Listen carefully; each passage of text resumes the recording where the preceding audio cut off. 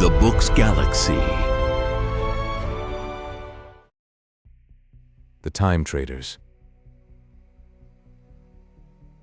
Chapter 1. To anyone who glanced casually inside the detention room, the young man sitting there did not seem very formidable.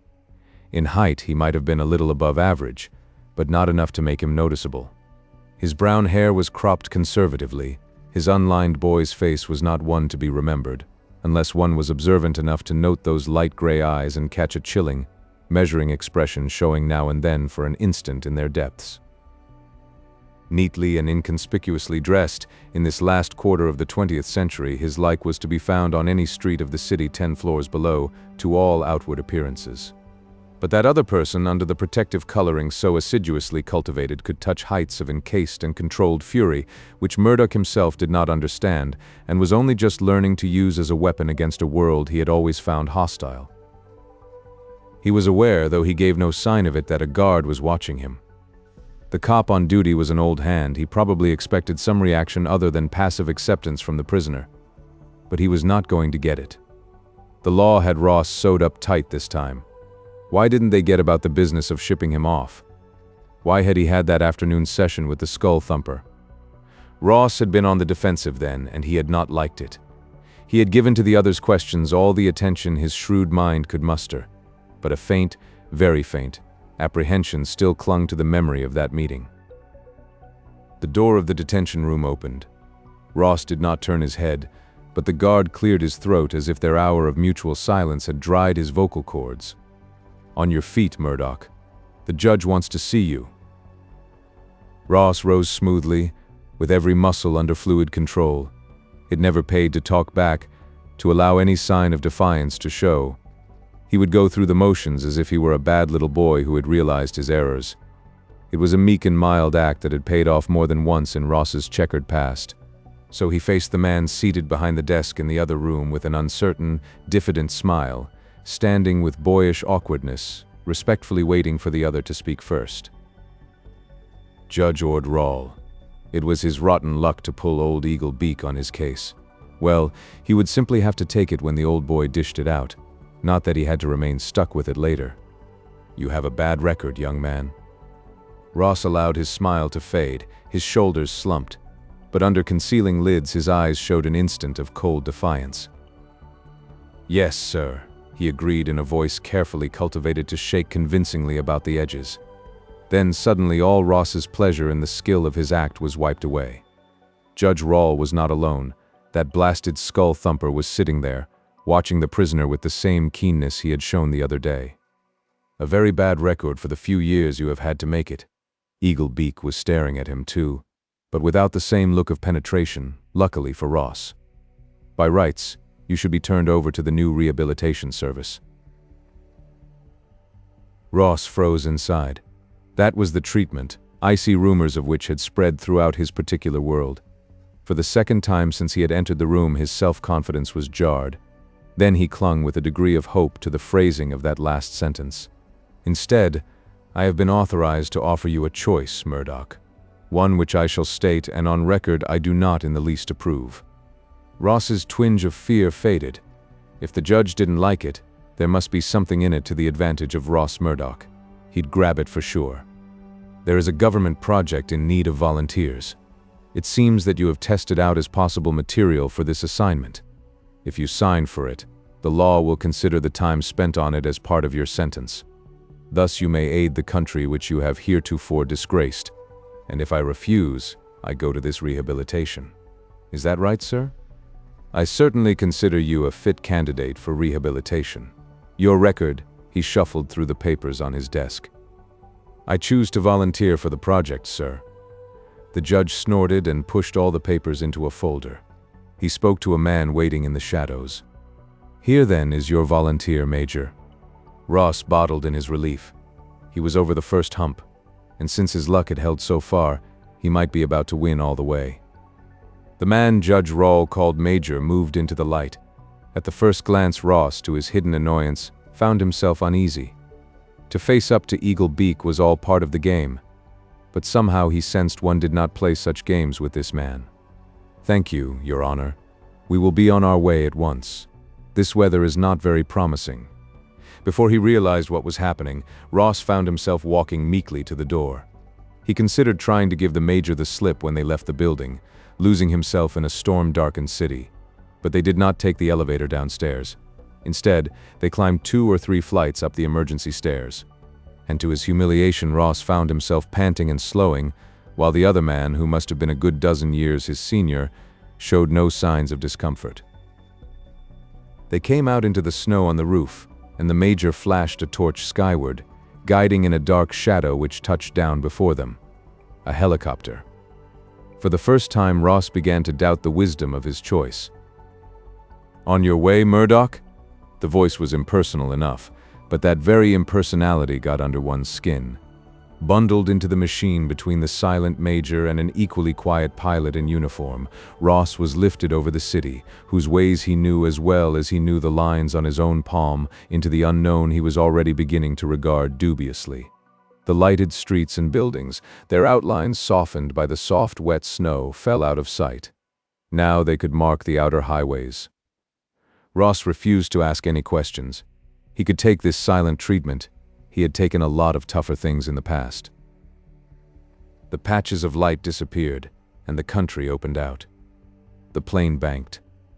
Ross, with all the familiar landmarks of his world gone, could not have said if they were headed north or south, but moments later not even the thick curtain of snowflakes could blot out the pattern of red lights on the ground, and the helicopter settled down. "Come on." For the second time, Ross obeyed. He stood shivering, engulfed in a miniature blizzard. His clothing, protection enough in the city, did little good against the push of the wind. A hand gripped his upper arm, and he was drawn forward to a low building. A door banged, and Ross and his companion came into a region of light and very welcome heat. "Sit down over there."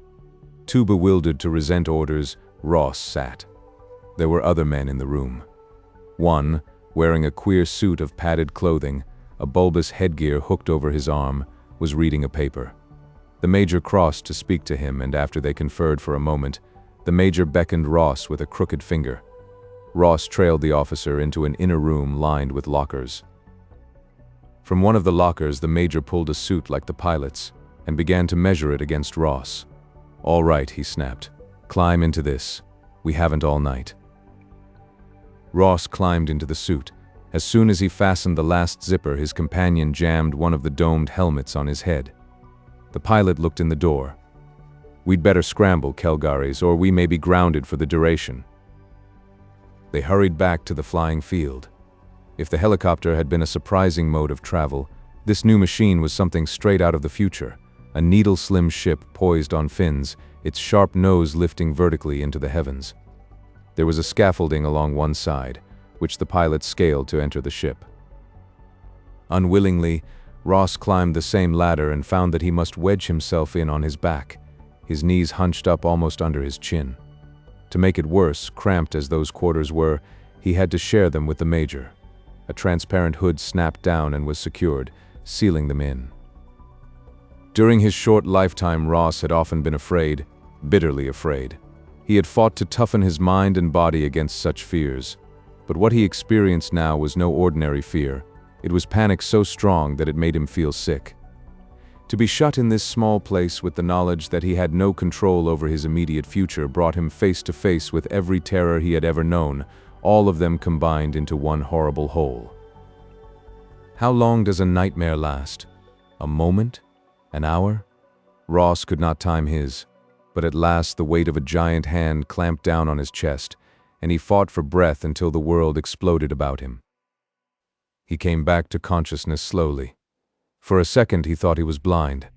Then he began to sort out one shade of grayish light from another. Finally, Ross became aware that he no longer rested on his back, but was slumped in a seat. The world about him was rung with a vibration that beat in turn through his body.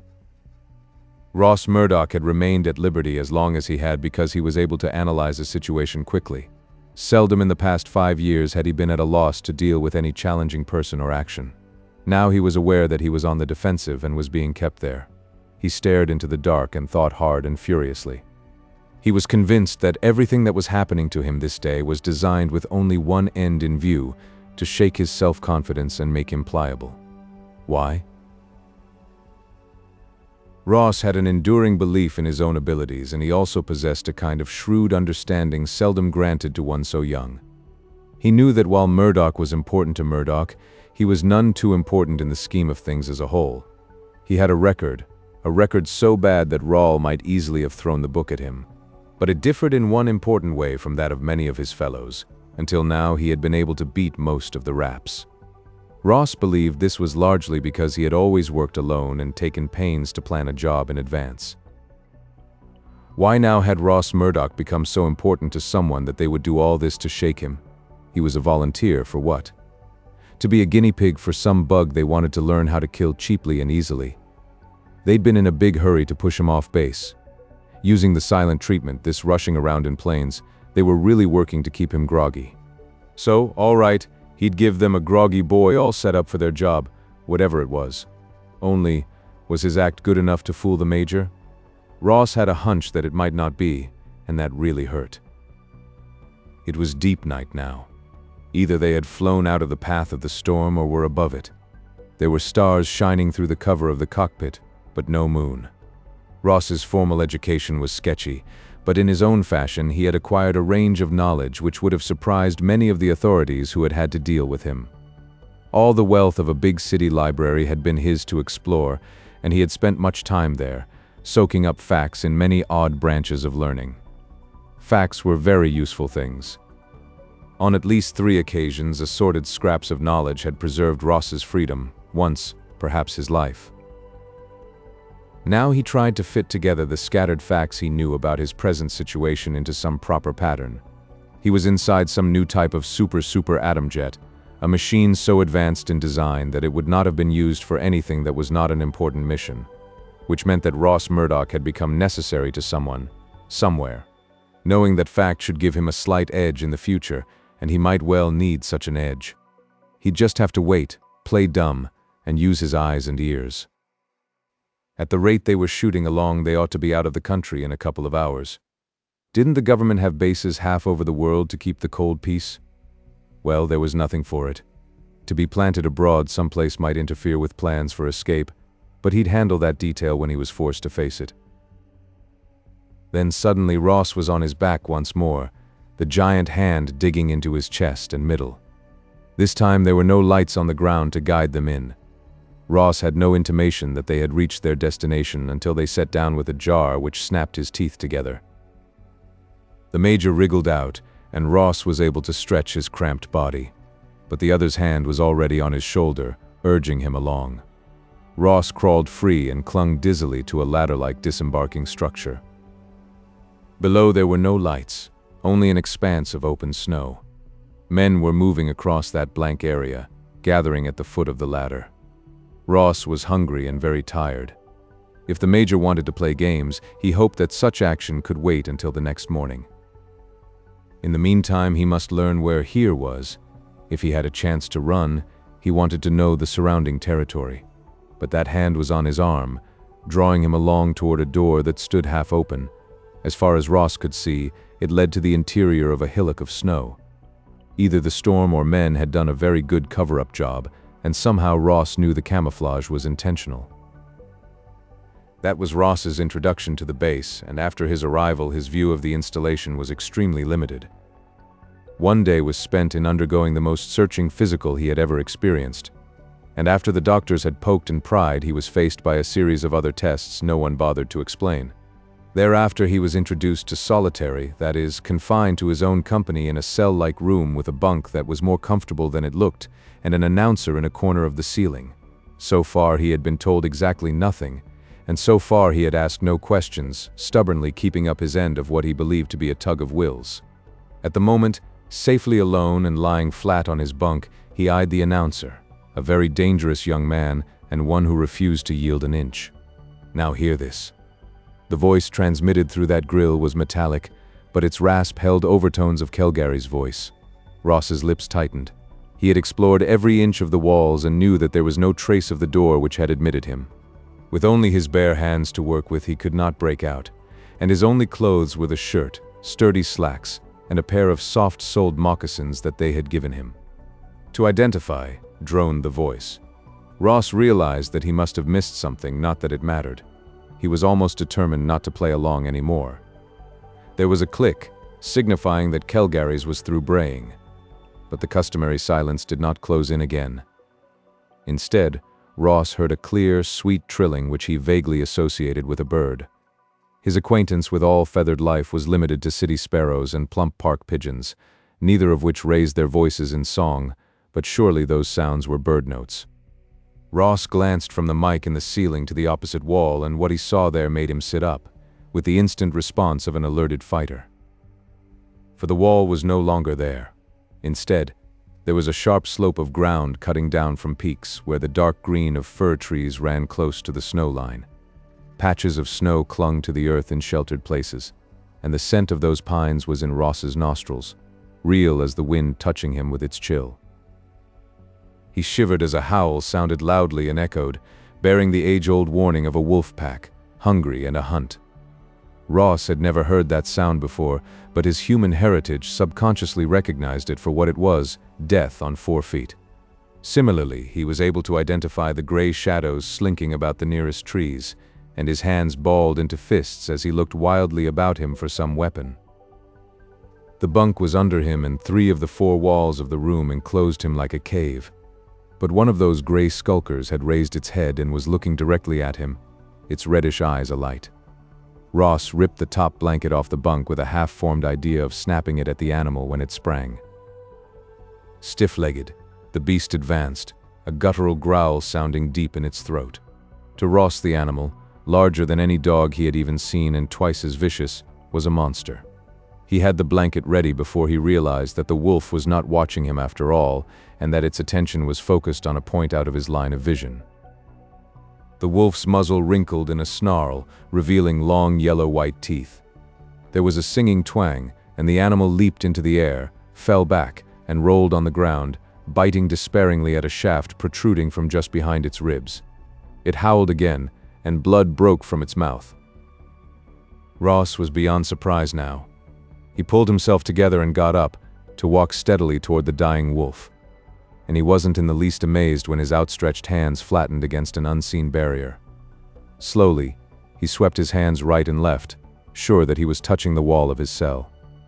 Yet his eyes told him he was on a mountainside, and every sight, sound, and smell was making it real to him. Puzzled, he thought a moment, and then, finding an explanation that satisfied him, he nodded once and went back to sit at ease on his bunk. This must be some superior form of TV that included odors, the illusion of wind, and other fancy touches to make it more vivid. The total effect was so convincing that Ross had to keep reminding himself that it was all just a picture. The wolf was dead. Its packmates had fled into the brush, but since the picture remained, Ross decided that the show was not yet over. He could still hear a click of sound, and he waited for the next bit of action. But the reason for his viewing it still eluded him. A man came into view, crossing before Ross. He stooped to examine the dead wolf, catching it by the tail and hoisting its hindquarters off the ground. Comparing the beast's size with the hunter's, Ross saw that he had not been wrong in his estimation of the animal's unusually large dimensions. The man shouted over his shoulder, his words distinct enough, but unintelligible to Ross. The stranger was oddly dressed, too lightly dressed if one judged the climate by the frequent snow patches and the biting cold. A strip of coarse cloth, extending from his armpit to about 4 inches above the knee, was wound about his body and pulled in at the waist by a belt. The belt, far more ornate than the cumbersome wrapping, was made of many small chains linking metal plates and supported a long dagger which hung straight in front. The man also wore a round blue cloak, now swept back on his shoulders to free his bare arms, which was fastened by a large pin under his chin. His footgear, which extended above his calves, was made of animal hide, still bearing patches of shaggy hair. His face was beardless, though a shadowy line along his chin suggested that he had not shaved that particular day. A fur cap concealed most of his dark brown hair. Was he an Indian? No, for although his skin was tanned, it was as fair as Ross's under that weathering, and his clothing did not resemble any Indian apparel Ross had ever seen. Yet, in spite of his primitive trappings, the man had such an aura of authority, of self-confidence, and competence that it was clear he was top dog in his own section of the world. Soon another man, dressed much like the first, but with a rust-brown cloak, came along, pulling behind him two very reluctant donkeys, whose eyes rolled fearfully at sight of the dead wolf.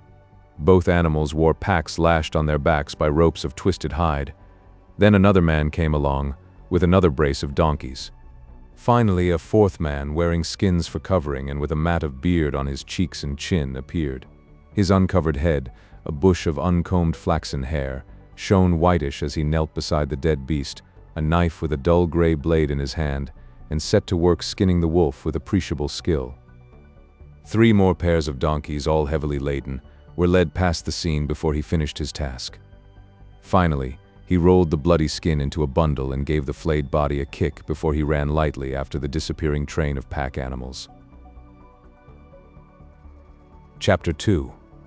Ross, absorbed in the scene before him, was not prepared for the sudden and complete darkness which blotted out not only the action but the light in his own room as well. What? His startled voice rang loudly in his ears, too loudly, for all sound had been wiped out with the light. The faint swish of the ventilating system, of which he had not been actively aware until it had disappeared, was also missing. A trace of the same panic he had known in the cockpit of the atom jet tingled along his nerves. But this time he could meet the unknown with action. Ross slowly moved through the dark, his hands outstretched before him to ward off contact with the wall. He was determined that somehow he would discover the hidden door, escape from this dark cell. There. His palms struck flat against a smooth surface. He swept out his hand and suddenly it passed over emptiness. Ross explored by touch. There was a door and now it was open.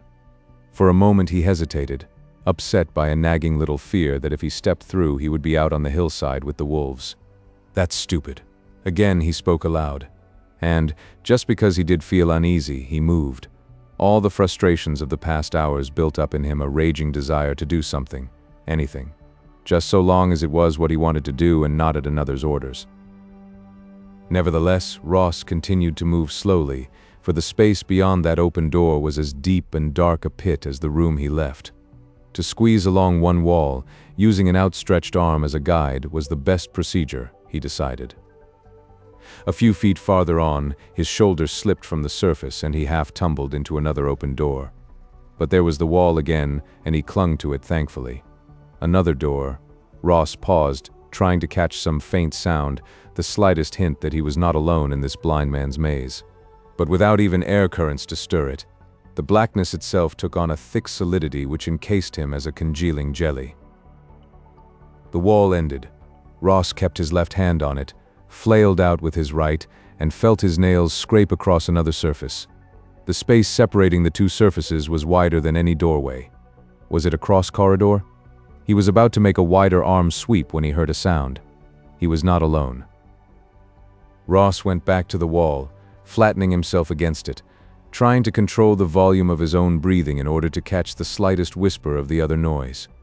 He discovered that lack of sight can confuse the ear.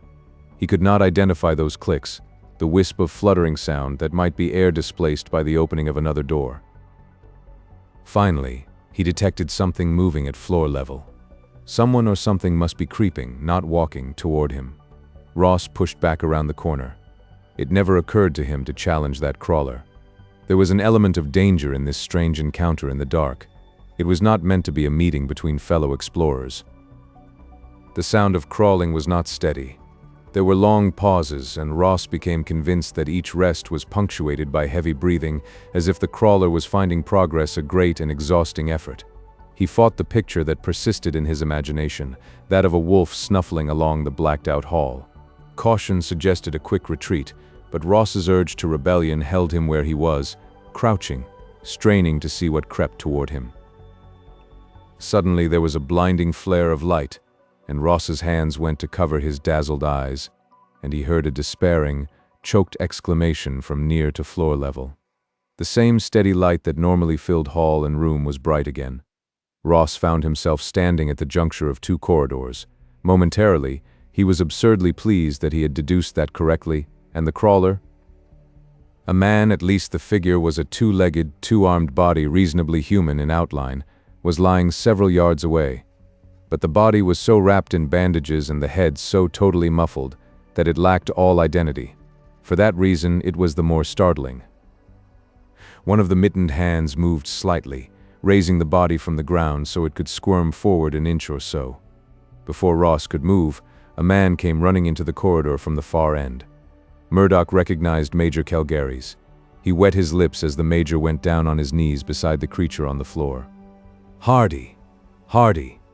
That voice, which carried the snap of command whenever it was addressed to Ross, was now warmly human. "Hardy, man." The Major's hands were on the bandaged body, lifting it, easing the head and shoulders back against his arm. "It's all right, Hardy. You're back, safe. This is the base, Hardy." He spoke slowly, soothingly, with the steadiness one would use to comfort a frightened child. Those mittened paws which had beat feebly into the air fell onto the bandage-wreathed chest. "Back, safe." The voice from behind the face mask was a rusty croak. "Back, safe," the Major assured him. "Dark, dark all around again," protested the croak. "Just a power failure, man. Everything's all right now. We'll get you into bed." The mitten pawed again until it touched Calgary's arm, then it flexed a little as if the hand under it was trying to grip. "Safe? You bet you are." The Major's tone carried firm reassurance. Now Calgary's looked up at Ross as if he knew the other had been there all the time. "Murdoch, get down to the end room. Call Dr. Farrell." "Yes, sir." The "sir" came so automatically that Ross had already reached the end room before he realized he had used it. Nobody explained matters to Ross Murdoch. The bandaged Hardy was claimed by the doctor and 2 attendants and carried away, the Major walking beside the stretcher, still holding one of the mittened hands in his. Ross hesitated, sure he was not supposed to follow, but not ready either to explore farther or return to his own room. The sight of Hardy, whoever he might be, had radically changed Ross's conception of the project he had too speedily volunteered to join. That what they did here was important, Ross had never doubted. That it was dangerous, he had early suspected. But his awareness had been an abstract concept of danger, not connected with such concrete evidence as Hardy crawling through the dark. From the first, Ross had nursed vague plans for escape. Now he knew he must get out of this place, lest he end up a twin for Hardy. Murdoch? Having heard no warning sound from behind, Ross whirled, ready to use his fists, his only weapons. But he did not face the Major or any of the other taciturn men he knew held positions of authority. The newcomer's brown skin was startling against the neutral shade of the walls. His hair and brows were only a few shades darker, but the general sameness of color was relieved by the vivid blue of his eyes. Expressionless, the dark stranger stood quietly, his arms hanging loosely by his sides, studying Ross, as if the younger man was some problem he had been assigned to solve. When he spoke, his voice was a monotone lacking any modulation of feeling. "I am Ash." He introduced himself baldly. He might have been saying, "This is a table and that is a chair." Ross's quick temper took spark from the other's indifference. "All right, so you're Ash." He strove to make a challenge of it. "And what is that supposed to mean?" But the other did not rise to the bait. He shrugged. "For the time being, we have been partnered." "Partnered for what?" demanded Ross, controlling his temper. "We work in pairs here. The machine sorts us," he answered briefly and consulted his wristwatch. "Mess call soon." Ashy had already turned away, and Ross could not stand the other's lack of interest. While Murdoch refused to ask questions of the Major or any others on that side of the fence, surely he could get some information from a fellow volunteer. "What is this place anyway?" he asked. The other glanced back over his shoulder. "Operation Retrograde."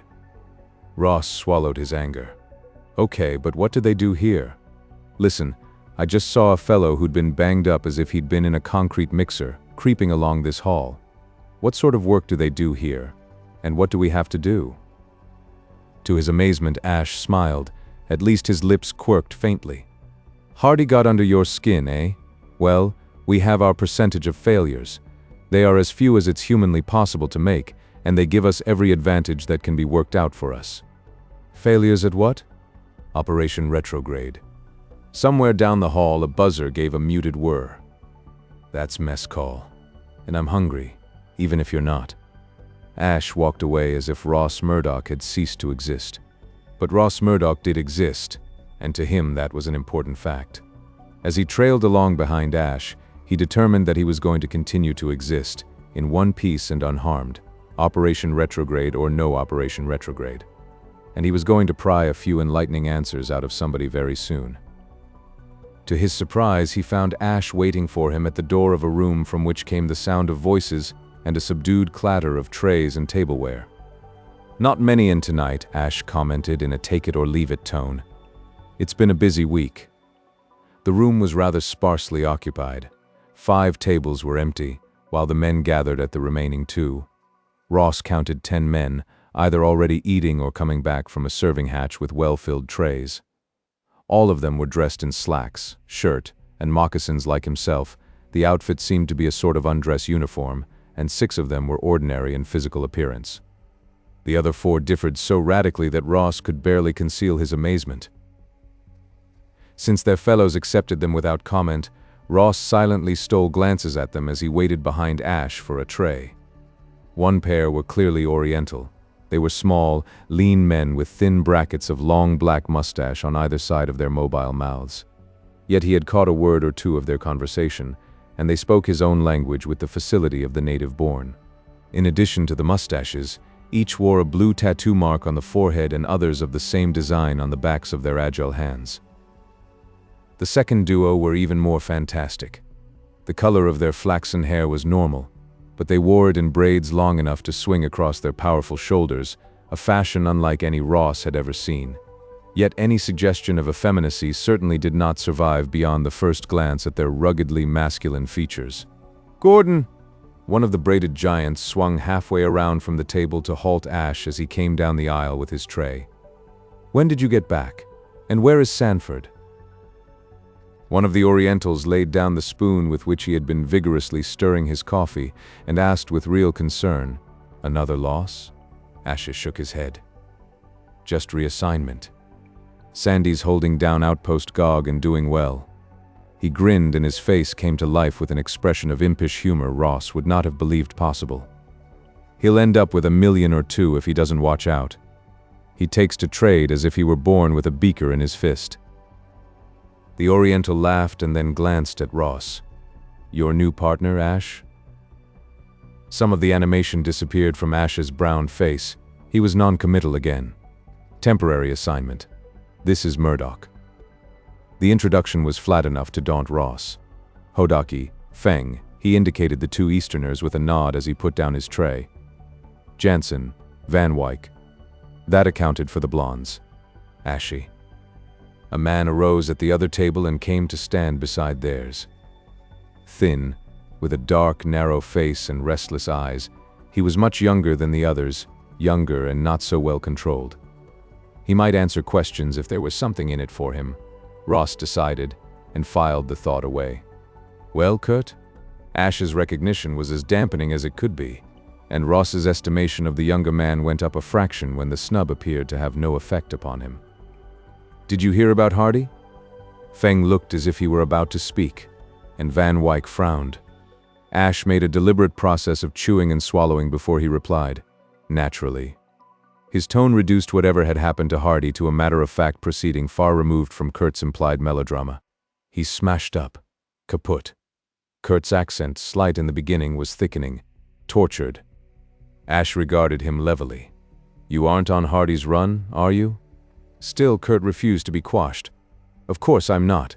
You know the run I am in training for. But that is not saying that such cannot happen as well on my run, or yours, or yours." He pointed a stabbing finger at Feng and then at the blonde men. "You can fall out of bed and break your neck too if your number comes up that way," observed Jansen. "Go cry on Millard's shoulder if it hurts you that much.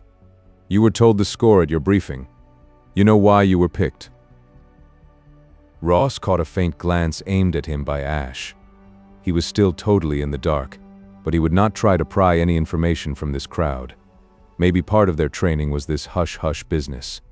He would wait and see until he could get Kurt aside and do a little pumping. Meanwhile, he ate stolidly and tried to cover up his interest in the conversation. Then you are going to keep on saying yes, sir, no, sir, to every order here? Hodaki slammed his tattooed hand on the table. Why this foolishness, Kurt? You well know how and why we are picked for runs. Hardy had the deck stacked against him through no fault of the project.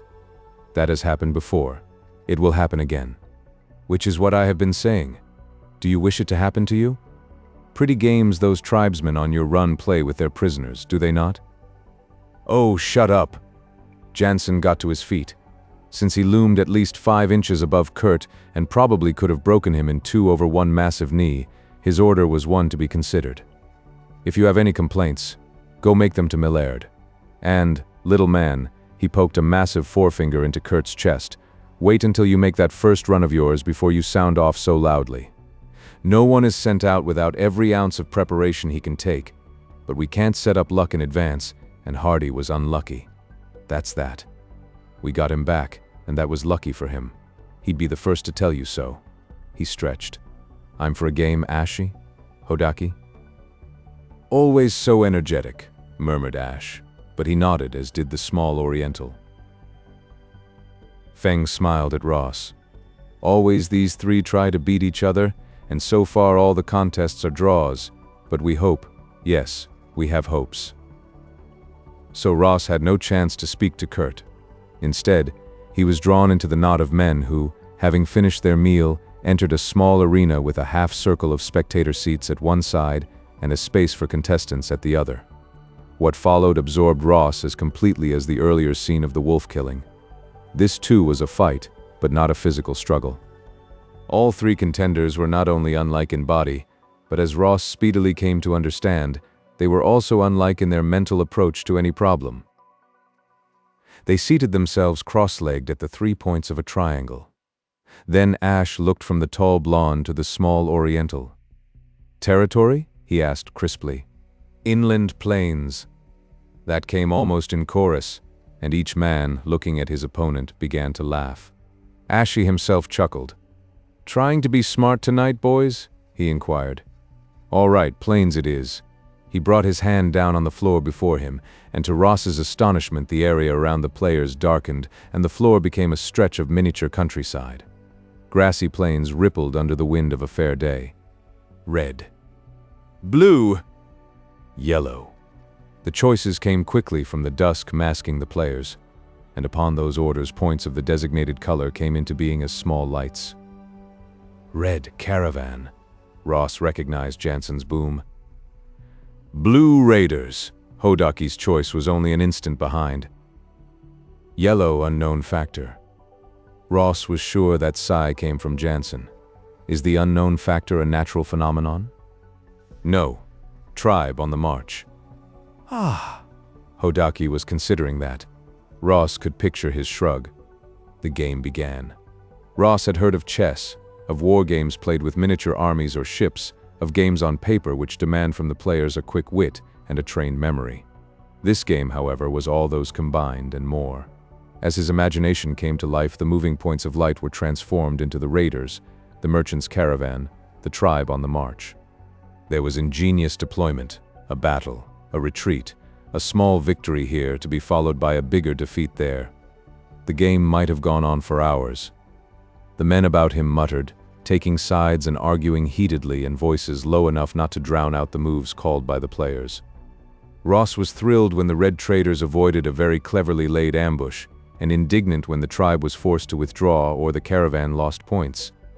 It was the most fascinating game he had ever seen, and he realized that the three men ordering those moves were all masters of strategy. Their respective skills checkmated each other so equally that an outright win was far away. Then Jansen laughed, and the red line of the caravan gathered in a tight knot. Camped at a spring, he announced, but with plenty of sentries out. Red sparks showed briefly beyond that center core, and they'll have to stay there for all of me.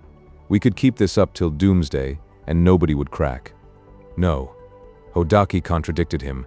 Someday one of you will make a little mistake, and then whatever bully boys you're running will clobber us? Asked Jansen. That'll be the day. Anyway, truce for now. Granted.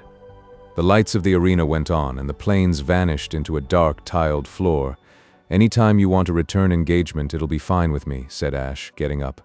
Jansen grinned. Put that off for a month or so, Gordon. We push into time tomorrow.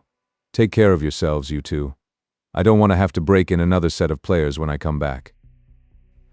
Ross, finding it difficult to shake off the illusion which had held him entranced, felt a slight touch on his shoulder and glanced up. Kurt stood behind him, apparently intent upon Jansen and Hodaki as they argued over some point of the game. See you tonight. The boy's lips hardly moved, a trick Ross knew from his own past. Yes, he would see Kurt tonight, or whenever he could. He was going to learn what it was this odd company seemed determined to keep as their own private secret. Chapter 3. Ross stood cautiously against the wall of his darkened room, his head turned toward the slightly open door. A slight shuffling sound had awakened him, and he was now as ready as a cat before her spring. But he did not hurl himself at the figure now easing the door farther open. He waited until the visitor was approaching the bunk before he slid along the wall, closing the door and putting his shoulders against it. "What's the pitch?" Ross demanded in a whisper. There was a ragged breath, maybe two, then a little laugh out of the dark. "You are ready?" The visitor's accent left no doubt as to his identity. Kurt was paying him the promised visit. "Did you think that I wouldn't be?" "No." The dim figure sat without invitation on the edge of the bunk. "I would not be here otherwise, Murdoch. You are plenty. Have plenty on the ball. You see, I have heard things about you. Like me, you were tricked into this game. Tell me, is it not true that you saw Hardy tonight?" "You hear a lot, don't you?" Ross was non-committal. "I hear, I see. I learn more than these big mouths, like the Major with all his do's and don'ts, that I can tell you. You saw Hardy. Do you want to be a Hardy? Is there any danger of that?" "Danger," Kurt snorted. "Danger. You have not yet known the meaning of danger, little man. Not until now. I ask you again, do you want to end like Hardy? They have not yet looped you in with all their big talk. That is why I came here tonight. If you know what is good for you, Murdoch, you will make a break before they tape you." "Tape me?" Kurt's laugh was full of anger, not amusement. "Oh yes, they have many tricks here. They are big brains, eggheads, all of them with their favorite gadgets. They put you through a machine to get you registered on a tape. Then, my boy, you cannot get outside the base without ringing all the alarms. Neat, eh? So if you want to make a break, you must try it before they tape you." Ross did not trust Kurt, but he was listening to him attentively. The other's argument sounded convincing to one whose general ignorance of science led him to be as fearful of the whole field as his ancestors had been of black magic. As all his generation, he was conditioned to believe that all kinds of weird inventions were entirely possible and probable, usually to be produced in some dim future, but perhaps today. "They must have you taped," Ross pointed out. Kurt laughed again, but this time he was amused. "They believe that they have. Only they are not as smart as they believe, the Major and the rest, including Millard. No, I have a fighting chance to get out of this place, only I cannot do it alone. That is why I have been waiting for them to bring in a new guy I could get to before they had him pinned down for good. You are tough, Murdoch. I saw your record, and I'm betting that you did not come here with the intention of staying. So, here is your chance to go along with one who knows the ropes. You will not have such a good one again." The longer Kurt talked, the more convincing he was. Ross lost a few of his suspicions. It was true that he had come prepared to run at the first possible opportunity, and if Kurt had everything planned, so much the better. Of course, it was possible that Kurt was a stool pigeon, leading him on as a test, but that was a chance Ross would have to take. "Look here, Murdoch. Maybe you think it's easy to break out of here. Do you know where we are, boy? We're near enough to the North Pole as makes no difference. Are you going to leg it back some hundreds of miles through thick ice and snow? A nice jaunt if you make it. I do not think that you can, not without plans and a partner who knows what he is about. And how do we go? Steal one of those atom jets? I'm no pilot, are you? They have other things besides a J's here. This place is strictly hush-hush. Even the AJs do not set down too often for fear they will be tracked by radar. Where have you been, boy? Don't you know the Reds are circling around up here? These fellows watch for Red activity, and the Reds watch them. They play it under the table on both sides. We get our supplies overland by cats. Cats. Snow sleds like tractors, the other answered impatiently. Our stuff is dumped miles to the south, and the cats go down once a month to bring it back. There's no trick to driving a cat, and they tear off the miles. How many miles to the south? Inquired Ross skeptically. Granted, Kurt was speaking the truth. Travel over an Arctic wilderness in a stolen machine was risky, to say the least. Ross had only a very vague idea of the polar regions, but he was sure that they could easily swallow up the unwary forever. Maybe only 100 or so, boy. But I have more than one plan, and I'm willing to risk my neck. Do you think I intend to start out blind? There was that, of course. Ross had early sized up his visitor as one who was first of all interested in his own welfare. He wouldn't risk his neck without a definite plan in mind. Well, what do you say, Murdoch? Are you with me or not? I'll take some time to chew it over. Time is what you do not have, boy. Tomorrow they will tape you. Then no over the wall for you. Suppose you tell me your trick for fooling the tape, Ross countered. That I cannot do, seeing as how it lies in the way my brain is put together. Do you think I can break open my skull and hand you a piece of what is inside? No, you jump with me tonight, or else I must wait to grab the next one who lands here. Kurt stood up. His last words were spoken matter-of-factly, and Ross believed he meant exactly what he said. But Ross hesitated. He wanted to try for freedom, a desire fed by his suspicions of what was going on here. He neither liked nor trusted Kurt, but he thought he understood him better than he understood Ash or the others. Also, with Kurt, he was sure he could hold his own. It would be the kind of struggle he had experienced before. Tonight? He repeated slowly. Yes, tonight. There was new eagerness in Kurt's voice, for he sensed that the other was wavering. I have been preparing for a long time, but there must be two of us. We have to take turns driving the cat. There can be no rest until we are far to the south. I tell you, it will be easy. There are food caches arranged along the route for emergencies. I have a map marked to show where they are. Are you coming? When Ross did not answer at once, the other moved closer to him. Remember Hardy? He was not the first, and he will not be the last. They use us up fast here. That is why they brought you so quickly. I tell you, it is better to take your chance with me than on a run. And what is a run? So they have not yet briefed you? Well, a run is a little jaunt back into history, not nice, comfortable history such as you learned out of a book when you were a little kid. No, you are dropped back into some savage time before history. That's impossible. Yes? You saw those two big blonde boys tonight? Did you not? Why do you suppose they sport those braids? Because they are taking a little trip into the time when he-men wore braids and carried axes big enough to crack a man open. And Hodaki and his partner. Ever hear of the Tartars? Maybe you have not, but once they nearly overran most of Europe. Ross swallowed.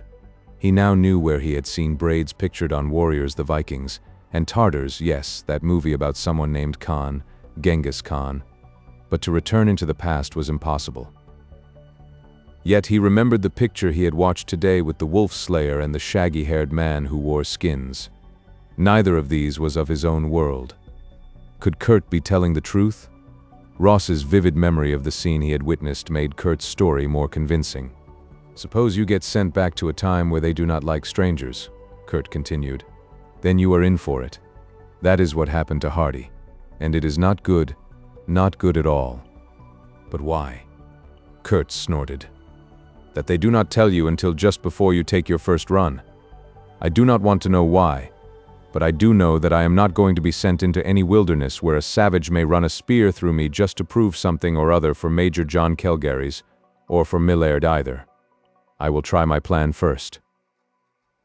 The urgency in Kurt's protest carried Ross past the wavering point. He, too, would try the cat. He was only familiar with this time and world. He had no desire to be sent into another one. Once Ross had made his decision, Kurt hurried him into action. Kurt's knowledge of the secret procedures at the base proved excellent. Twice they were halted by locked doors, but only momentarily, for Kurt had a tiny gadget, concealed in the palm of his hand, which had only to be held over a latch to open a recalcitrant door.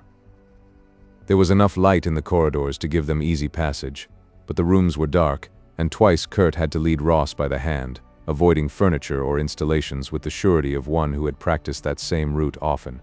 Murdoch's opinion of his companion's ability underwent several upward revisions during that tour, and he began to believe that he was really in luck to have found such a partner. In the last room, Ross willingly followed Kurt's orders to put on the fur clothing Kurt passed to him. The fit was not exact, but he surmised that Kurt had chosen as well as possible. A final door opened, and they stepped out into the polar night of winter. Kurt's mittened hand grasped Ross's, pulling him along. Together, they pushed back the door of a hangar shed to get at their escape vehicle. The cat was a strange machine, but Ross was given no time to study it. He was shoved into the cockpit, a bubble covering settled down over them, closing them in, and the engine came to life under Kurt's urging.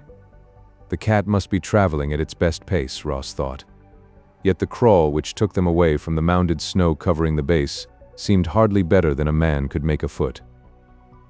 For a short time, Kurt headed straight away from the starting point, but Ross soon heard him counting slowly to himself as if he were timing something. At the count of 20, the cat swung to the right and made a wide half-circle which was copied at the next count of 20 by a similar sweep in the opposite direction. After this pattern had been repeated for 6 turns, Ross found it difficult to guess whether they had ever returned to their first course. When Kurt stopped counting, he asked, "Why the dance pattern? Would you rather be scattered in little pieces all over the landscape?" The other snapped. "The base doesn't need fences 2 miles high to keep us in or others out. They take other precautions. You should thank fortune we got through that first minefield without blowing." Ross swallowed, but he refused to let Kurt know that he was rattled. "So it isn't as easy to get away as you said." "Shut up," Kurt began counting again, and Ross had some cold, apprehensive moments in which to reflect upon the folly of quick decisions and wonder bleakly why he had not thought things through before he leaped. Again they sketched a weaving pattern in the snow, but this time the arcs formed acute angles. Ross glanced now and then at the intent man at the wheel. How had Kurt managed to memorize this route? His urge to escape the base must certainly be a strong one. Back and forth they crawled, gaining only a few yards in each of those angled strikes to right or left. "Good thing these cats are atomic-powered," Kurt commented during one of the intervals between minefields. "We'd run out of fuel otherwise." Ross fought down the impulse to move his feet away from any possible contact point with the engine. These machines must be safe to ride in, but the bogey of radiation was frightening. Luckily, Kurt was now back to a straight track, with no more weaving. "We are out," Kurt said with exultation, but he added no more than just the reassurance of their escape. The cat crawled on. To Ross's eyes there was no trail to follow, no guideposts, yet Kurt steered ahead with confidence. A little later he pulled to a stop and said to Ross, "We have to drive turn and turn about, your turn." Ross was dubious. "Well, I can drive a car, but this is foolproof." Kurt caught him up. "The worst was getting through the minefields, and we are out of that now. See here." His hand made a shadow on the lighted instrument panel. "This will keep you straight. If you can steer a car, you can steer this. Watch." He started up again and once more swung the cat to the left. A light on the panel began to blink at a rate which increased rapidly as they veered farther away from their original course. "See? You keep that light steady, and you are on course. If it begins to blink, you cast about until it steadies again. Simple enough for a baby. Take over and see." It was hard to change places in the sealed cabin of the cat, but they were successful, and Ross took the wheel gingerly. Following Kurt's directions, he started ahead, his eyes focused on the light rather than the white expanse before him, and after a few minutes of strain, he caught the hang of it. As Kurt had promised, it was very simple. After watching him for a while, his instructor gave a grunt of satisfaction and settled down for a nap. Once the first excitement of driving the cat wore off, the operation tended to become monotonous. Ross caught himself yawning, but he kept at his post with dogged stubbornness. This had been Kurt's game all the way through, so far, and he was certainly not going to resign his first chance to show that he could be of use also. If there had only been some break in the eternal snow, some passing light or goal to be seen ahead, it would not have been so bad. Finally, Every now and then, Ross had to jiggle off course just enough so that the warning blink of light would alert him and keep him from falling asleep. He was unaware that Kurt had awakened during one of those maneuvers until the other spoke. "Your own private alarm clock, Murdoch? Okay, I do not quarrel with anyone who uses his head. But you had better get some shut-eye, or we will not keep rolling." Ross was too tired to protest. They changed places, and he curled up as best he could on his small share of seat. Only now that he was free to sleep, he realized he no longer wanted to. Kurt must have thought Ross had fallen asleep, for after perhaps 2 miles of steady grinding along, he moved cautiously behind the wheel. Ross saw by the trace of light from the instrument panel that his companion was digging into the breast of his parka to bring out a small object which he held against the wheel of the cat with one hand, while with the other he tapped out an irregular rhythm. To Ross, the action made no sense, but he did not miss the other's sigh of relief as he restored his treasure to hiding once more, as if some difficult task was now behind him. Shortly afterward, the cat ground to a stop, and Ross sat up, rubbing his eyes. "What's the matter, engine trouble?" Kurt had folded his arms across the wheel. "No, it is just that we are to wait here." "Wait? For what?" "Kelgary's to come along and pick us up." Kurt laughed. "The Major? How I wish that he would arrive presently. What a surprise he would receive. Not 2 little mice to be put back into their cages, but the tiger cat, all claws and fangs." Ross sat up straighter. This now had the bad smell of a frame with himself planted right in the middle. He figured out the possibilities and came up with an answer which would smear Ross Murdoch all over any map. If Kurt were waiting to meet friends out here, they could only be of one brand.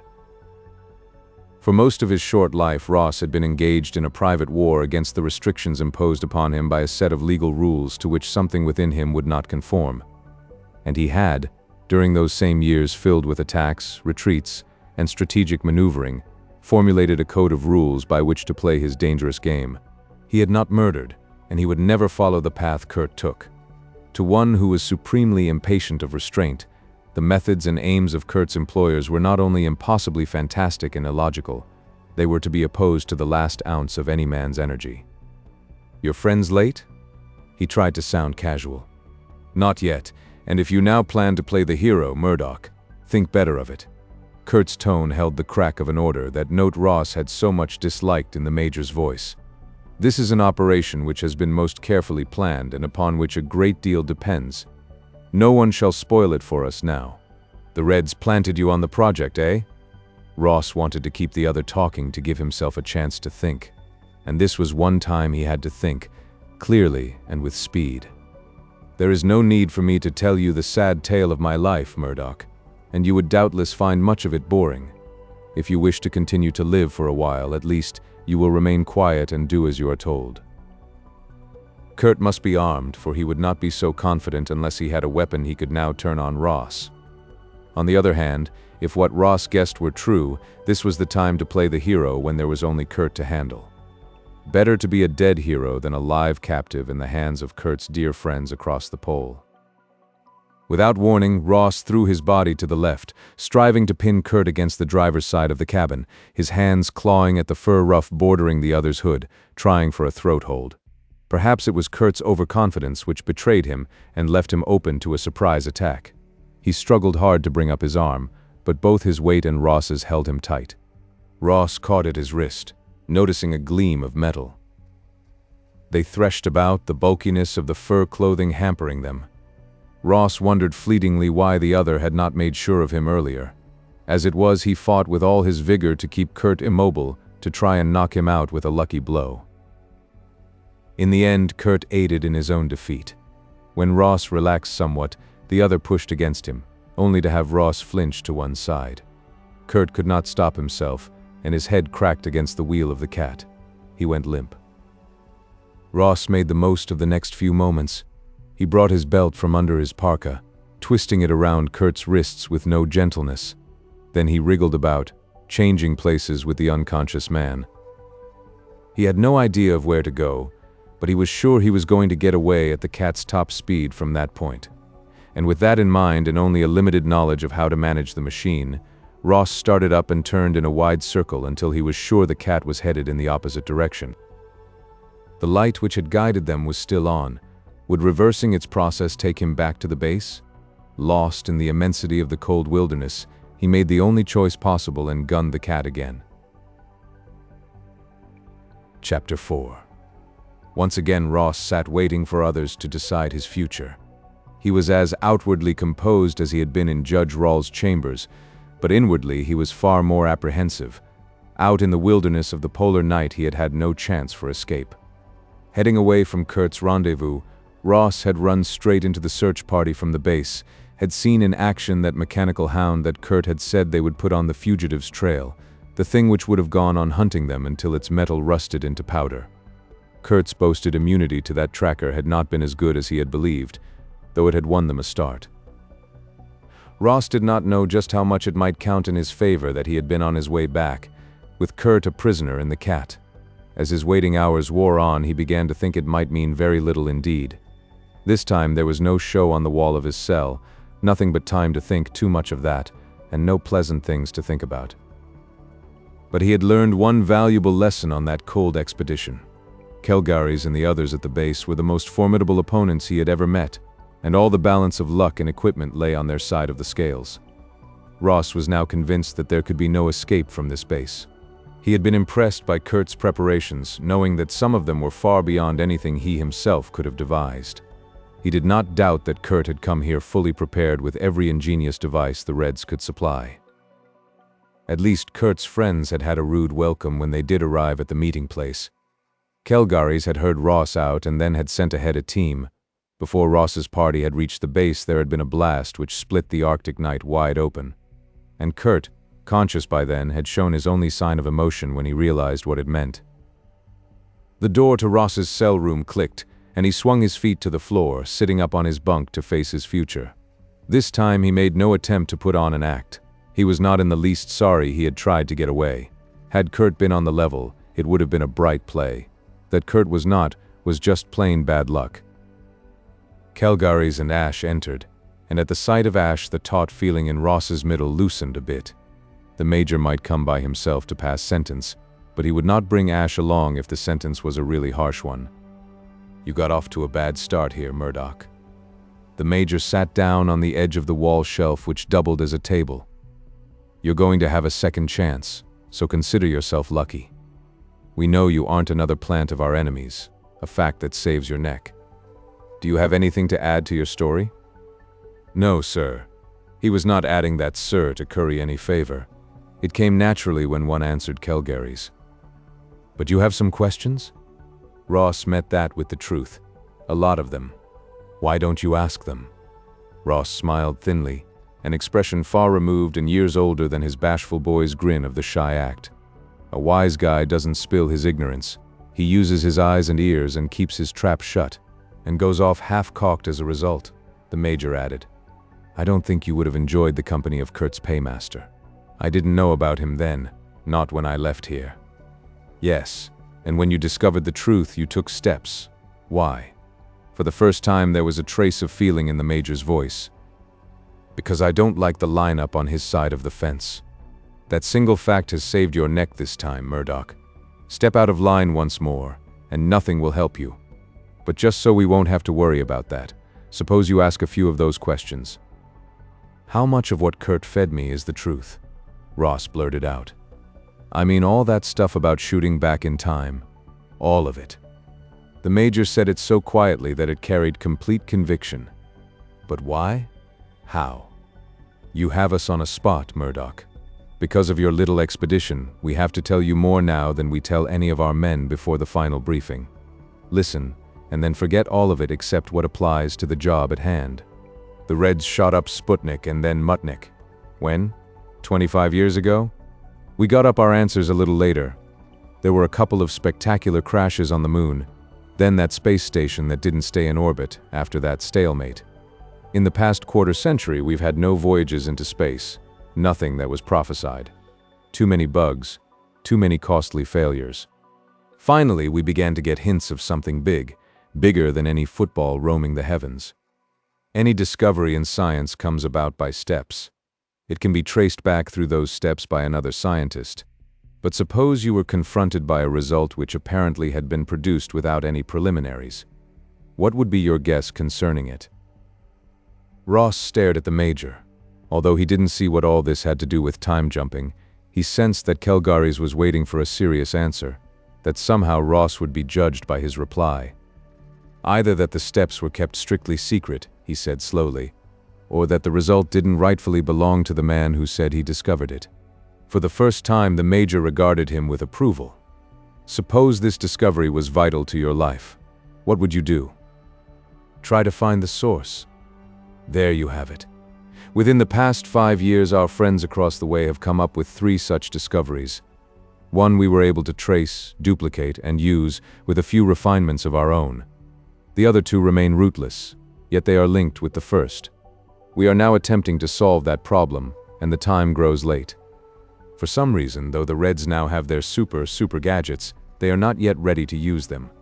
Sometimes the things work, and sometimes they fail. Everything points to the fact that the Reds are now experimenting with discoveries which are not basically their own. Where did they get them? From another world. Ross's imagination came to life. Had a successful space voyage been kept secret? Had there been contact made with another intelligent race? In a way, it's another world, but the world of time, not space. 7 years ago, we got a man out of East Berlin. He was almost dead, but he lived long enough to record on tape some amazing data, so wild it was almost dismissed as the ravings of delirium. But that was after Sputnik, and we didn't dare disregard any hints from the other side of the Iron Curtain. So the recording was turned over to our scientists, who proved it had a core of truth. Time travel has been written up in fiction. It has been discussed otherwise as an impossibility. Then we discover that the Reds have it working. You mean they go into the future and bring back machines to use now? The Major shook his head. Not the future, the past. Was this an elaborate joke? Somewhat heatedly, Ross snapped out the answer to that. Look here, I know I haven't the education of your big brains, but I do know that the farther back you go into history, the simpler things are. We ride in cars. Only 100 years ago, men drove horses. We have guns. Go back a little and you'll find them waving swords and shooting guys with bows and arrows, those that don't wear tin plate on them to stop being punctured. Only they were after all, commented Ash. Look at Agincourt, my lad, and remember what arrows did to the French knights in armor. Ross disregarded the interruption. Anyway, he stuck doggedly to his point. The farther back you go, the simpler things are. How are the Reds going to find anything in history we can't beat today? That is a point which has baffled us for several years now, the Major returned. Only it is not how they are going to find it, but where. Because somewhere in the past of this world they have contacted a civilization able to produce weapons and ideas so advanced as to baffle our experts. We have to find that source and either mine it ourselves or close it off. As yet, we're still trying to find it. Ross shook his head. It must be a long way back. Those guys who discover tombs and dig up old cities, couldn't they give you some hints? Wouldn't a civilization like that have left something we could find today? It depends, Ash remarked, upon the type of civilization. The Egyptians built in stone grandly. They used tools and weapons of copper, bronze, and stone, and they were considerate enough to operate in a dry climate which preserved relics well. The cities of the Fertile Crescent built in mud brick and used stone, copper, and bronze tools. They also chose a portion of the world where climate was a factor in keeping their memory green. The Greeks built in stone, wrote their books, kept their history to bequeath it to their successors, and so did the Romans. And on this side of the ocean, the Incas, the Mayas, the unknown races before them, and the Aztecs of Mexico all built in stone and worked in metal. And stone and metal survive. But what if there had been an early people who used plastics and brittle alloys, who had no desire to build permanent buildings, whose tools and artifacts were meant to wear out quickly, perhaps for economic reasons? What would they leave us, considering, perhaps, that an ice age had intervened between their time and ours, with glaciers to grind into dust what little they did possess?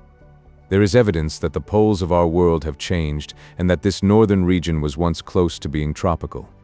Any catastrophe violent enough to bring about a switch in the poles of this planet might well have wiped out all traces of a civilization, no matter how superior. We have good reason to believe that such a people must have existed, but we must find them. And Ash is a convert from the skeptics. The Major slipped down from his perch on the wall shelf. He is an archaeologist, one of your tomb discoverers, and knows what he is talking about. We must do our hunting in time earlier than the first pyramid, earlier than the first group of farmers who settled by the Tigris River. But we have to let the enemy guide us to it. That's where you come in. Why me? That is a question to which our psychologists are still trying to find the answer, my young friend. It seems that the majority of the people of the several nations linked together in this project have become too civilized. The reactions of most men to given sets of circumstances have become set in regular patterns, and they cannot break that conditioning, or if personal danger forces them to change those patterns, they are afterwards so adrift they cannot function at their highest potential.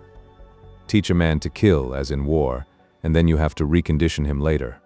But during these same wars, we also develop another type. He is the born commando, the secret agent, the expendable man who lives on action. There are not many of this kind, and they are potent weapons. In peacetime, that particular collection of emotions, nerve, and skills becomes a menace to the very society he has fought to preserve during a war. He is pressured by the peaceful environment into becoming a criminal or a misfit. The men we send out from here to explore the past are not only given the best training we can possibly supply for them, but they are all of the type once heralded as the frontiersman. History is sentimental about that type, when he is safely dead, but the present finds him difficult to live with. Our time agents are misfits in the modern world because their inherited abilities are born out of season now. They must be young enough and possess a certain brand of intelligence to take the stiff training and to adapt, and they must pass our tests. Do you understand? Ross nodded. You want crooks because they are crooks. No, not because they are crooks, but because they are misfits in their time and place. Don't, I beg of you, Murdoch, think that we are operating a penal institution here. You would never have been recruited if you hadn't tested out to suit us. But the man who may be labeled murderer in his own period might rank as a hero in another. An extreme example, but true. When we train a man, he not only can survive in the period to which he is sent, but he can also pass as a native born in that era. What about Hardy? The Major gazed into space. There is no operation which is foolproof. We have never said that we don't run into trouble or that there is no danger in this. We have to deal with both natives of different times, and if we are lucky and hit a hot run, with the Reds. They suspect that we are casting about, hunting their trail. They managed to plant Kurt Vogel on us. He had an almost perfect cover and conditioning. Now you have it straight, Murdoch. You satisfy our tests, and you'll be given a chance to say yes or no before your first run. If you say no and refuse duty, it means you must become an exile and stay here. No man who has gone through our training can return to normal life. There is too much chance of his being picked up and sweated by the opposition. Never? The Major shrugged. This may be a long-term operation. We hope not, but there is no way of telling now. You will be in exile until we either find what we want or fail entirely. That is the last card I have to lay on the table. He stretched. You're slated for training tomorrow. Think it over and then let us know your answer when the time comes. Meanwhile, you are to be teamed with Ash, who will see to putting you through the course. It was a big hunk to swallow, but once down, Ross found it digestible. The training opened up a whole new world to him. Judo and wrestling were easy enough to absorb, and he thoroughly enjoyed the workouts. But the patient hours of archery practice, the strict instruction in the use of a long-bladed bronze dagger were more demanding. The mastering of one new language and then another, the intensive drill in unfamiliar social customs, the memorizing of strict taboos and ethics were difficult. Ross learned to keep records in knots on hide thongs and was inducted into the art of primitive bargaining and trade. He came to understand the worth of a cross-shaped tin ingot compared to a string of amber beads and some well-cured white furs. He now understood why he had been shown a trader's caravan during that first encounter with the purpose behind Operation Retrograde. During the training days, his feeling toward Ash changed materially. A man could not work so closely with another and continue to resent his attitude. Either he blew up entirely, or he learned to adjust. His awe at Ash's vast amount of practical knowledge, freely offered to serve his own blundering ignorance, created a respect for the man which might have become friendship, Had Ash ever relaxed his own shield of impersonal efficiency? Ross did not try to breach the barrier between them mainly because he was sure that the reason for it was the fact that he was a volunteer. It gave him an odd new feeling he avoided trying to analyze. He had always had a kind of pride in his record. Now he had begun to wish sometimes that it was a record of a different type. Men came and went. Hodaki and his partner disappeared, as did Jansen and his. One lost track of time within that underground warren which was the base. Ross gradually discovered that the whole establishment covered a large area under an external crust of ice and snow. There were laboratories, a well-appointed hospital, armories which stocked weapons usually seen only in museums, but which here were free of any signs of age and ready for use. There were libraries with mile upon mile of tape recordings as well as films. Ross could not understand everything he heard and saw, but he soaked up all he could so that once or twice, when drifting off to sleep at night, he thought of himself as a sponge which had nearly reached its total limit of absorption. He learned to wear naturally the clumsy kilt tunic he had seen on the wolf slayer, to shave with practiced assurance, using a leaf-shaped bronze razor, to eat strange food until he relished the taste. Making lesson time serve a double duty, he lay under sun lamps while listening to tape recordings, until his skin darkened to a weathered hue resembling ashes.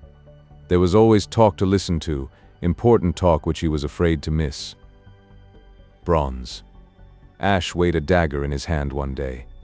Its hilt, made of dark horn studded with an intricate pattern of tiny golden nail heads, had a gleam not unlike that of the blade. Do you know, Murdoch, that bronze can be tougher than steel? If it wasn't that iron is so much more plentiful and easier to work, we might never have come out of the Bronze Age. Iron is cheaper and easier found, and when the first smith learned to work it, an end came to one way of life, a beginning to another. Yes, bronze is important to us here, and so are the men who worked it. Smiths were sacred in the old days. We know that they made a secret of their trade which overrode the bounds of district, tribe, and race. A smith was welcome in any village, his person safe on the road. In fact, the roads themselves were under the protection of the gods. There was peace on them for all wayfarers. The land was wide then, and it was empty. The tribes were few and small, and there was plenty of room for the hunter, the farmer, the trader. Life was not such a scramble of man against man, but rather of man against nature. No wars? Asked Ross. Then why the bow and dagger drill? Wars were small affairs, disputes between family clans or tribes. As for the bow, there were formidable things in the forests, giant animals, wolves, wild boars. Cave bears? Ashley sighed with weary patience. Get it through your head, Murdoch, that history is much longer than you seem to think. Cave bears and the use of bronze weapons do not overlap. No, you will have to go back maybe several thousand years earlier, and then hunt your bear with a flint-tipped spear in your hand if you are fool enough to try it. Or take a rifle with you. Ross made a suggestion he had longed to voice for some time. Ashley rounded on him swiftly, and Ross knew him well enough now to realize that he was seriously displeased. That is just what you don't do, Murdoch. Not from this base, as you well know by now. You take no weapon from here which is not designed for the period in which your run lies. Just as you do not become embroiled while on that run in any action which might influence the course of history. Ross went on polishing the blade he held. What would happen if someone did break that rule? Asha put down the dagger he had been playing with. We don't know, we just don't know. So far we have operated in the fringe territory, keeping away from any district with a history which we can trace accurately. Maybe someday his eyes were on a wall of weapon racks he plainly did not see. Maybe someday we can stand and watch the rise of the pyramids, witness the march of Alexander's armies. But not yet. We stay away from history, and we are sure that the Reds are doing the same. It has become the old problem once presented by the atom bomb. Nobody wants to upset the balance and take the consequences. Let us find their outpost, and we'll withdraw our men from all the other runs at once. What makes everyone so sure that they have an outpost somewhere? Couldn't they be working right at the main source, sir? They could, but for some reason they are not. As for how we know that much, it's information received. Ash smiled thinly. No, the source is much farther back in time than their halfway post. But if we find that, then we can trail them. So we plant men in suitable eras and hope for the best. That's a good weapon you have there, Murdoch. Are you willing to wear it in earnest? The inflection in that question caught Ross's full attention. His gray eyes met those blue ones. This was it at long last. Right away? Ashley picked up a belt of bronze plates strung together with chains, a twin to that Ross had seen worn by the wolf slayer. He held it out to the younger man. You can take your trial run any time, tomorrow. Ross drew a deeper breath. Where to when? An island which will later be Britain. When? About 2000 before Christ. Beaker traders were beginning to open their stations there. This is your graduation exercise, Murdoch. Ross fitted the blade he had been polishing into the wooden sheath on the belt. If you say I can do it, I'm willing to try. He caught that glance Ash shot at him, but he could not read its meaning. Annoyance? Impatience? He was still puzzling over it when the other turned abruptly and left him alone. Chapter 5. He might have said yes, but that didn't mean, Ross discovered, that he was to be shipped off at once to early Britain. Ash's tomorrow proved to be several days later. The cover was that of a beaker trader, and Ross's impersonation was checked again and again by experts, making sure that the last detail was correct and that no suspicion of a tribesman, no mistake on Ross's part, would betray him. The Beaker people were an excellent choice for infiltration. They were not a closely knit clan, suspicious of strangers and alert to any deviation from the norm, as more race-conscious tribes might be. For they lived by trade, leaving to Ross's own time the mark of their far-flung empire in the beakers found in graves scattered in clusters of a handful or so from the Rhineland to Spain and from the Balkans to Britain. They did not depend only upon the taboo of the trade road for their safety, for the beakermen were master bowmen. A roving people, they pushed into new territory to establish posts, living amicably among peoples with far different customs: the Downs farmers, horse herders, shoreside fisherfolk. With Ash, Ross passed a last inspection. Their hair had not grown long enough to require braiding, but they did have enough to hold it back from their faces with hide headbands. The kilt tunics of coarse material, duplicating samples brought from the past, were harsh to the skin and poorly fitting. But the workmanship of their Lincoln plate bronze belts, the sleek bow guards strapped to their wrists, and the bows themselves approached fine art. Ash's round cloak was the blue of a master trader, and he wore wealth in a necklace of polished wolf's teeth alternating with amber beads. Ross's more modest position in the tribe was indicated not only by his red-brown cloak, but by the fact that his personal jewelry consisted only of a copper bracelet and a cloak pin with a jet head. He had no idea how the time transition was to be made, nor how one might step from the polar regions of the Western Hemisphere to the island of Britain lying off the eastern. And it was a complicated business, as he discovered. The transition itself was a fairly simple, though disturbing, process. One walked a short corridor and stood for an instant on a plate while the light centered there curled about in a solid core, shutting one off from floor and wall. Ross gasped for breath as the air was sucked out of his lungs.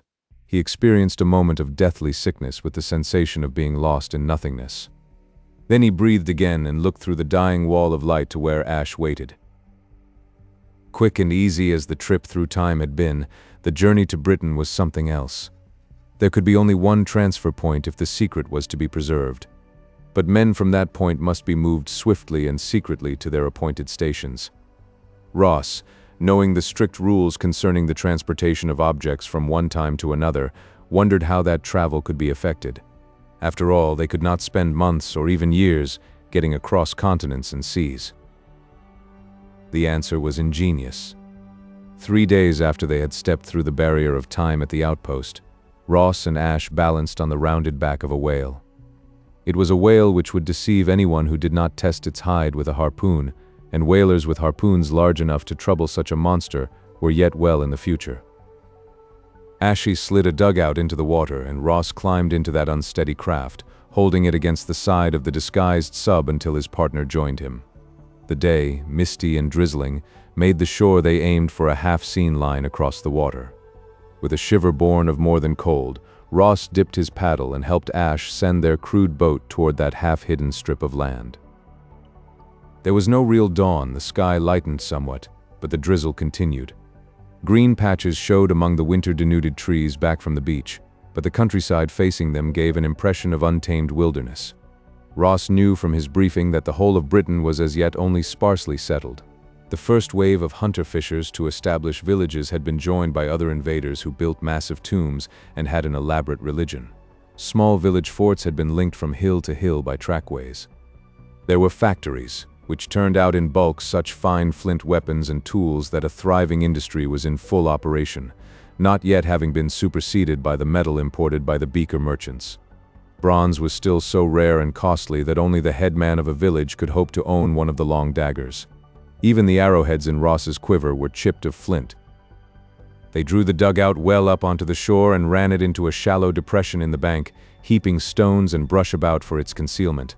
Then Ash intently surveyed the surrounding country, seeking a landmark. Inland from here, Ash used the language of the beakermen, and Ross knew that from now on he must not only live as a trader, but also think as one. All other memories must be buried under the false one he had learned. He must be interested in the present rate of exchange and the chance for profit. The two men were on their way to Outpost Gog, where Ash's first partner, the redoubtable Sanford, was playing his role so well. The rain squished in their hide boots, made sodden strings of their cloaks, plastered their woven caps to their thick mats of hair. Yet Ash bore steadily on across the land with the certainty of one following a marked trail. His self-confidence was rewarded within the first half-mile when they came out upon one of the linked trackways, its beaten surface testifying to constant use. Here Ash turned eastward, stepping up the pace to a ground-covering trot. The peace of the road held, at least by day. By night only the most hardened and desperate outlaws would brave the harmful spirits roving in the dark.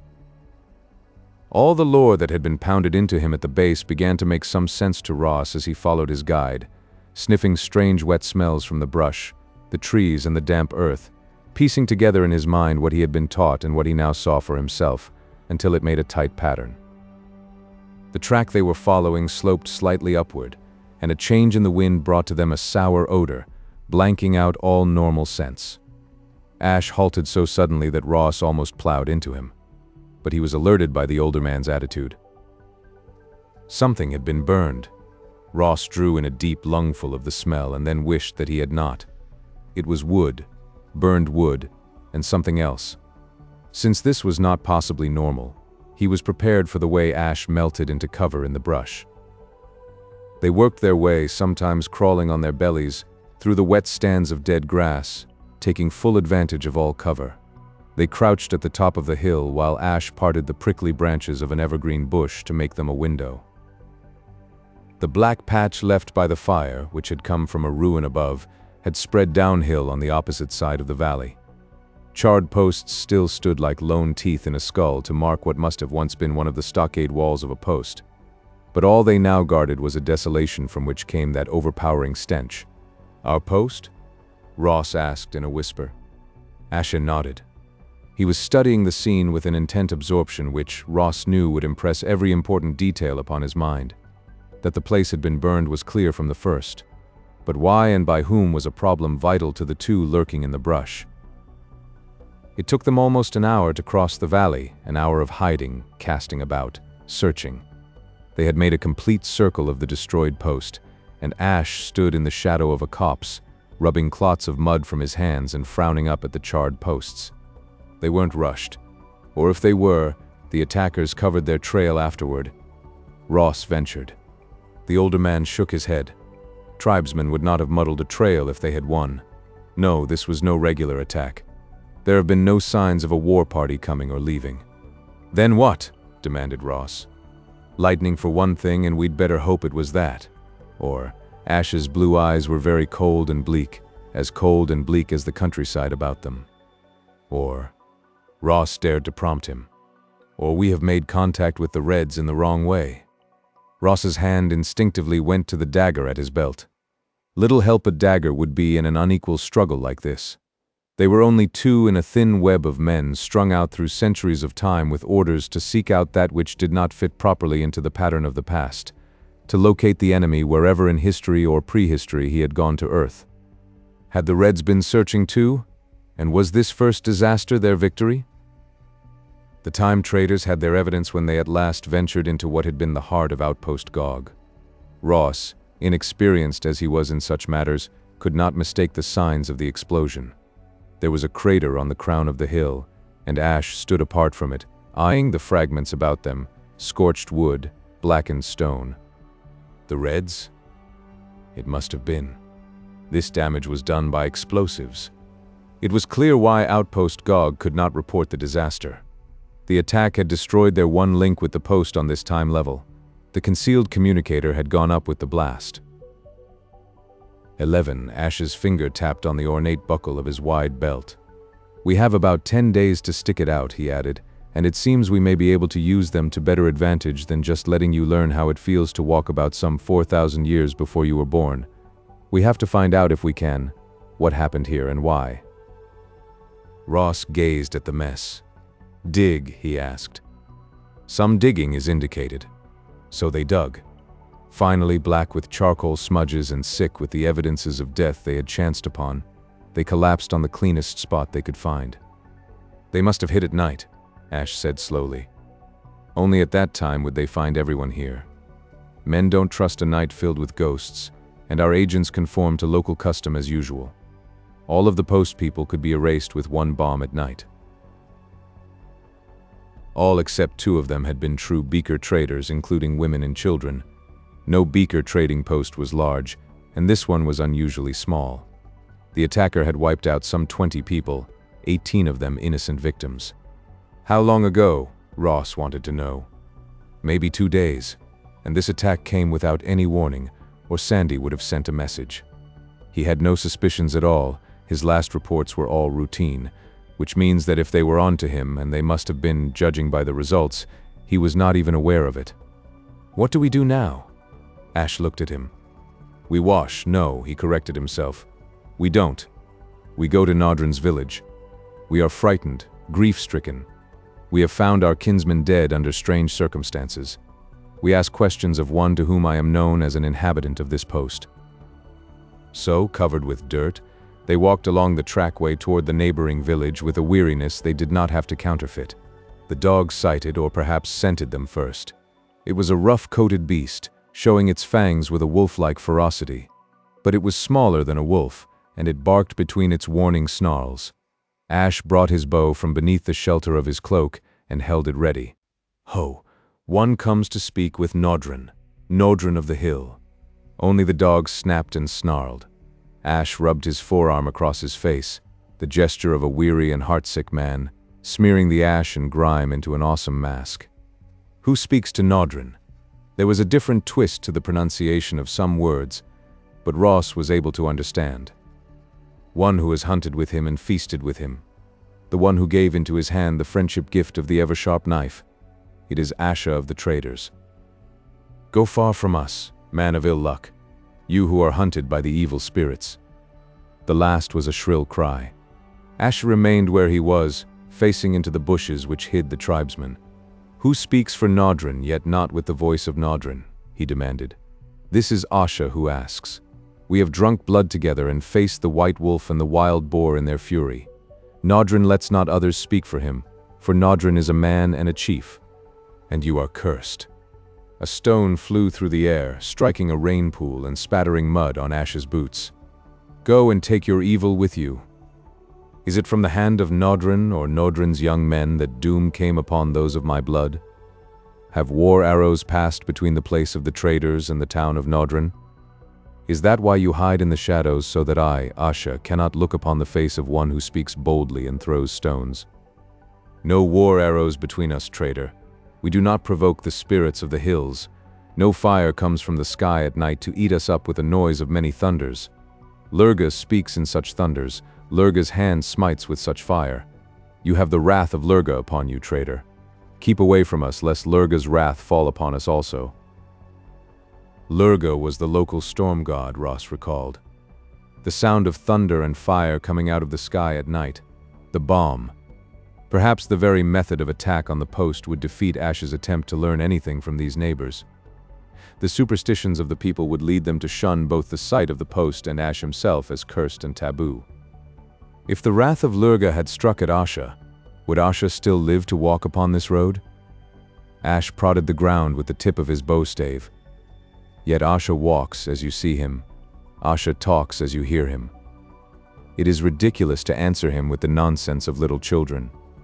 Spirits so walk and talk to unlucky men, retorted the man in hiding. It may be the spirit of Asha who does so now. Ash made a sudden leap. There was a flurry of action behind the bush screen and he reappeared, dragging into the gray light of the rainy day a wriggling captive, whom he bumped without ceremony onto the beaten earth of the road. The man was bearded, wearing his thick mop of black hair in a round topknot secured by a hide loop. He wore a skin tunic, now in considerable disarray, which was held in place with a woven, tasseled belt. Ho, so it is Lal of the quick tongue who speaks so loudly of spirits and the wrath of Lurga. Ash studied his captive. Now Lal, since you speak for Norton, which I believe will greatly surprise him, you will continue to tell me of this wrath of Lurga from the night skies, and what has happened to Sanfra, who was my brother, and those others of my kin. I am Asha, and you know of the wrath of Asha and how it ate up Twist Tooth, the outlaw, when he came in with his evil men. The wrath of Lurga is hot, but so too is the wrath of Asha. Ash contorted his face in such a way that Lal squirmed and looked away. When the tribesman spoke, all his former authority and bluster had gone. Asha knows that I am as his dog. Let him not turn upon me his swift-cutting big knife, nor the arrows from his lightning bow. It was the wrath of Lurga which smote the place on the hill, first the thunder of his fist meeting the earth, and then the fire which he breathed upon those whom he would slay. And this you saw with your own eyes, Lal? The shaggy head shook an emphatic negative. Asha knows that Lal is no chief who can stand and look upon the wonders of Lurga's might and keep his eyes in his head. Norton himself saw this wonder. And if Lurga came in the night, when all men keep to their homes and leave the outer world to the restless spirits, how did Norton see his coming? Lal crouched lower to the ground, his eyes darting to the bushes and the freedom they promised, then back to Ash's firmly planted boots. I am not a chief, Asha. How could I know in what way or for what reason Norton saw the coming of Lurga? Fool! A second voice, that of a woman, spat the word from the brush which fringed the roadway. Speak to Asha with a straight tongue. If he is a spirit, he will know that you do not tell him the truth, and if he has been spared by Lurga. She showed her wonderment with a hiss of indrawn breath. So urged, Lal mumbled sullenly, "It is said that there came a message for one to witness the wrath of Lurga in its descent upon the Outlanders, so that Norton and the men of Norton would truly know that the traitors were cursed, and should be put to the spear should they come here again. This message, how was it brought? Did the voice of Lurga sound in Norton's ear alone, or came it by the tongue of some man?" "A he!" Lal lay flat on the ground, his hands over his ears. Lal is a fool and fears his own shadow as it skips before him on a sunny day. Out of the bushes stepped a young woman, obviously of some importance in her own group. Walking with a proud stride, her eyes boldly met Ash's. A shining disc hung about her neck on a thong, and another decorated the woven belt of her cloth tunic. Her hair was bound in a thread net fastened with jet pins. "I greet Casca, who is the first sower." There was a formal note in Ash's voice. But why should Casca hide from Asha? "There has been death on your hill, Asha," she sniffed. "You smell of it now, Lurga's death. Those who come from that hill may well be some who no longer walk in their bodies." Casca placed her fingers momentarily on Ash's outstretched palm before she nodded. "No spirit are you, Asha, for all know that a spirit is solid to the eye, but not to the touch. So it would seem that you were not burned up by Lurga, after all." "This matter of a message from Lurga," he prompted. "It came out of the empty air in the hearing not only of Norton, but also of Hangor, Ephar, and myself, Casca. For we stood at that time near the old place." She made a curious gesture with the fingers of her right hand. "It will soon be the time of sowing, and though Lurga brings sun and rain to feed the grain, yet it is in the Great Mother that the seed lies. Upon her business only women may go into the inner circle." She gestured again. "But as we met to make the first sacrifice, there came music out of the air, such as we have never heard, voices singing like birds in a strange tongue. Her face assumed an awesome expression. Afterward, a voice said that Lurga was angered with the hill of the men from afar, and that in the night he would send his wrath against them, and that Nodrin must witness this thing so that he could see what Lurga did to those he would punish. So it was done by Nodrin. And there was a sound in the air. "What kind of a sound?" Ash asked quietly. Nodrin said it was a hum, and there was the dark shadow of Lurga's bird between him and the stars. Then came the smiting of the hill with thunder and lightning, and Nodrin fled, for the wrath of Lurga is a fearsome thing. Now do the people come to the Great Mother's place with many fine offerings, that she may stand between them and that wrath. Asha thanks Casca, who is the handmaiden of the Great Mother. May the sowing prosper and the reaping be good this year, Ash said finally, ignoring Lal, who still groveled on the road. "You go from this place, Asha?" she asked. "For though I stand under the protecting hand of the Mother and so do not fear, yet there are others who will raise their spears against you for the honor of Lurga. We go, and again thanks be to you, Casca." He turned back the way they had come, and Ross fell in beside him as the woman watched them out of sight. Chapter 6. "That bird of Lurga's," said Ross, once they were out of sight of Casca and Lal. "Could it have been a plane?" "Sounds like it," snapped his companion. "If the Reds have done their work efficiently, and there's no reason to suppose otherwise, then there is no use in contacting either Dorta's town or Munga's. The same announcement concerning the wrath of Lurga was probably made there to their good purpose, not ours." Casca didn't seem to be overly impressed with Lurga's curse, not as much as the man was. "She is the closest thing to a priestess that this tribe knows, and she serves a goddess older and more powerful than Lurga, the Mother Earth, the Great Mother, goddess of fertility and growth. Nodrin's people believe that unless Casca performs her mysteries and sows part of the first field in the spring, there won't be any harvest. Consequently, she is secure in her office and doesn't fear the wrath of Lurga too much. These people are now changing from one type of worship to another, but some of Casca's beliefs will persist clear down to our day, taking on the coating of magic and a lot of other enameling along the way." Ash had been talking as a man talks to cover up furious thinking. Now he paused again and turned toward the sea. "We have to stick it out somewhere until the sub comes to pick us up. We'll need shelter. Will the tribesmen be after us?" "They may well be. Let the right men get to talking up a holy extermination of those upon whom the wrath of Lurga has fallen, and we could be in for plenty of trouble. Some of those men are trained hunters and trackers, and the Reds may have planted an agent to report the return of anyone to our post. Just now we're about the most important time travelers out, for we know the Reds have appeared on this line. They must have a large post here too, or they couldn't have sent a plane on that raid. You can't build a time transport large enough to take through a considerable amount of material. Everything used by us in this age has to be assembled on this side, and the use of all machines is limited to where they cannot be seen by any natives. Luckily, large sections of this world are mostly wilderness and unpopulated in the areas where we operate the base posts. So if the Reds have a plane, it was put together here, and that means a big post somewhere." Again, Ash was thinking aloud as he pushed ahead of Ross into the fringes of a wood. "Sandy and I scouted this territory pretty well last spring. There is a cave about half a mile to the west. It will shelter us for tonight." Ash's plans would probably have been easily accomplished if the cave had been unoccupied. Without incident, they came down into a hollow through which trickled a small stream, its banks laced with a thin edging of ice. Under Ash's direction, Ross collected an armload of firewood. He was no woodsman, and his prolonged exposure to the chilling drizzle made him eager for even the very rough shelter of a cave, so eager that he plunged forward carelessly. His foot came down on a slippery patch of mud, sending him sprawling on his face. There was a growl, and a white bulk rushed him. The cloak, rucked up about his throat and shoulders, then saved his life, for only stout cloth was caught between those fangs. With a startled cry, Ross rolled as he might have to escape a man's attack, struggling to unsheath his dagger. A white-hot flash of pain scored his upper arm. The breath was driven out of him as a fight raged over his prone body. He heard grunts, snarls, and was severely pommeled. Then he was free as the bodies broke away. Shaken, he got to his knees. A short distance away, the fight was still in progress. He saw Ash straddle the body of a huge white wolf, his legs clamped about the animal's haunches, his hooked arm under the beast's head, forcing it up and back while his dagger rose and sank twice in the underparts of the heaving body. Ross held his own weapon ready.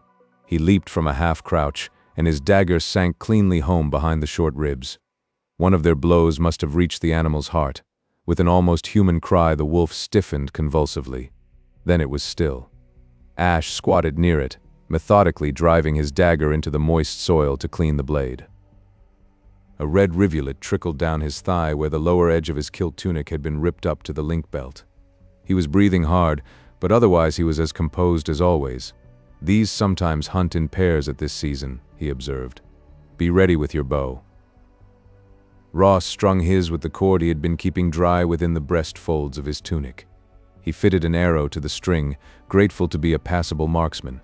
The slash on his arm smarted in protest as he moved, and he noted that Ash did not try to get up.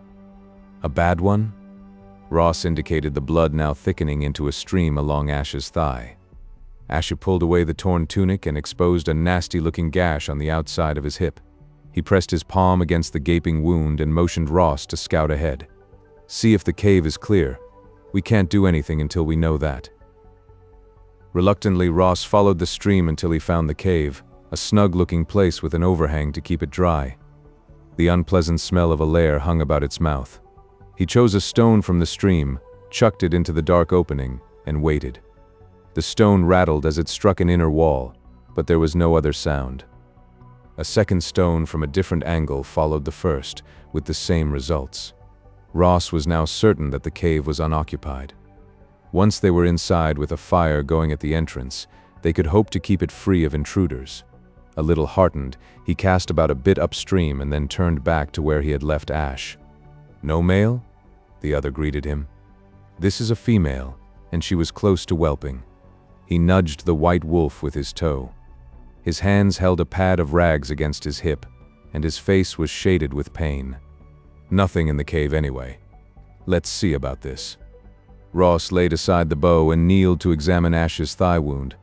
His own slash was more of a smarting graze, but this tear was deep and ugly.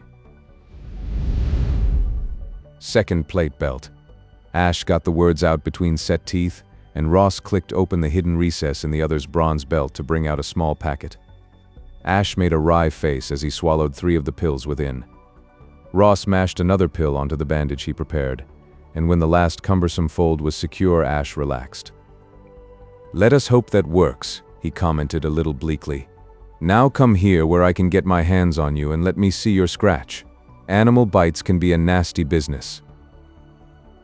Bandaged in turn with the bitterness of the antisepto pill on his tongue, Ross helped Ash limp upstream to the cave. He left the older man outside while he cleaned up the floor of the cave and then made his companion as comfortable as he could on a bed of bracken. The fire Ross had longed for was built. They stripped off their sodden clothing and hung it to dry. Ross wrapped a bird he had shot in clay and tucked it under the hot coals to be roasted. They had surely had bad luck, he thought, but they were now under cover, had a fire, and food of a sort. His arm ached, sharp pain shooting from fingers to elbow when he moved it. Though Ash made no complaint, Ross gauged that the older man's discomfort was far worse than his own, and he carefully hid all signs of his own twinges. They ate the bird, saltless and with their fingers. Ross savored each greasy bite, licking his hands clean afterward while Ash lay back on the improvised bed, his face gaunt in the half-light of the fire. "We are about 5 miles from the sea here. There is no way of raising our base now that Sandy's installation is gone. I'll have to lay up, since I can't risk any more loss of blood, and you're not too good in the woods." Ross accepted that valuation with a new humbleness. He was only too well aware that if it had not been for Ash, he and not the white wolf would have died down in the valley. Yet a strange shyness kept him from trying to put his thanks into words. The only kind of amends he could make for the other's hurt was to provide hands, feet, and strength for the man who did know what to do and how to do it. "We'll have to hunt," he ventured. "Deer," Ash caught him up. "But the marsh at the mouth of this stream provides a better hunting ground than inland. If the wolf laired here very long, she has already frightened away any large game. It isn't the matter of food which bothers me." "It is being tied up here," Ross filled in for him with some daring. But look here, I'll take orders. This is your territory, and I'm green at the game. You tell me what to do, and I'll do it the best that I can." He glanced up to find Ash surveying him intently, but as usual there was no readable expression on the other's brown face. "The first thing to do is get the wolf's hide," Ash said briskly. "Then bury the carcass. You'd better drag it up here to work on it. If her mate is hanging around, he might try to jump you." Why Ash should think it necessary to acquire the wolf skin puzzled Ross, but he asked no questions. His skinning task took 4 times as long and was far from being the neat job the shock-haired man of the record tape had accomplished.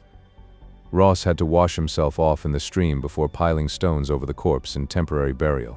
When he pulled his bloody burden back to the cave, Ash lay with his eyes closed. Ross thankfully sat on his own pile of bracken and tried not to notice the throbbing ache in his arm. He must have fallen asleep, for when he roused it was to see Ash crawl over to mend the dying fire from their store of wood. Ross, angry at himself, beat the other to the task. "Get back," he said roughly. "This is my job. I didn't mean to fail." Surprisingly, Ash settled back without a word, leaving Ross to sit by the fire, a fire he was very glad to have a moment or so later when a wailing howl sounded downwind. If this was not the white wolf's mate, then it was another of her kin who prowled the upper reaches of the small valley. The next day, having provided Ash with a supply of firewood, Ross went to try his luck in the marsh. The thick drizzle which had hung over the land the day before was gone, and he faced a clear, bright morning, though the breeze had an icy snap. But it was a good morning to be alive and out in the open, and Ross's spirits rose. He tried to put to use all the woodlore he had learned at the base, but it was one thing to learn something academically and another to put that learning into practice. He was uncomfortably certain that Ash would not have found his showing very good. The marsh was a series of pools between rank growths of leafless willows and coarse tufts of grass, with hillocks of firmer soil rising like islands. Ross, approaching with caution, was glad of it, for from one of those hillocks arose a trail of white smoke, and he saw a black blot which was probably a rude hut. Why one should choose to live in the midst of such country he could not guess, though it might be merely the temporary camp of some hunter. Ross also saw thousands of birds feeding greedily on the dried seed of the marsh grasses, paddling in the pools, and setting up a clamor to drive a man mad. They did not seem in the least disturbed by that distant camper. Ross had reason to be proud of his marksmanship that morning. He had in his quiver perhaps half a dozen of the lighter shafts made for shooting birds. In place of the finely chipped and wickedly barbed flint points used for heavier game, these were tipped with needle-sharp, light bone heads. He had a string of 4 birds looped together by their feet within almost as many minutes. For the flocks rose in their first alarm only to settle again to feast. Then he knocked over a hare, a fat giant of its race that stared at him brazenly from a tussock. The hare kicked back into a pool in its death struggle, however, and Ross was forced to leave cover to retrieve its body. But he was alert and he stood up, dagger out and ready, to greet the man who parted the bushes to watch him. For a long minute gray eyes stared into brown ones, and then Ross noted the other's bedraggled and tattered dress. The kilt tunic, smudged with mud, scorched and charred along one edge, was styled like his own. The fellow wore his hair fastened back with a band, unlike the topknot of the local tribesmen. Ross, his dagger still ready, broke the silence first. "I am a believer in the fire and the fashioned metal, the climbing sun and the moving water." He repeated the recognition speech of the beakerman. "The fire warms by the grace of Tulden, the metal is fashioned by the mystery of the smith, the sun climbs without our aid, and who can stop the water from running?" The stranger's voice was hoarse. Now that Ross had time to examine him more closely, he saw the dark bruise on his exposed shoulder, the raw red mark of a burn running across the man's broad chest. He dared to test his surmise concerning the other. "I am of the kin of Asha. We return to the hill." "Ashi." Not Asha, but Ash. Ross, though sure of that pronunciation, was still cautious. "You are from the hill place where Lurga smote with thunder and fire."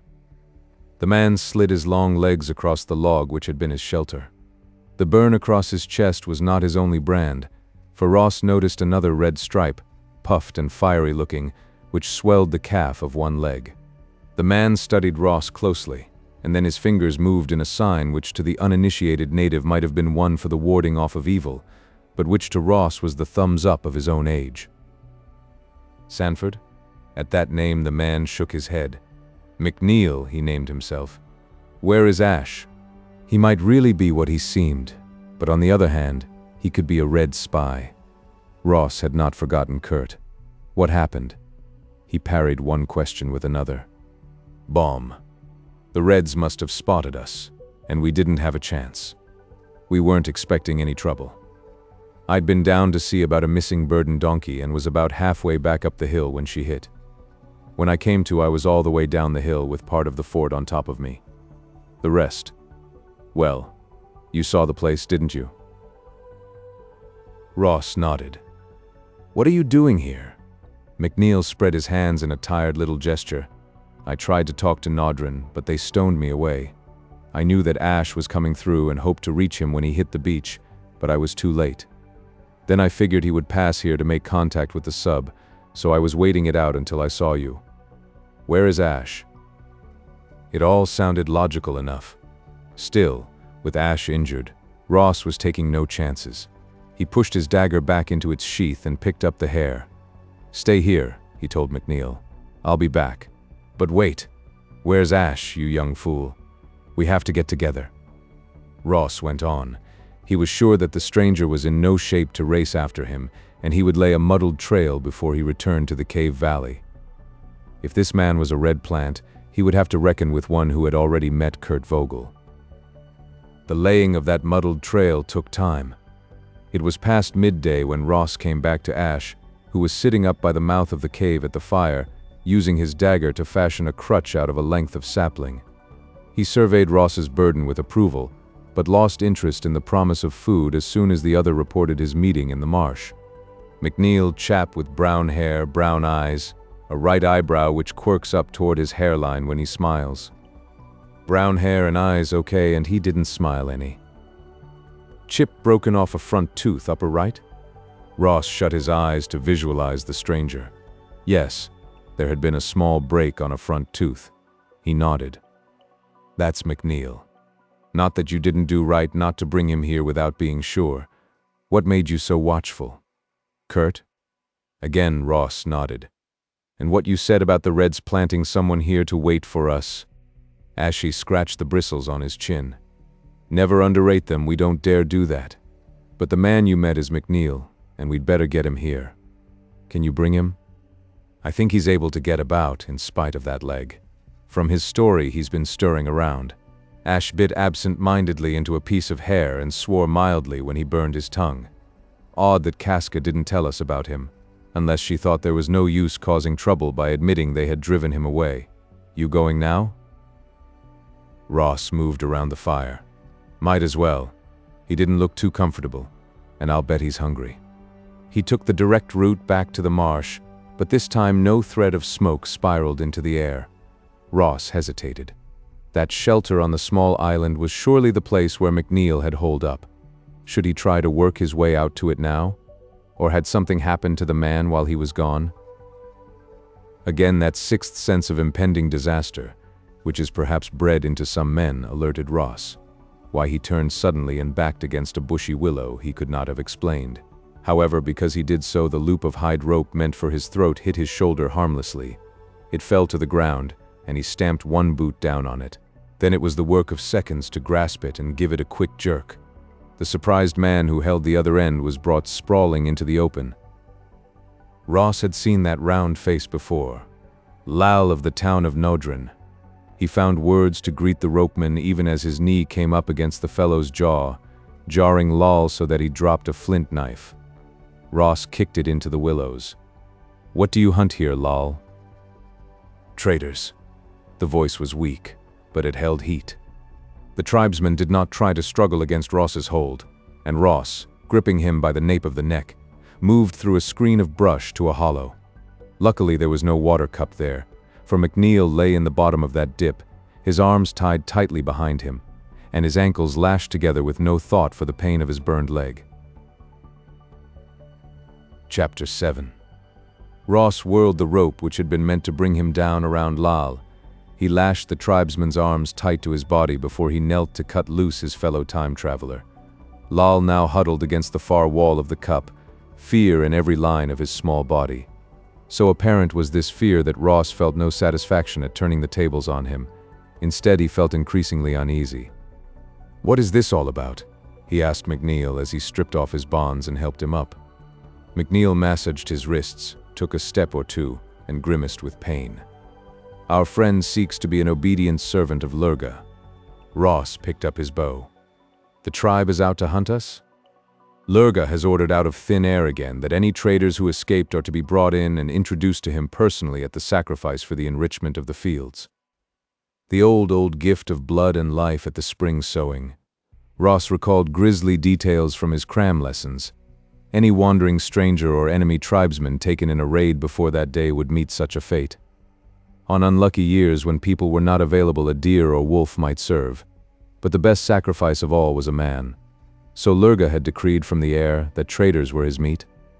What of Ash? Let any hunter from the village track him down. "We have to move fast," Ross told McNeil as he took up the rope which made a leading cord for Lal. Ash would want to question the tribesmen about this second order from Lurga. Impatient as Ross was, he had to mend his pace to accommodate McNeil. The man from the hill post was close to the end of his strength. He had started off bravely enough, but now he wavered. Ross sent Lal ahead with a sharp push, ordering him to stay there while he went to McNeil's aid. It was well into the afternoon before they came up the stream and saw the fire before the cave.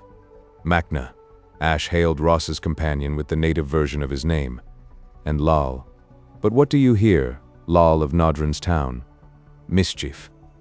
Ross helped McNeil within the cave and to the pile of brush which was his own bed. He was hunting traders as a present for Lurga. "So, Ash turned upon the tribesmen, and by whose word did you go hunting my kinsman, Lal? Was it Nodrin's? Has he forgotten the blood bond between us? For it was in the name of Lurga himself that that bond was made." "Ah!" The tribesman squatted down against the wall where Ross had shoved him. Unable to hide his head in his arms, he brought his face down upon his knees so that only his shaggy topknot of hair was exposed.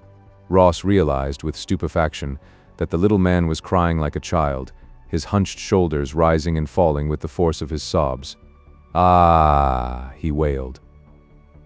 Ashe allowed him a moment or two of noisy grief and then limped over to grasp his topknot and pull up his head. Lal's eyes were screwed tightly shut, but there were tears on his cheeks, and his mouth twisted in another wail. "Be quiet!" Ashe shook him, but not too harshly. "Have you yet felt the bite of my sharp knife? Has an arrow holed your skin? You are alive, and you could be dead. Show that you are glad you live and continue to breathe by telling us what you know, Lal." The woman Casca had displayed a measure of intelligence and ease at their meeting upon the road. But it was very plain that Lal was of different stuff, a simple man in whose head few ideas could find house room at one time. And to him the present was all black. Little by little they dragged the story out of him. Lal was poor, so poor that he had never dared dream of owning for himself some of the precious things the hill traders displayed to the wealthy of Nodrin's town. But he was also a follower of the Great Mothers, rather than one who made sacrifices to Lurga. Lurga was the god for warriors and great men. He was too high to concern himself with such as Lal. So when Nodrin reported the end of the hill post under the storm fist of Lurga, Lal had been impressed only to a point. He was still convinced it was none of his concern, and instead he began thinking of the treasures which might lie hidden in the destroyed buildings. It occurred to him that Lurga's wrath had been laid upon the men who had owned them, but perhaps it would not stretch to the fine things themselves, so he had gone secretly to the hill to explore. What he had seen there had utterly converted him to a belief in the fury of Lurga, and he had been frightened out of his simple wits, fleeing without making the search he had intended. But Lurga had seen him there, had read his impious thoughts. At that point Ashe interrupted the stream of Lal's story. How had Lurga seen Lal? Because Lal shuddered, began to cry again, and spoke the next few sentences haltingly.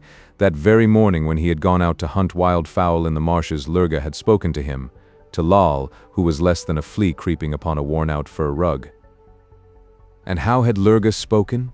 Ashe's voice was softer, gentle.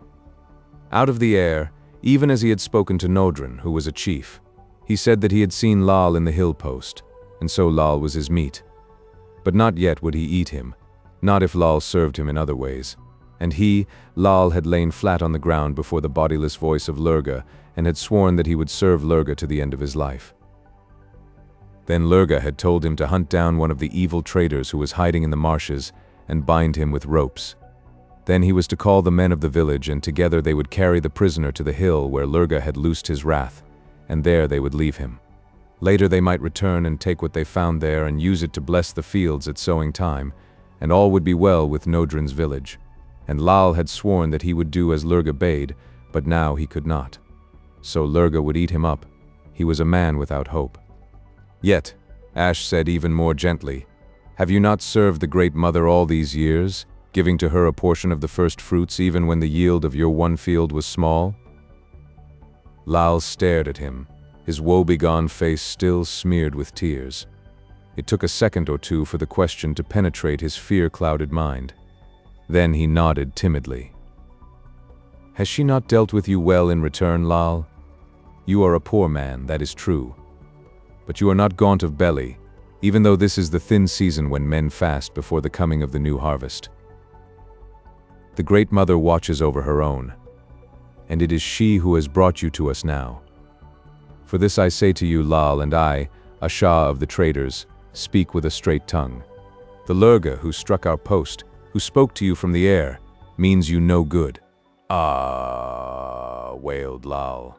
"So do I know, Asha. He is of the blackness and the wandering spirits of the dark. Just so. Thus he is no kin to the mother, for she is of the light and of good things, of the new grain, and the newborn lambs for your flocks, of the maids who wed with men and bring forth sons to lift their fathers' spears, daughters to spin by the hearth and sow the yellow grain in the furrows. Lurga's quarrel lies with us, Lal, not with Norton, nor with you, and we take upon us that quarrel." He limped into the outer air where the shadows of evening were beginning to creep across the ground. "Hear me, Lurga," he called into the coming night. "I am Asha of the traders, and upon myself I take your hate. Not upon Lal, nor upon Norton, nor upon the people who live in Norton's town, shall your wrath lie. Thus do I say it." Ross, noticing that Ash concealed from Lal a wave of his hand, was prepared for some display meant to impress the tribesmen. It came in a spectacular burst of green fire beyond the stream. Lal wailed again, but when that fire was followed by no other manifestation, he ventured to raise his head once more. "You have seen how Lurga answered me, Lal. Toward me only will his wrath be turned. Now," Ash limped back and dragged out the white wolf skin, dropping it before Lal, "this you will give to Casca that she may make a curtain for the mother's home. See, it is white and so rare that the mother will be pleased with such a fine gift. And you will tell her all that has chanced and how you believe in her powers over the powers of Lurga, and the mother will be well pleased with you. But you shall say nothing to the men of the village, for this quarrel is between Lurga and Asha now, and not for the meddling of others." He unfastened the rope which bound Lal's arms. Lal reached out a hand to the wolfskin, his eyes filled with wonderment. "This is a fine thing you give me, Asha, and the mother will be pleased, for in many years she has not had such a curtain for her secret place. Also, I am but a little man. The quarrels of great ones are not for me. Since Lurga has accepted your words, this is none of my affair. Yet I will not go back to the village for a while, with your permission, Asha. For I am a man of loose and wagging tongue, and oftentimes I speak what I do not really wish to say. So if I am asked questions, I answer. If I am not there to be asked such questions, I cannot answer." McNeil laughed and Ash smiled. "Well enough, Lal. Perhaps you are a wiser man than you think. But also I do not believe you should stay here." The tribesman was already nodding. "That do I say too, Asha. You are now facing the wrath of Lurga, and with that I wish no part. Thus I shall go into the marsh for a while. There are birds and hares to hunt, and I shall work upon this fine skin so that when I take it to the mother, it shall indeed be a gift worth her smiles. Now, Asha, I would go before the night comes if it pleases you." "Go with good fortune, Lal." Ash stood apart while the tribesman ducked his head in a shy, awkward farewell to the others, pattering out into the valley. What if they pick him up? McNeil asked wearily. I don't think they can, Ash returned. And what would you do, keep him here? If we tried that, he'd scheme to escape and try to turn the tables on us. Now he'll keep away from Nodrin's village and out of sight for the time being. Lol's not too bright in some ways, but he's a good hunter. If he has reason for hiding out, it'll take a better hunter to track him. At least we know now that the Reds are afraid they did not make a clean sweep here. What happened, McNeil? While he was telling his story in more detail, both Ash and Ross worked on his burns, making him comfortable. Then Ash sat back as Ross prepared food. How did they spot the post? Ash rubbed his chin and frowned at the fire. Only way I can guess is that they picked up our post signal and pinpointed the source. That means they must have been hunting us for some time. No strangers about lately? McNeil shook his head. Our cover wasn't broken that way. Sanford was a wonder. If I hadn't known better, I would have sworn he was born one of the Beaker folk. He had a network of informants running all the way from here into Brittany. Amazing how he was able to work without arousing any suspicions. I suppose his being a member of the Smiths Guild was a big help. He could pick up a lot of news from any village where there was one at work. And I tell you, McNeil propped himself up on his elbow to exclaim more vehemently, there wasn't a whisper of trouble from here clear across the channel and pretty far to the north. We were already sure the south was clean before we ever took cover as Beakers, especially since their clans are thick in Spain. Ash chewed a broiled wing reflectively. Their permanent base with the transport has to be somewhere within the bounds of the territory they hold in our own time. They could plant it in Siberia and laugh at us, McNeil exploded. No hope of our getting in there. No. Ash threw the stripped bone into the fire and licked grease from his fingers. Then they would be faced with the old problem of distance. If what they are exploiting lay within their modern boundaries, we would never have tumbled to the thing in the first place. What the Reds want must lie outside their 20th century holdings, a slender point in our favor. Therefore, they will plant their shift point as close to it as they can. Our transportation problem is more difficult than theirs will ever be. You know why we chose the Arctic for our base?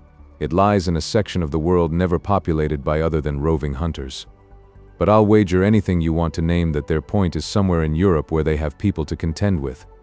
If they are using a plane, they can't risk its being seen. I don't see why not, Ross broke in. These people couldn't possibly know what it was, Lurga's bird, magic. Ashes shook his head. They must have the interference with history worry as much as we have.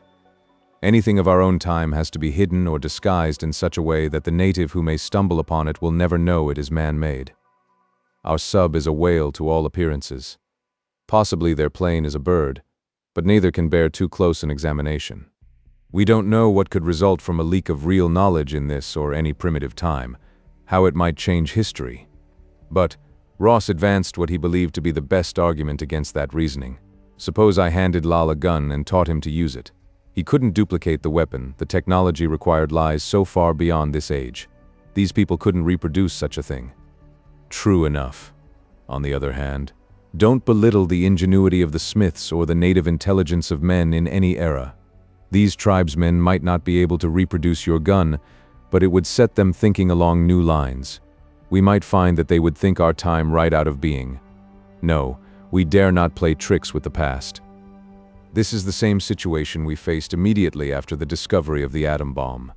Everybody raced to produce that new weapon and then sat around and shivered for fear we'd be crazy enough to use it on each other. The Reds have made new discoveries which we have to match or we will go under. But back in time we have to be careful, both of us, or perhaps destroy the world we do live in. What do we do now? McNeil wanted to know. Murdoch and I came here only for a trial run. It's his test. The sub is to call for us about 9 days from now.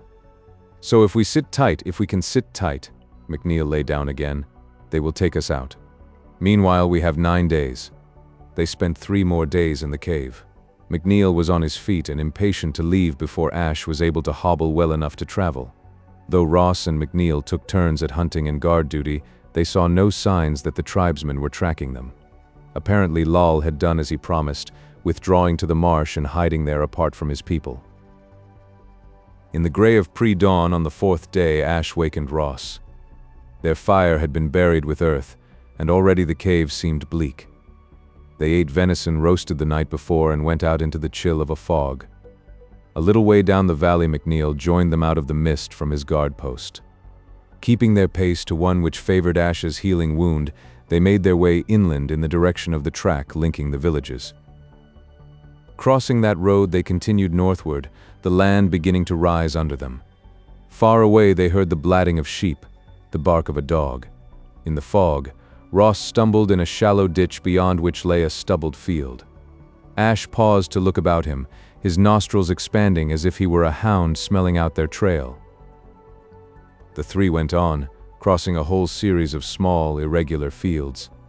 Ross was sure that the yield from any of these cleared strips must be scanty. The fog was thickening. Ash pressed the pace, using his handmade crutch carefully. He gave an audible sigh of relief when they were faced at last by two stone monoliths rising like pillars. A third stone lay across them, forming a rude arch through which they saw a narrow valley running back into the hills. Through the fog, Ross could sense the eerie strangeness of the valley beyond the massive gate. He would have said that he was not superstitious, that he had merely studied these tribal beliefs as lessons. He had not accepted them. Yet now, if he had been alone, he would have avoided that place and turned aside from the valley, for that which waited within was not for him. To his secret relief, Ash paused by the arch to wait. The older man gestured the other two into cover. Ross obeyed willingly, though the dank drops of condensing fog dripped on his cloak and wet his face as he brushed against prickly-leafed shrubs. Here were walls of evergreen plants and dwarfed pines, almost as if this tunnel of year-round greenery had been planted with some purpose in mind. Once his companions had concealed themselves, Ash called, shrill but sweetly, with a bird's rising notes. 3 times he made that sound before a figure moved in the fog, the rough gray-white of its long cloak melting in the wisps of mist.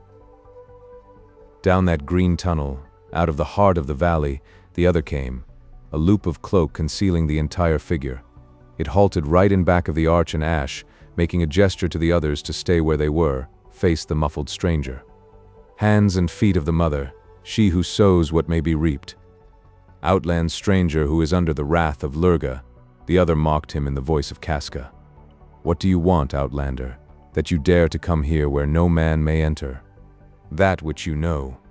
For on the night when Lurga came you also saw. Ross heard the hiss of a sharply drawn breath. How knew you that, Outlander? Because you serve the mother and you are jealous for her and her service. If Lurga is a mighty god, you wanted to see his acts with your own eyes. When she finally answered, there was anger as well as frustration in her voice. And you know of my shame then, Asha. For Lurga came, on a bird he came, and he did even as he said he would. So now the village will make offerings to Lurga and beg his favor, and the mother will no more have those to hearken to her words and offer her the first fruits. But from whence came this bird which was Lurga? Can you tell me that? She who waits upon the mother? What difference does it make from what direction Lurga came? That does not add nor take from his power. Casca moved beneath the arch. Or does it in some strange way, Asha? Perhaps it does. Only tell me. She turned slowly and pointed over her right shoulder. From that way he came, Asha. Well did I watch, knowing that I was the mother's and that even Lurga's thunderbolts could not eat me up. Does knowing that make Lurga smaller in your eyes, Asha? When he has eaten up all that is yours and your kin with it? Perhaps, Asha repeated. I do not think Lurga will come so again.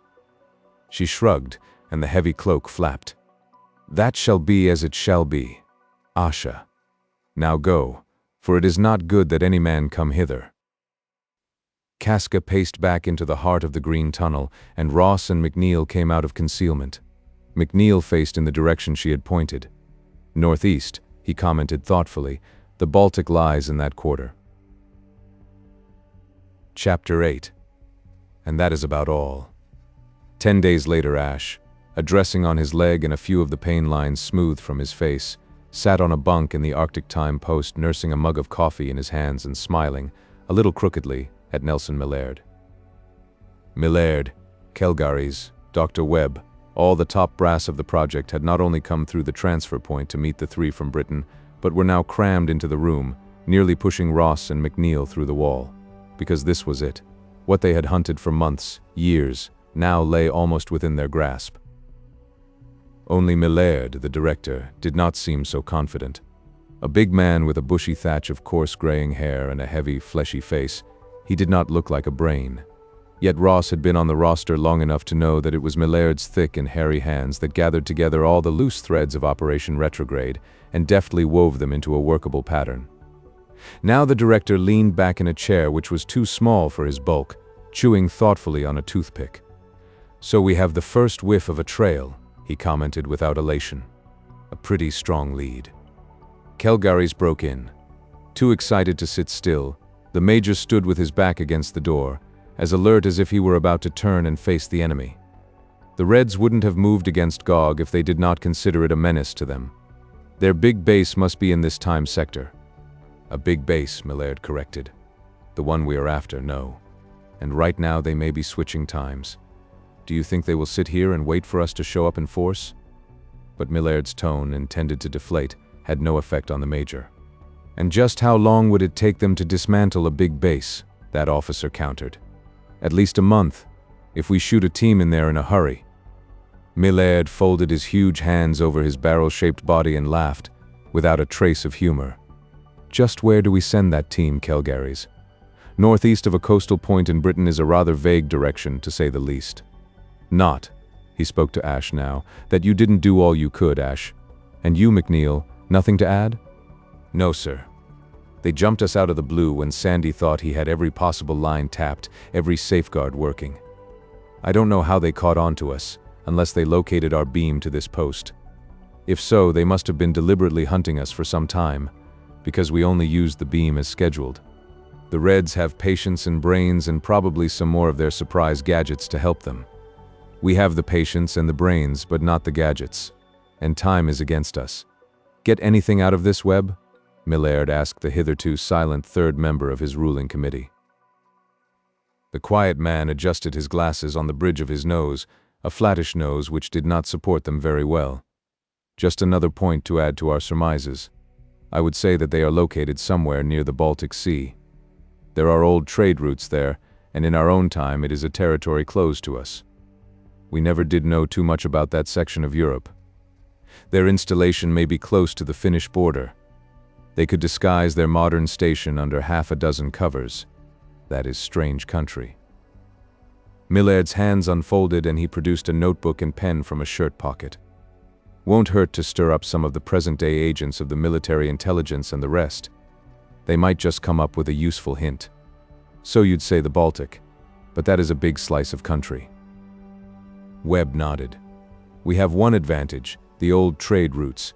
In the Beaker period they are pretty well marked. The major one into that section was established for the amber trade. The country is forested, but not so heavily as it was in an earlier period. The native tribes are mostly roving hunters and fishermen along the coast, but they have had contact with traders." He shoved his glasses back into place with a nervous gesture. "The Reds may run into trouble themselves there at this time." "How?" Kelgaris demanded. "Invasion of the Axe people. If they have not yet arrived, they are due very soon. They formed one of the big waves of migratory people who flooded the country, settled there. Eventually they became the Norse or Celtic stock. We don't know whether they stamped out the native tribes they found there or assimilated them." "That might be a nice point to have settled more definitely," McNeil commented.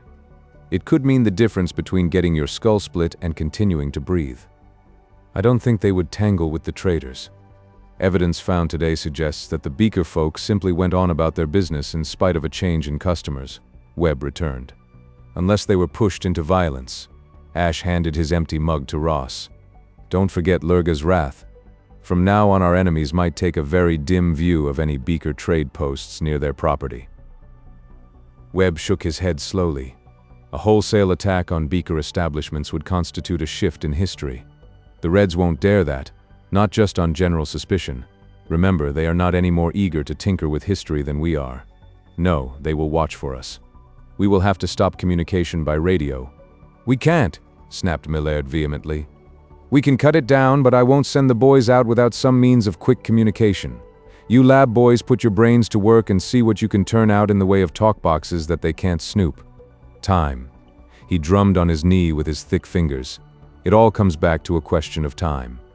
Which we do not have, Ash observed in his usual quiet voice. If the Reds are afraid they have been spotted, they must be dismantling their post right now, working around the clock. We'll never again have such a good chance to nail them. We must move now.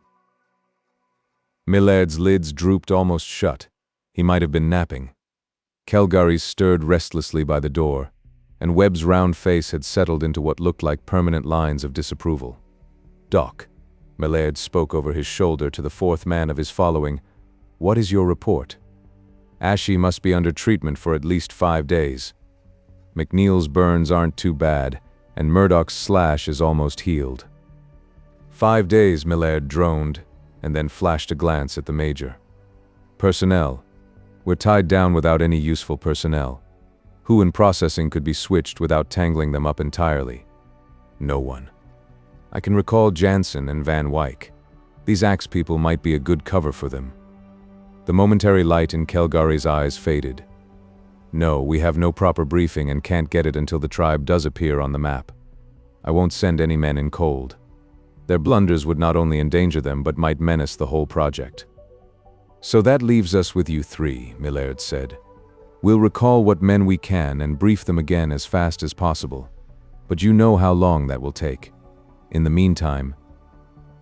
Asha spoke directly to Webb. "You can't pinpoint the region closer than just the Baltic?" "We can do this much," the other answered him slowly and with obvious reluctance. "We can send the sub cruising offshore there for the next 5 days.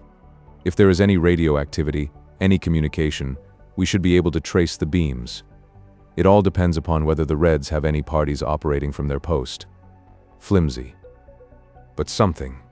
Calgary seized upon it with the relief of one who needed action. "And they will be waiting for just such a move on our part," Webb continued deliberately. "All right, so they'll be watching," the Major said, about to lose his temper. "But it is about the only move we can make to back up the boys when they do go in."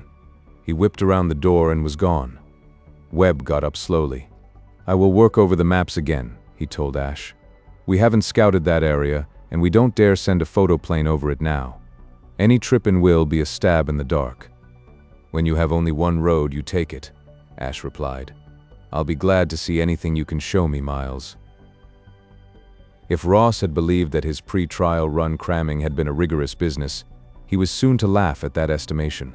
Since the burden of the next jump would rest on only 3 of them, Ash, McNeil, and himself, they were plunged into a whirlwind of instruction, until Ross, dazed and too tired to sleep on the 3rd night, believed that he was more completely bewildered than indoctrinated.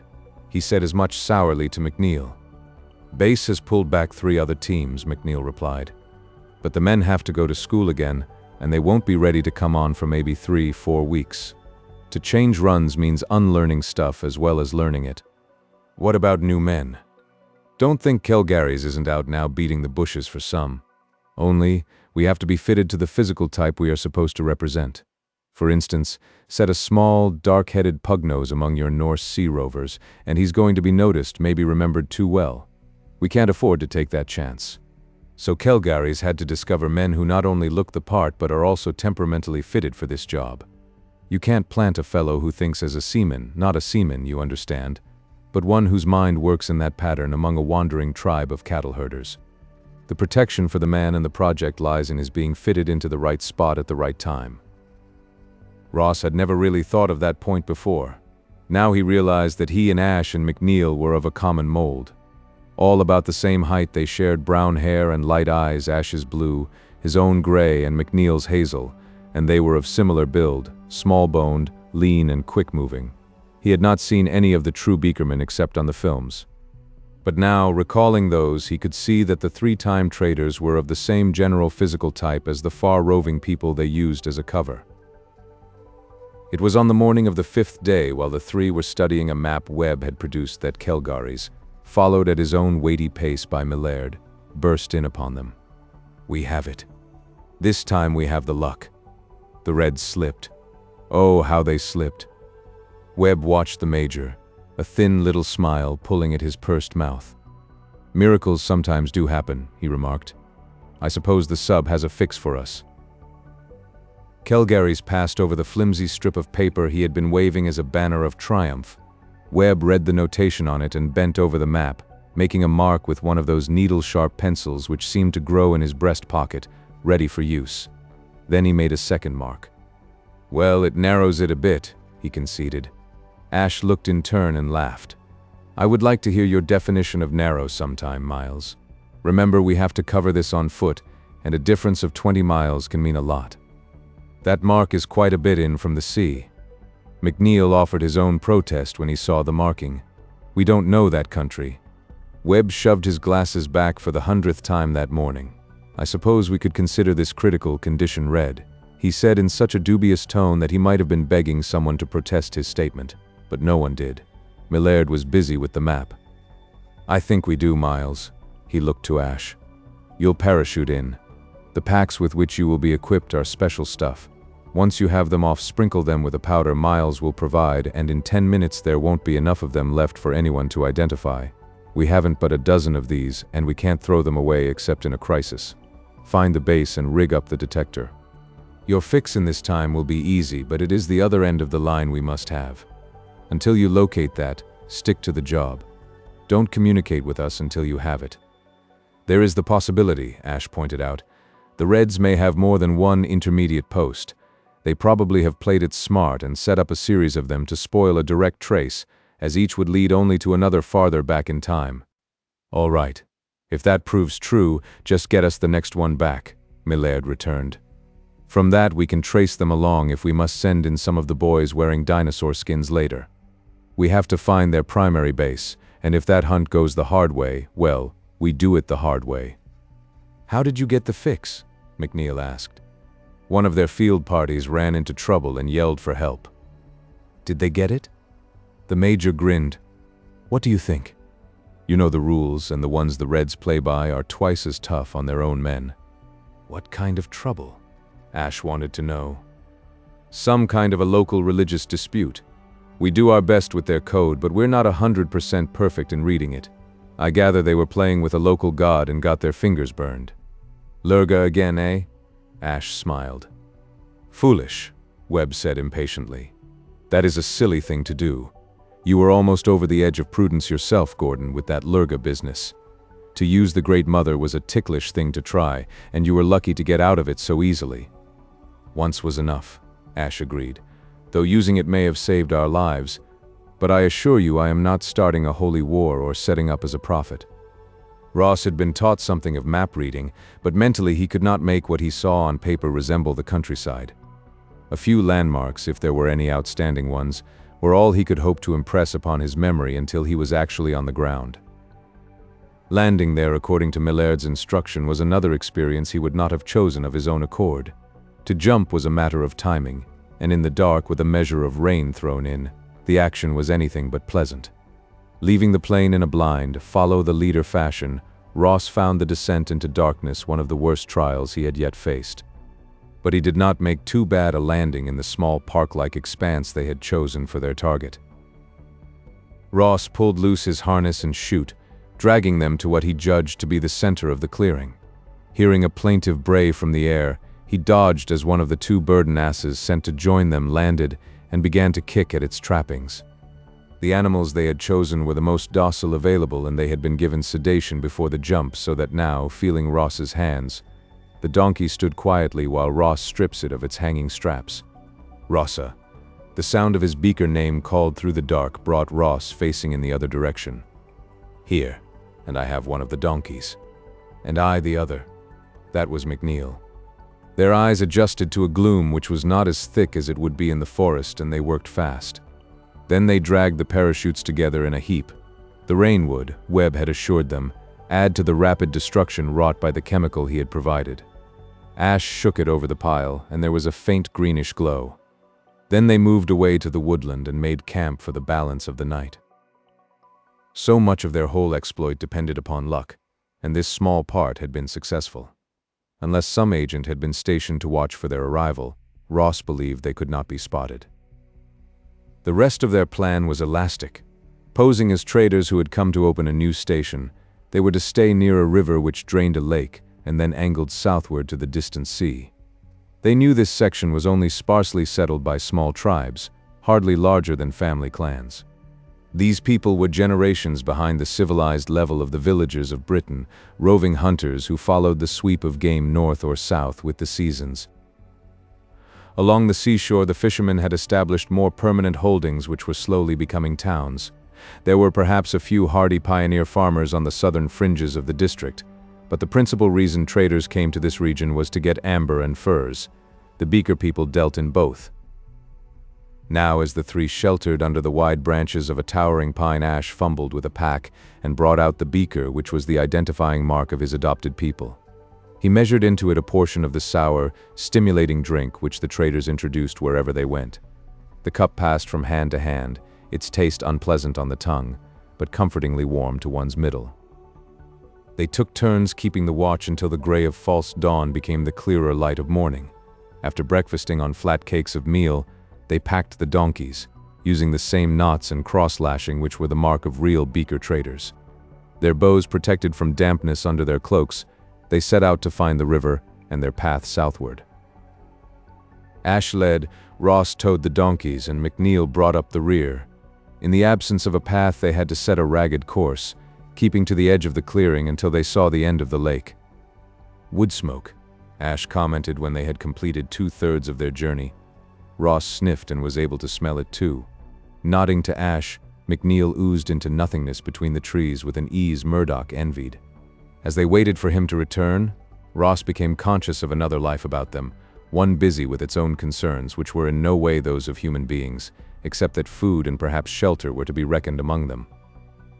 In Britain, Ross had known there were others of his kind about, but this was different. Here, he could have believed it if he had been told he was the first man to walk this way.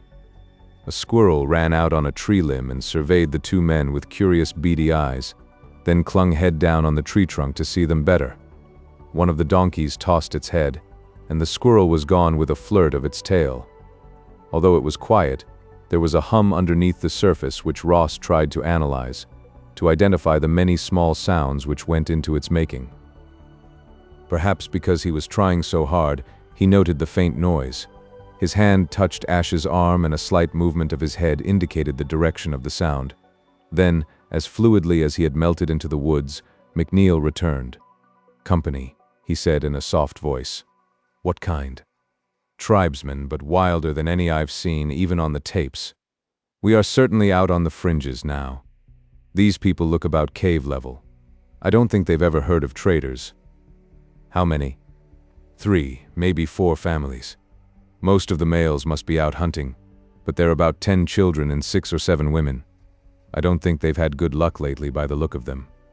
"Maybe their luck and ours are going to turn together," Ash said, motioning Ross forward with the donkeys.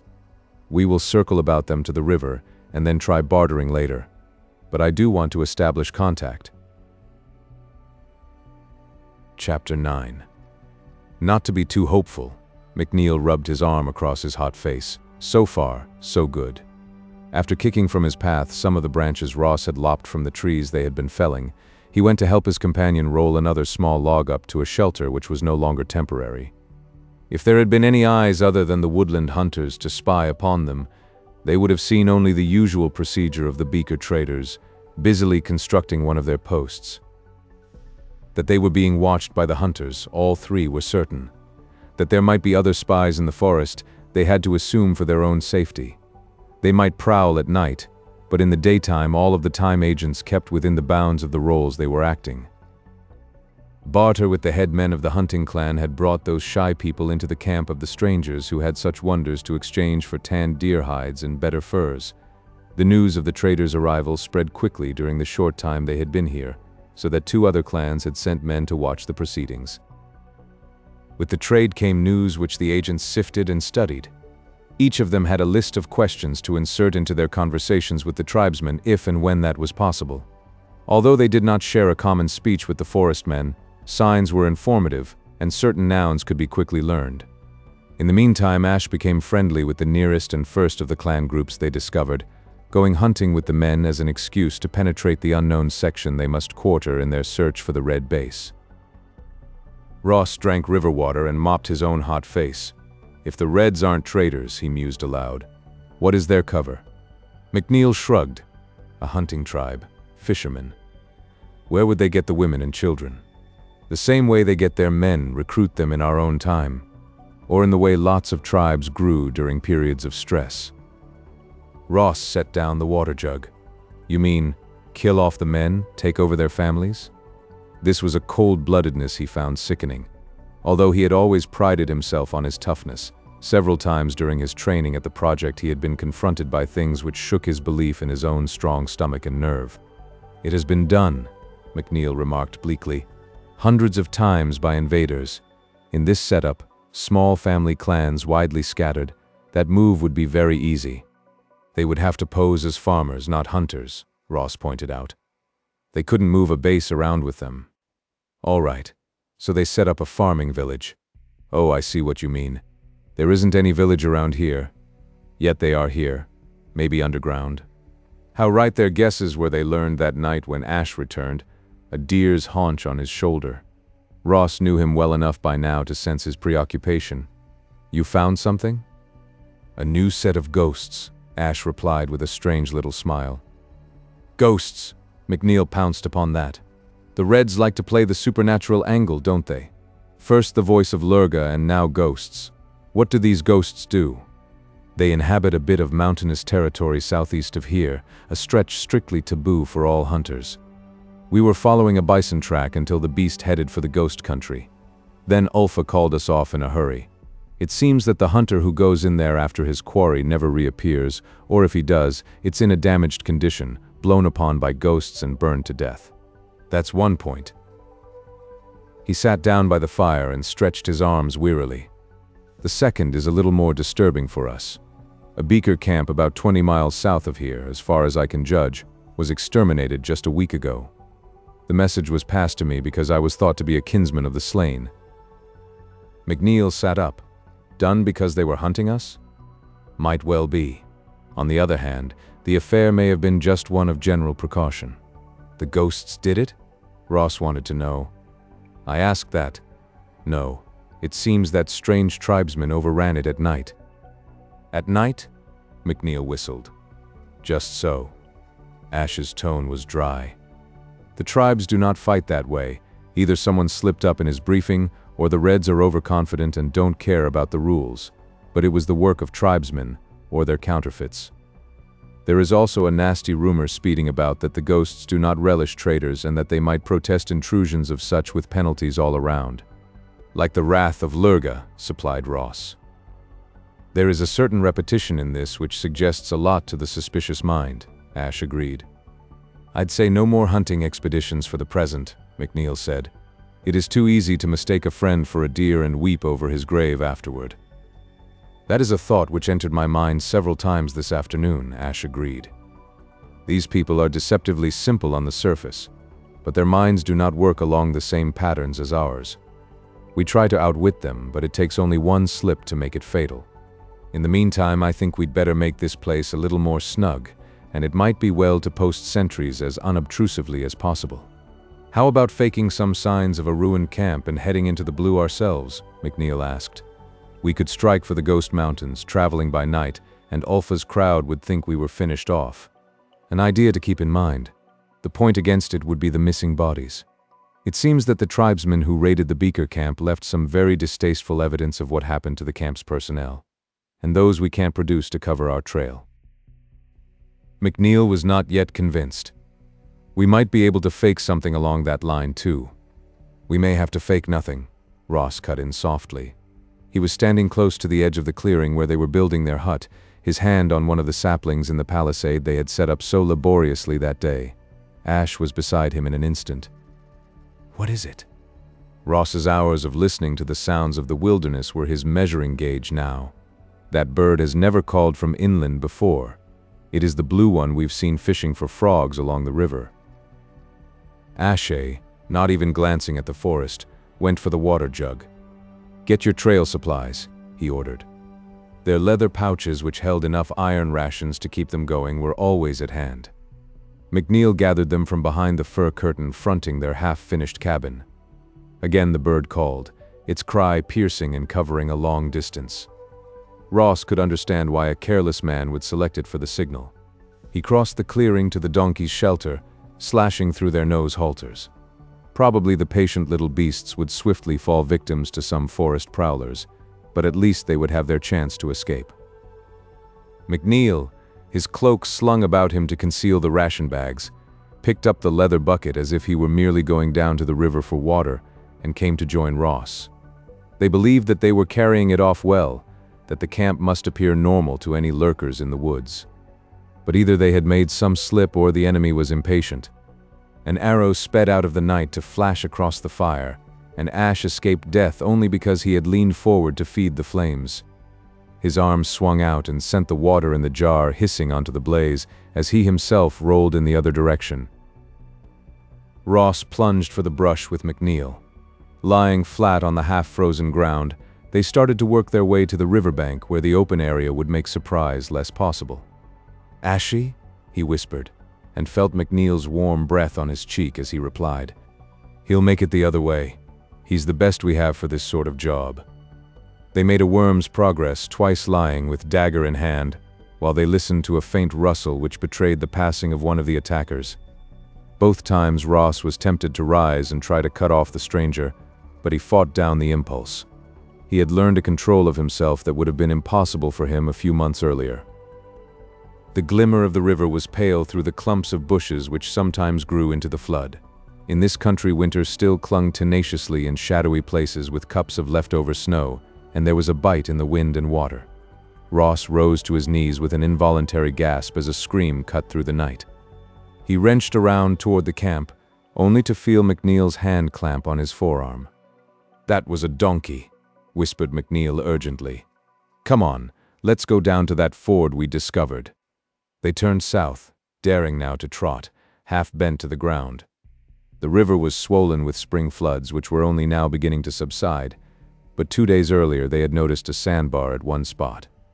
By crossing that shelf across the bed, they might hope to put water between them and the unknown enemy tonight. It would give them a breathing space, even though Ross privately shrank from the thought of plowing into the stream. He had seen good-sized trees swirling along in the current only yesterday, and to make such a dash in the dark. From McNeil's throat burst a startling sound which Ross had last heard in Britain, the questing howl of a hunting wolf. The cry was answered seconds later from downstream. Ash. They worked their way along the edge of the water with continued care, until they came upon Ash at last, so much a part of his background that Ross started when the lump he had taken for a bush hunched forward to join them. Together they made the river crossing and turned south again to head for the mountains. It was then that disaster struck. Ross heard no bird call warning this time. Though he was on guard, he never sensed the approach of the man who struck him down from behind. One moment he had been trailing McNeil and Ash, the next moment was black nothingness. He was aware of a throb of pain which carried throughout his body and then localized in his head. Forcing open his eyes, the dazzle of light was like a spear point striking directly into his head, intensifying his pain to agony. He brought his hand up to his face and felt stickiness there. Asha. He believed he called that aloud, but he did not even hear his own voice. They were in a valley. A wolf had attacked him out of the bushes. Wolf? No, the wolf was dead, but then it came alive again to howl on a riverbank.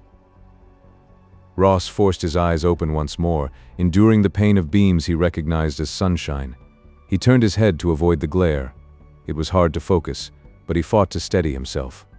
There was some reason why it was necessary to move, to get away. But away from what and where? When Ross tried to think, he could only see muddled pictures which had no connection. Then a moving object crossed his very narrow field of vision, passing between him and a thing he knew was a tree trunk. A 4-footed creature with a red tongue hanging from its jaws. It came toward him stiff-legged, growling low in its throat, and sniffed at his body before barking in short, excited bursts of sound. The noise hurt his head so much that Ross closed his eyes.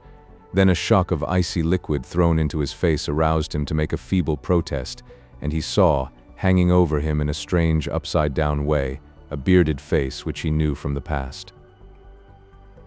Hands were laid on him, and the roughness with which he was moved sent Ross spiraling back into the dark once again. When he aroused for the second time, it was night, and the pain in his head was dulled. He put out his hands and discovered that he lay on a pile of fur robes and was covered by one. Asha. Again he tried that name. But it was not Asha who came in answer to his feeble call. The woman who knelt beside him with a horn cup in her hand had neatly braided hair in which gray strands showed silver by firelight. Ross knew he had seen her before, but again where and when eluded him. She slipped a sturdy arm under his head and raised him while the world whirled about. The edge of the horn cup was pressed to his lips, and he drank bitter stuff which burned in his throat and lit a fire in his insides. Then he was left to himself once again, and in spite of his pain and bewilderment he slept. How many days he lay in the camp of Ulfa, tended by the chief's head wife, Ross found it hard to reckon. It was Frigga who had argued the tribe into caring for a man they believed almost dead when they found him, and who nursed Ross back to life with knowledge acquired through 100 exchanges between those wise women who were the doctors and priestesses of these roaming peoples. Why Frigga had bothered with the injured stranger at all, Ross learned when he was able to sit up and marshal his bewildered thoughts into some sort of order. The matriarch of the tribe thirsted for knowledge. That same urge which had led her to certain experiments with herbs had made her consider Ross a challenge to her healing skill. When she knew that he would live, she determined to learn from him all he had to give. Hulfa and the men of the tribe might have eyed the metal weapons of the traders with awe and avid desire, but Frigga wanted more than trade goods. She wanted the secret of the making of such cloth as the strangers wore, everything she could learn of their lives and the lands through which they had come. She plied Ross with endless questions which he answered as best he could, for he lay in an odd dreamy state where only the present had any reality. The past was dim and far away, and while he was now and then dimly aware that he had something to do, he forgot it easily. The chief and his men prowled the half-built station after the attackers had withdrawn, bringing back with them a handful of loot, a bronze razor, 2 skinning knives, some fishhooks, a length of cloth which Frigga appropriated. Ross eyed this spoil indifferently, making no claim upon it. His interest in everything about him was often blanked out by headaches which kept him limp on his bed, uncaring and stupid for hours or even full days. He gathered that the tribe had been living in fear of an attack from the same raiders who had wiped out the trading post. But at last their scouts returned with the information that the enemy had gone south. There was one change of which Ross was not aware, but which might have startled both Ash and McNeil. Ross Murdoch had indeed died under that blow which had left him unconscious beside the river. The young man whom Frigga had drawn back to sense and a slow recovery was Rossa of the Beaker people. This same Rossa nursed a hot desire for vengeance against those who had struck him down and captured his kinsman, a feeling which the family tribe who had rescued him could well understand. There was the same old urgency pushing him to try his strength now, to keep to his feet even when they were unsteady. His bow was gone, but Ross spent hours fashioning another, and he traded his copper bracelet for the best dozen arrows in Ulfa's camp. The jet pin from his cloak he presented to Frigga with all his gratitude. Now that his strength was coming back, he could not rest easy in the camp. He was ready to leave, even though the gashes on his head were still tender to the touch. Ulfa indulgently planned a hunt southward, and Rossa took the trail with the tribesmen. He broke with the clan hunters when they turned aside at the beginning of the taboo land. Ross, his own mind submerged and taken over by his beaker cover, hesitated too. Yet he could not give up, and the others left him there, his eyes on the forbidden heights, unhappy and tormented by more than the headaches which still came and went with painful regularity. In the mountains lay what he sought, a hidden something within his brain told him that over and over, but the mountains were taboo, and he should not venture into them. How long he might have hesitated there if he had not come upon the trail, Ross did not know. But on the day after the hunters of Ulfa's clan left, a glint of sunlight striking between 2 trees pointed out a woodsman's blaze on a 3rd tree trunk. The 2 halves of Ross's memory clicked together for an instant as he examined that cut. He knew that it marked a trace, and he pushed on, hunting a 2nd cut and then a 3rd. Convinced that these would lead him into the unknown territory, Ross's desire to explore overcame the grafted superstitions of his briefing.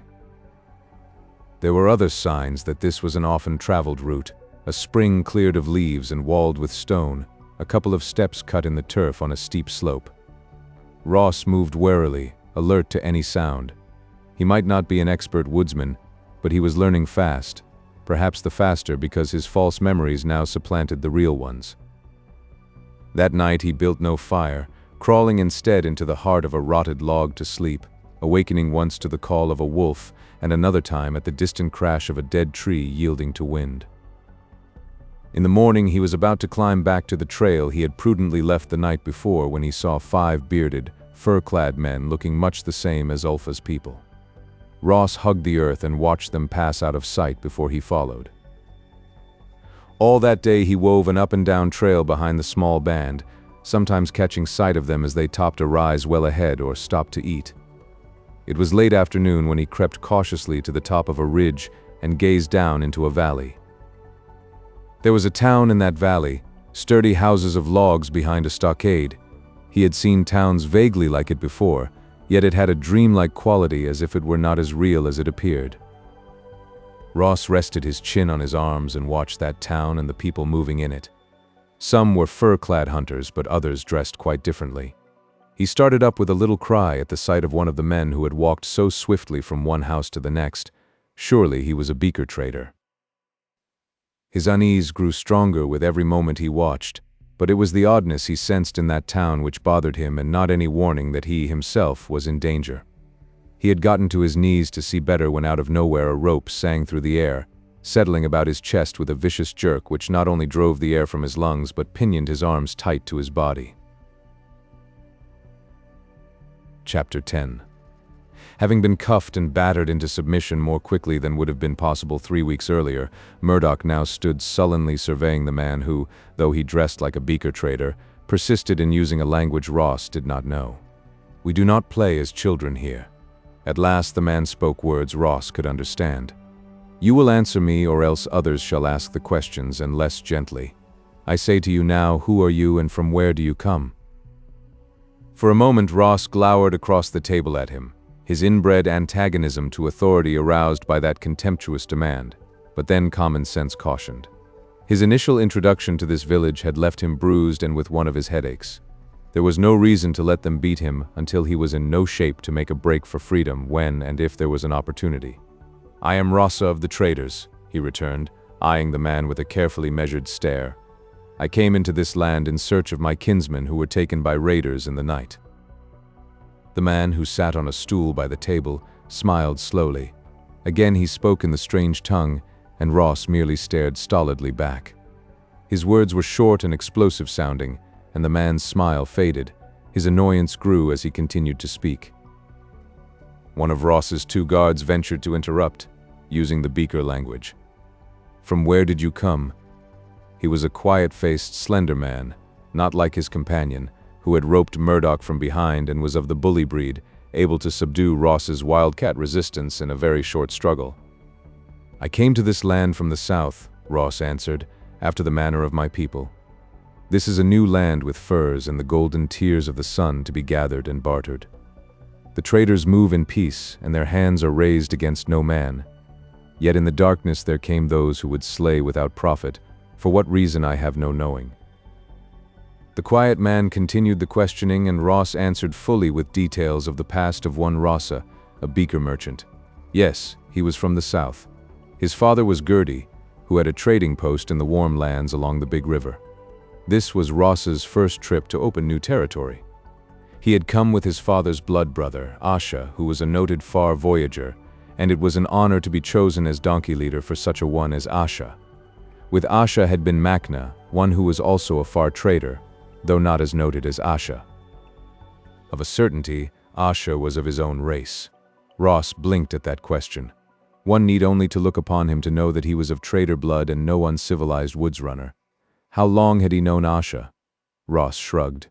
Asha had come to his father's post the winter before and had stayed with them through the cold season. Gertie and Asha had mingled blood after he pulled Gertie free from the river in flood. Asha had lost his boat and trade goods in that rescue, so Gertie had made good his loss this year. Detail by detail he gave the story. In spite of the fact that he provided these details glibly, sure that they were true, Ross continued to be haunted by an odd feeling that he was indeed reciting a tale of adventure which had happened long ago and to someone else. Perhaps that pain in his head made him think of these events as very colorless and far away. It would seem the quiet man turned to the one behind the table, that this is indeed one Rossa, a beaker trader. But the man looked impatient, angry. He made a sign to the other guard, who turned Ross around roughly and sent him toward the door with a shove. Once again, the leader gave an order in his own language, adding a few words more with a stinging snap that might have been a threat or a warning. Ross was thrust into a small room with a hard floor and not even a skin rug to serve as a bed. Since the quiet man had ordered the removal of the ropes from Ross's arms, he leaned against the wall, rubbing the pain of returning circulation away from his wrists and trying to understand what had happened to him and where he was. Having spied upon it from the heights, he knew it wasn't an ordinary trading station, and he wanted to know what they did here. Also, somewhere in this village he hoped to find Asha and Makna. At the end of the day, his captors opened the door only long enough to push inside a bowl and a small jug. He felt for those in the dusk, dipping his fingers into a lukewarm mush of meal and drinking the water from the jug avidly.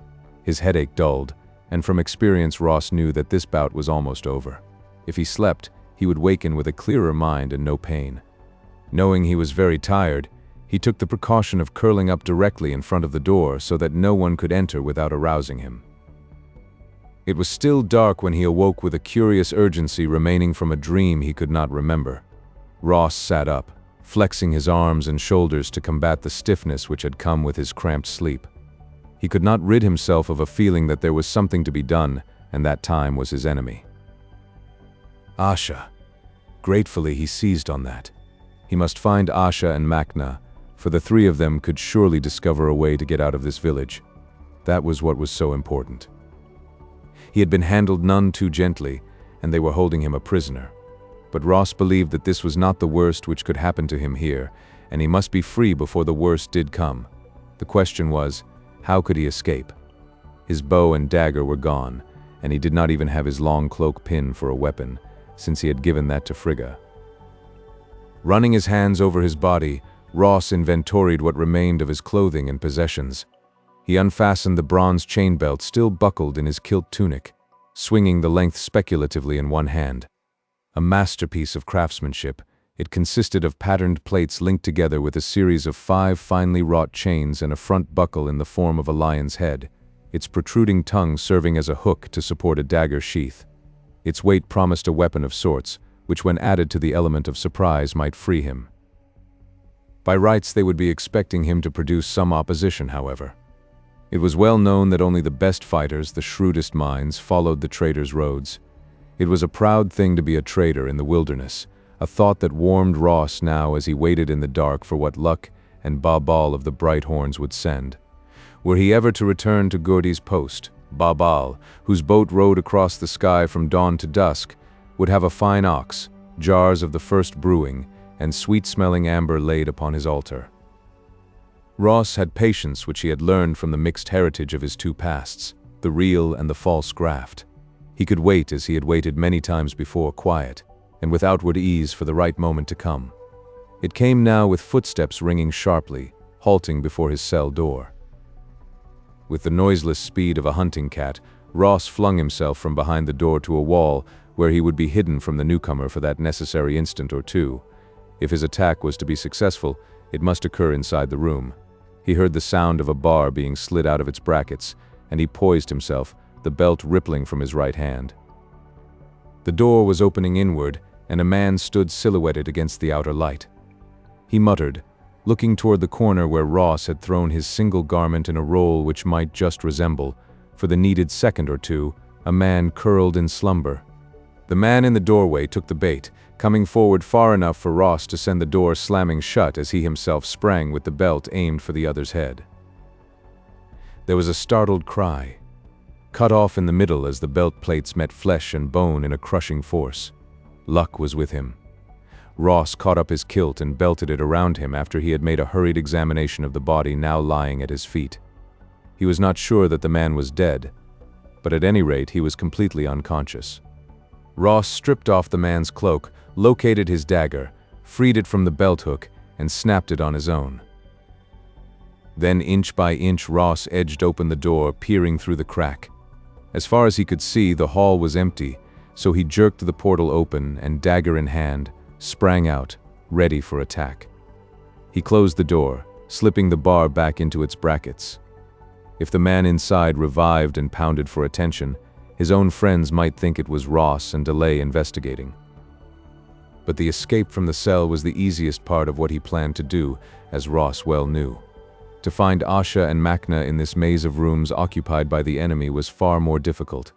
Although he had no idea in which of the village buildings they might be confined, this one was the largest and seemed to be the headquarters of the chief men, which meant it could also serve as their prison. Light came from a torch in a bracket halfway down the hall. The wood burned smokily, giving off a resinous odor, and to Ross the glow was sufficient illumination. He slipped along as close to the wall as he could, ready to freeze at the slightest sound. But this portion of the building might well have been deserted, for he saw or heard no one. He tried the only two doors opening out of the hall, but they were secured on the other side. Then he came to a bend in the corridor and stopped short, hearing a murmur of low voices. If he had used a hunter's tricks of silent tread and vigilant wariness before, Ross was doubly on guard now as he wriggled to a point from which he could see beyond that turn. Mere luck prevented him from giving himself away a moment later. Asha, alive, well, apparently under no restraint, was just turning away from the same quiet man who had had a part in Ross's interrogation. That was surely Asha's brown hair, his slender, wiry body draped with a beaker's kilt. A familiar tilt of the head convinced Ross, though he could not see the man's face. The quiet man went down the hall, leaving Asha before a door. As he passed through it, Ross sped forward and followed him inside. Asha had crossed the bare room and was standing on a glowing plate in the floor. Ross, aroused to desperate action by some fear he did not understand, leaped after him. His left hand fell upon Asha's shoulder, turning the man half around as Ross, too, stepped upon the patch of luminescence. Murdoch had only an instant to realize that he was staring into the face of an astonished stranger.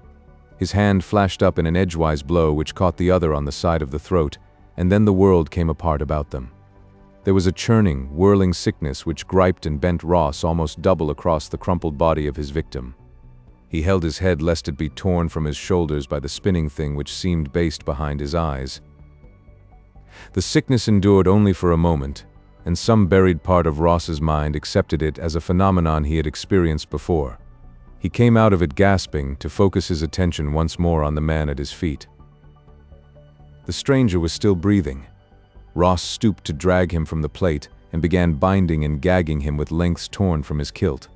Only when his captive was secure did he begin looking about him curiously. The room was bare of any furnishings, and now, as he glanced at the floor, Ross saw that the plate had lost its glow.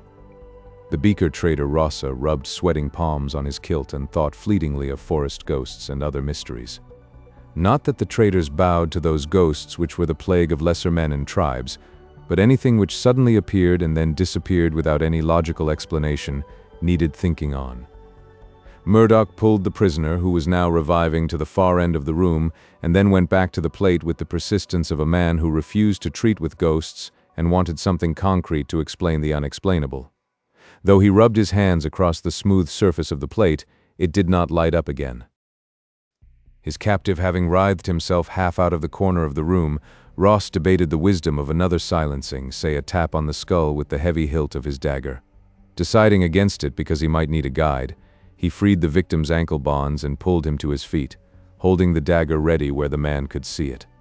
Were there any more surprises to be encountered in this place, Asha's double would test them first. The door did not lead to the same corridor, or even the same kind of corridor Ross had passed through moments earlier.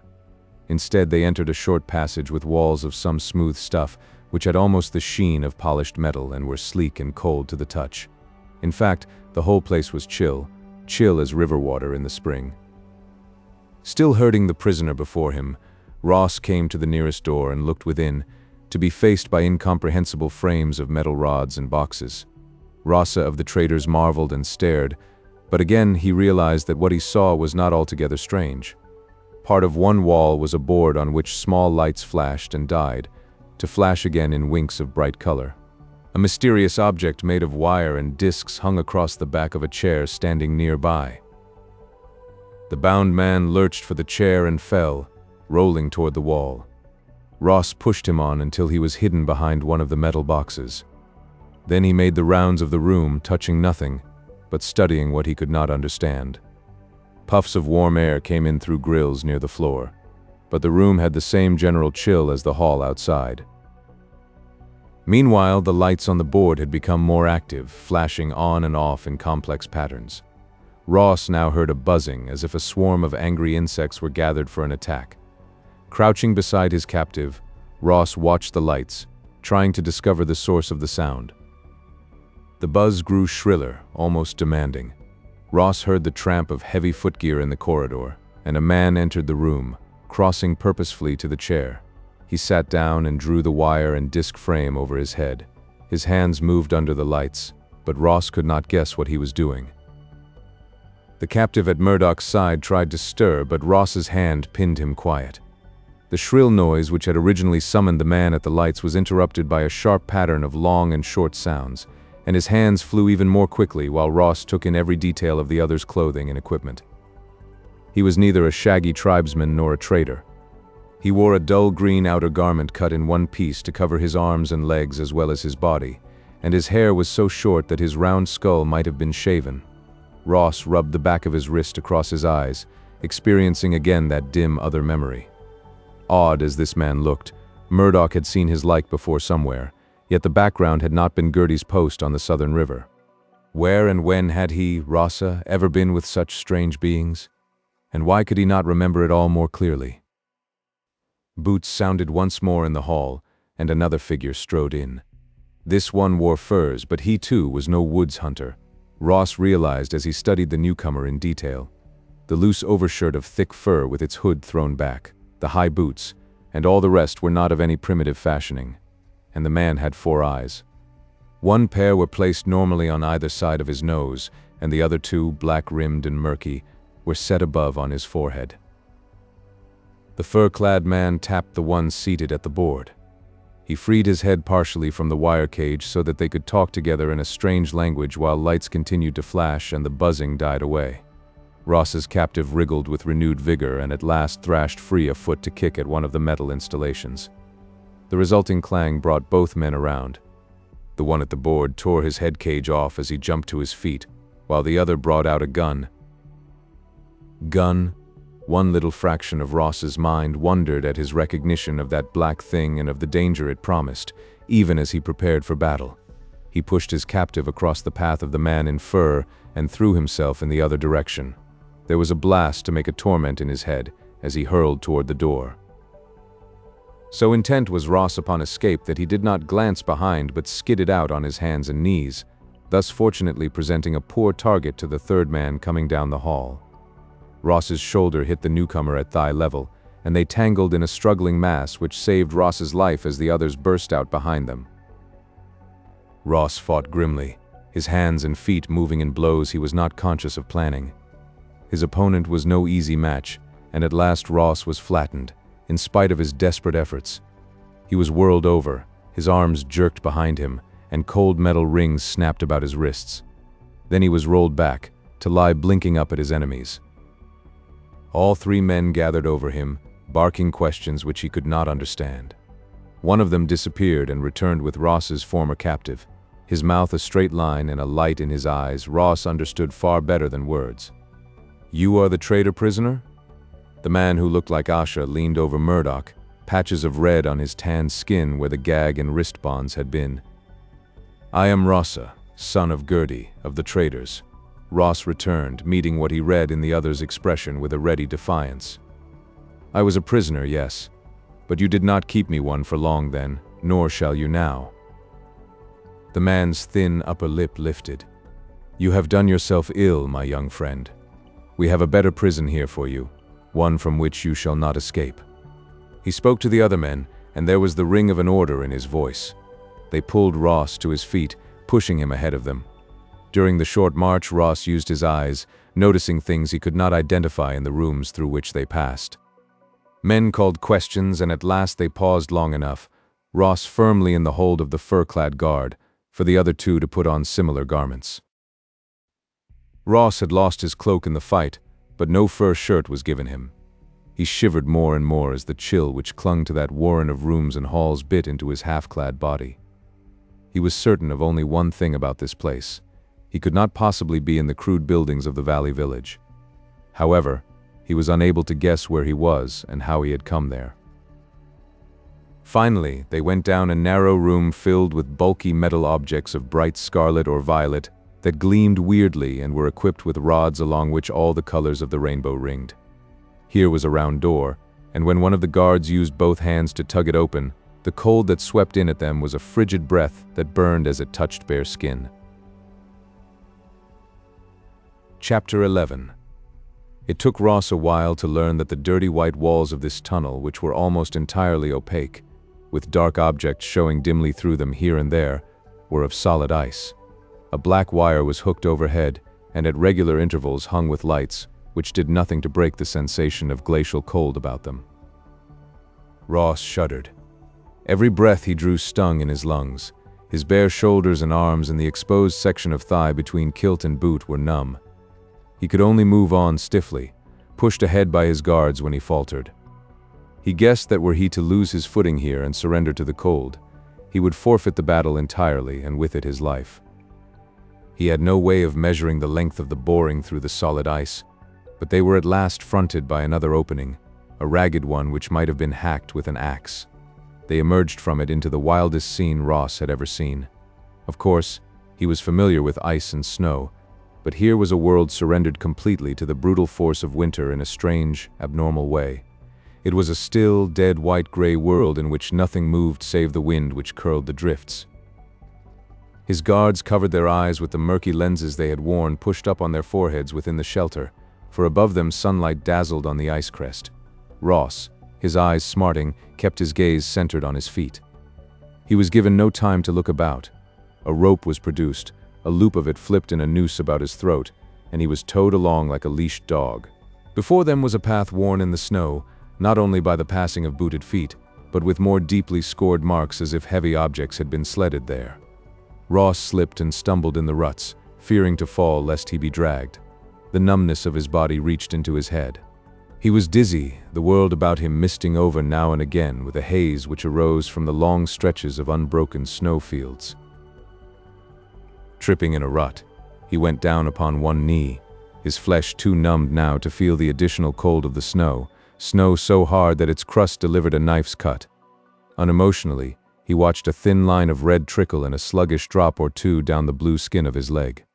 The rope jerked him forward, and Ross scrambled awkwardly until one of his captors hooked a fur mitten in his belt and heaved him to his feet once more. The purpose of that trek through the snow was obscure to Ross. In fact, he no longer cared, save that a hard rebel core deep inside him would not let him give up as long as his legs could move, and he had a scrap of conscious will left in him. It was more difficult to walk now. He skidded and went down twice more. Then, the last time he slipped, he sledded past the man who led him, sliding down the slope of a glass-slick slope. He lay at the foot, unable to get up.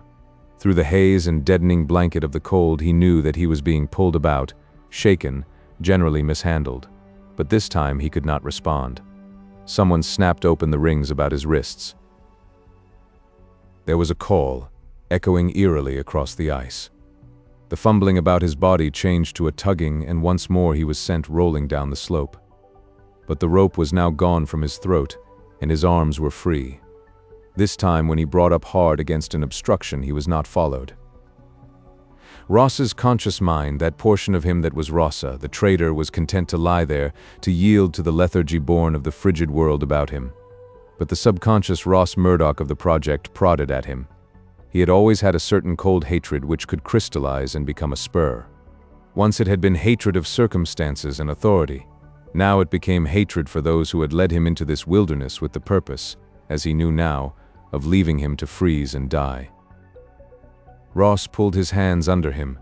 Though there was no feeling in them, they obeyed his will clumsily. He levered himself up and looked around. He lay in a narrow crevice-like cut, partly walled in by earth so frozen as to resemble steel. Crusted over it in long streaks from above were tongues of ice. To remain here was to serve his captor's purpose. Ross inched his way to his feet. This opening, which was intended as his grave, was not so deep as the men had thought it in their hurry to be rid of him. He believed that he could climb out if he could make his body answer to his determination. Somehow Ross made that supreme effort and came again to the rutted path from which they had tumbled him. Even if he could, there was no sense in going along that rutted trail, for it led back to the ice-encased building from which he had been brought. They had thrust him out to die. They would not take him in. But a road so well marked must have some goal, and in hopes that he might find shelter at the other end, Ross turned to the left. The trace continued down the slope. Now the towering walls of ice and snow were broken by rocky teeth as if they had bitten deep upon this land, only to be gnawed in return. Rounding one of those rock fangs, Ross looked at a stretch of level ground. Snow lay here, but the beaten-down trail led straight through it to the rounded side of a huge globe half buried in the ground, a globe of dark material which could only be man-made. Ross was past caution. He must get to warmth and shelter or he was done for, and he knew it. Wavering and weaving, he went on, his attention fixed on the door ahead, a closed oval door. With a sob of exhausted effort, Ross threw himself against it. The barrier gave, letting him fall forward into a queer glimmering radiance of bluish light. The light rousing him because it promised more, he crawled on past another door which was flattened back against the inner wall. It was like making one's way down a tube. Ross paused, pressing his lifeless hands against his bare chest under the edge of his tunic, suddenly realizing that there was warmth here. His breath did not puff out in frosty streamers before him, nor did the air sear his lungs when he ventured to draw in more than shallow gulps. With that realization, a measure of animal caution returned to him. To remain where he was, just inside the entrance, was to court disaster. He must find a hiding place before he collapsed, for he sensed he was very near the end of his ability to struggle. Hope had given him a flash of false strength, the impetus to move, and he must make the most of that gift. His path ended at a wide ladder, coiling in slow curves into gloom below and shadows above. He sensed that he was in a building of some size. He was afraid to go down, for even looking in that direction almost finished his sense of balance, so he climbed up. Step by step, Ross made that painful journey, passing levels from which 3 or 4 hallways ran out like the radii of a spider's web. He was close to the end of his endurance when he heard a sound, echoed, magnified from below. It was someone moving. He dragged his body into the 4th level where the light was very faint, hoping to crawl far enough into one of the passages to remain unseen from the stair. But he had gone only part way down his chosen road when he collapsed, panting, and fell back against the wall. His hands pawed vainly against that sleek surface. He was falling through it. Ross had a second, perhaps 2, of stupefied wonder. Lying on a soft surface, he was enfolded by a warmth which eased his bruised and frozen body. There was a sharp prick in his thigh, another in his arm, and the world was a hazy dream until he finally slept in the depths of exhaustion. There were dreams, detailed ones, and Ross stirred uneasily as his sleep thinned to waking. He lay with his eyes closed, fitting together odd bits of dreams.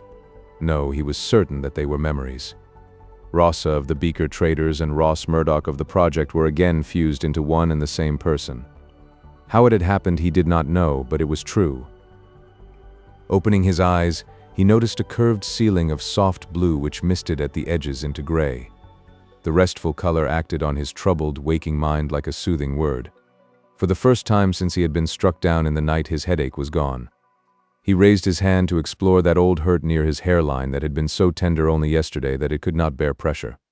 There remained only a thin, rough line like a long-healed scar, that was all. Ross lifted his head to look about him. His body lay supported in a cradle-like arrangement of metal, almost entirely immersed in a red gelatinous substance with a clean, aromatic odor. Just as he was no longer cold, neither was he hungry. He felt as fit as he ever had in his life. Sitting up in the cradle, he stroked the jelly away from his shoulders and chest. It fell from him cleanly, leaving no trace of grease or dampness on his skin. There were other fixtures in the small cylinder-like chamber besides that odd bed in which he had lain.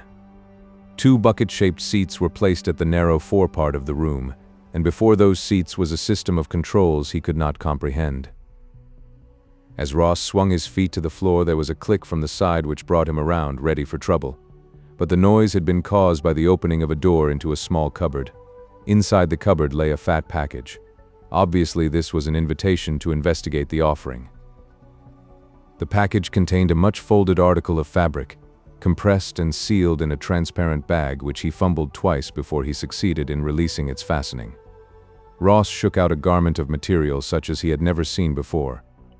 Its sheen and satin-smooth surface suggested metal, but its stuff was as supple as fine silk. Color rippled across it with every twist and turn he gave to the length, dark blue fading to pale violet, accented with wavering streaks of vivid and startling green.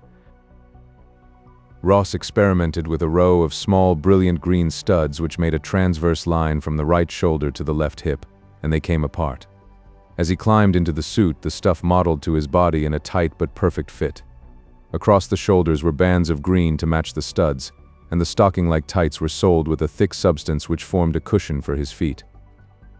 He pressed the studs together, felt them lock, and then stood smoothing that strange, beautiful fabric, unable to account for either it or his surroundings.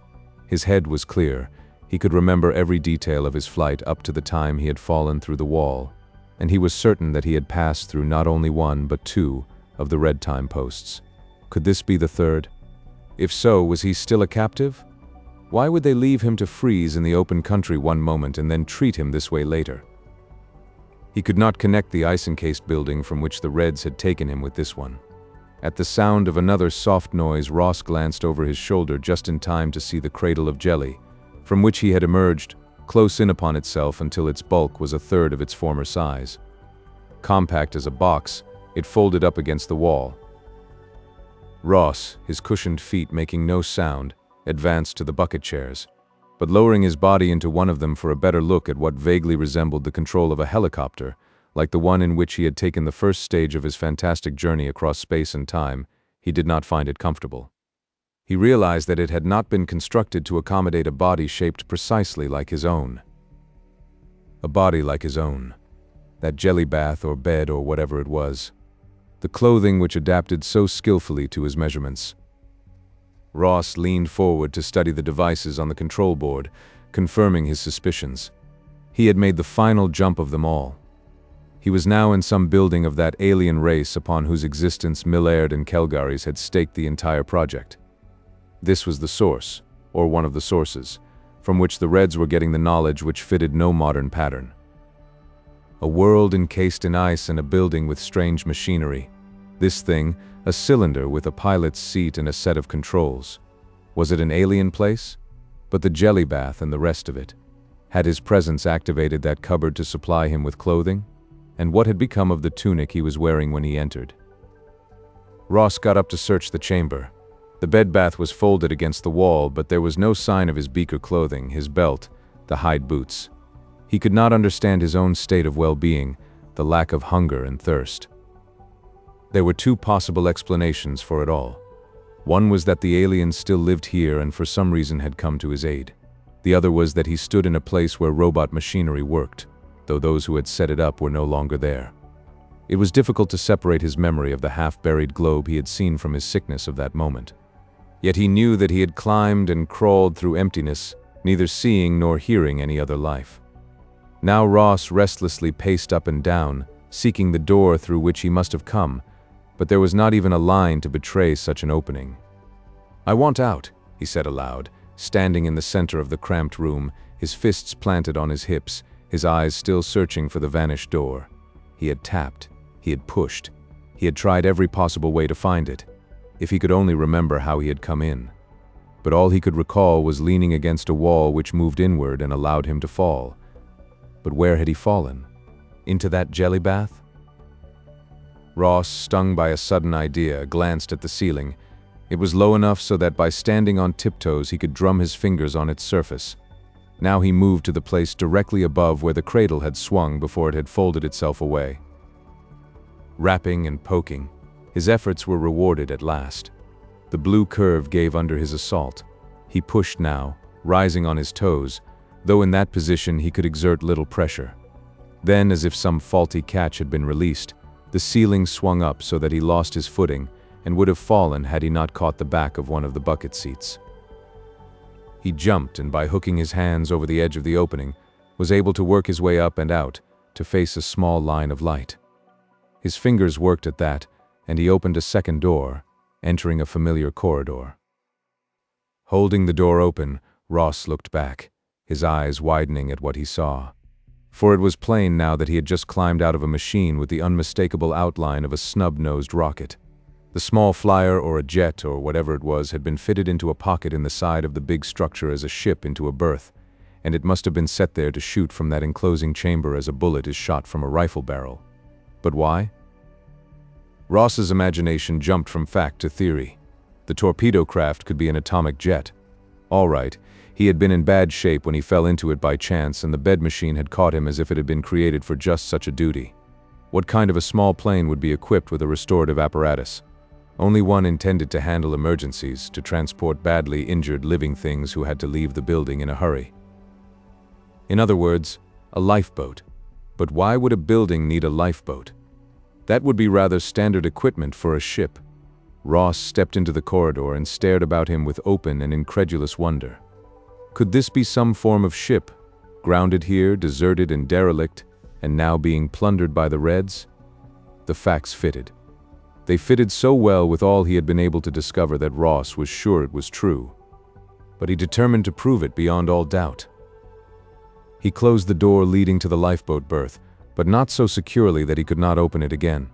That was too good a hiding place. On his cushioned feet he padded back to the stairway, and he stood there listening. Far below were sounds, a rasp of metal against metal, a low murmur of muted voices. But from above there was nothing, so he would explore above before he ventured into that other danger zone. Ross climbed, passing 2 more levels, to come out into a vast room with a curving roof which must fill the whole crown of the globe.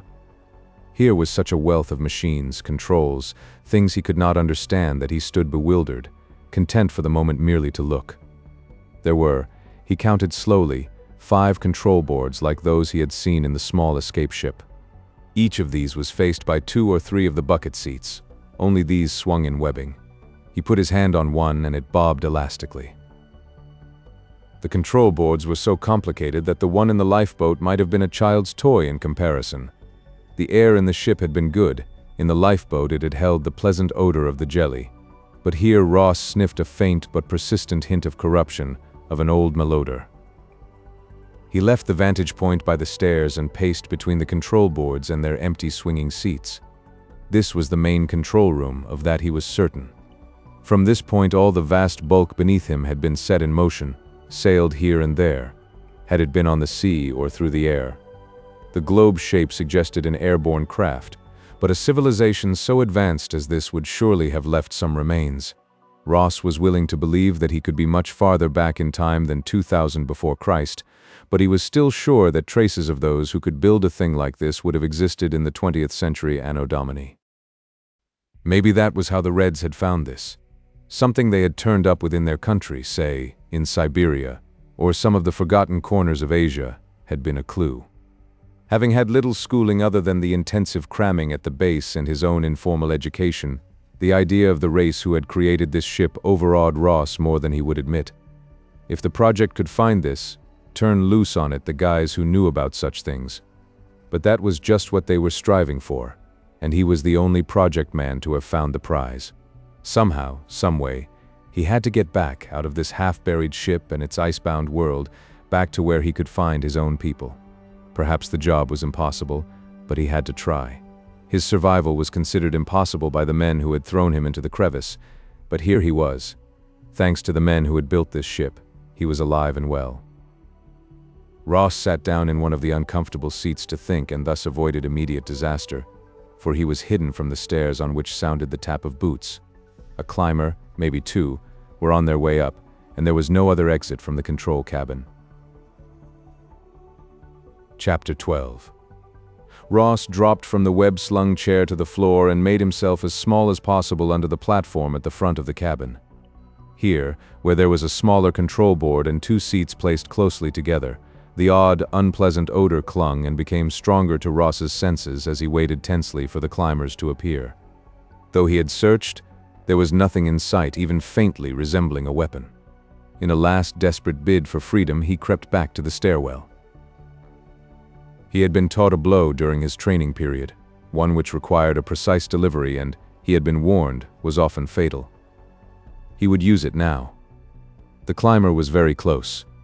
A cropped head arose through the floor opening, and Ross struck, knowing as his hand chopped against the folds of a fur hood that he had failed. But the impetus of that unexpected blow saved him after all. With a choked cry, the man disappeared, crashing down upon the one following him. A scream and shouts were heard from below, and a shot ripped up the well as Ross scrambled away from it. He might have delayed the final battle, but they had him cornered. He faced that fact bleakly.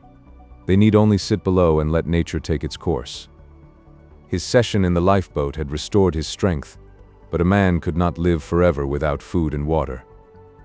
However, he had bought himself perhaps a yard of time which must be put to work. Turning to examine the seats, Ross discovered that they could be unhooked from their webbing swings. Freeing all of them, he dragged their weight to the stairwell and jammed them together to make a barricade. It could not hold long against any determined push from below, but, he hoped, it would deflect bullets if some sharpshooter tried to wing him by ricochet. Every so often there was the crash of a shot and some shouting, but Ross was not going to be drawn out of cover by that. He paced around the control cabin, still hunting for a weapon. The symbols on the levers and buttons were meaningless to him. They made him feel frustrated because he imagined that among that countless array were some that might help him out of the trap if he could only guess their use. Once more he stood by the platform thinking. This was the point from which the ship had been sailed in the air or on some now frozen sea. These control boards must have given the ship's master the means not only of propelling the vast bulk, but of unloading and loading cargo, lighting, heating, ventilation, and perhaps defense. Of course, every control might be dead now, but he remembered that in the lifeboat the machines had worked successfully, fulfilled expertly the duty for which they had been constructed. The only step remaining was to try his luck.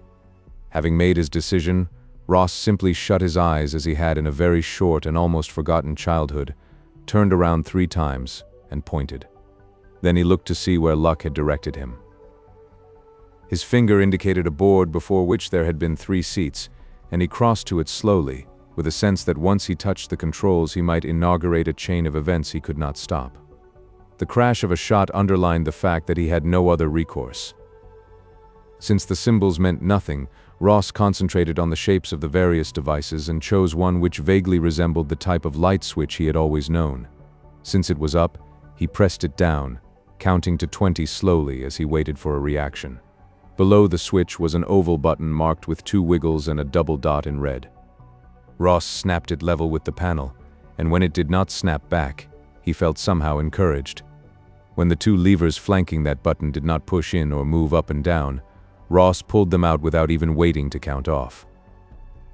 This time he had results. A crackling of noise with a sing-song rhythm, the volume of which, low at first, arose to a drone filled the cabin. Ross, deafened by the din, twisted first one lever and then the other until he had brought the sound to a less piercing howl. But he needed action, not just noise. He moved from behind the first chair to the next one.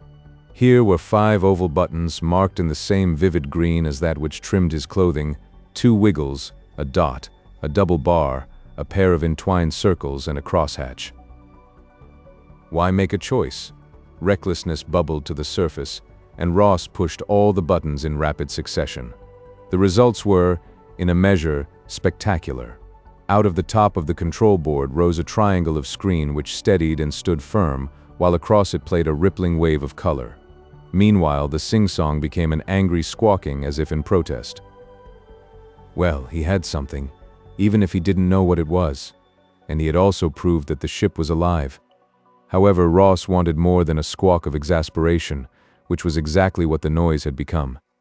It almost sounded, Ross decided as he listened, as if he were being expertly chewed out in another language. Yes, he wanted more than a series of squawks and a fanciful display of light waves on a screen. At the section of board before the third and last seat there was less choice, only 2 switches. As Ross flicked up the pattern on the screen dwindled into a brown color shot with cream in which there was a suggestion of a picture. Suppose one didn't put the switch all the way up? Ross examined the slot in which the bar moved and now noted a series of tiny point marks along it. Selective? It would not do any harm to see. First, he hurried back to the cork of chairs he had jammed into the stairwell. The squawks were now coming only at intervals, and Ross could hear nothing to suggest that his barrier was being forced. He returned to the lever and moved it back 2 notches, standing open-mouthed at the immediate result. The cream and brown streaks were making a picture.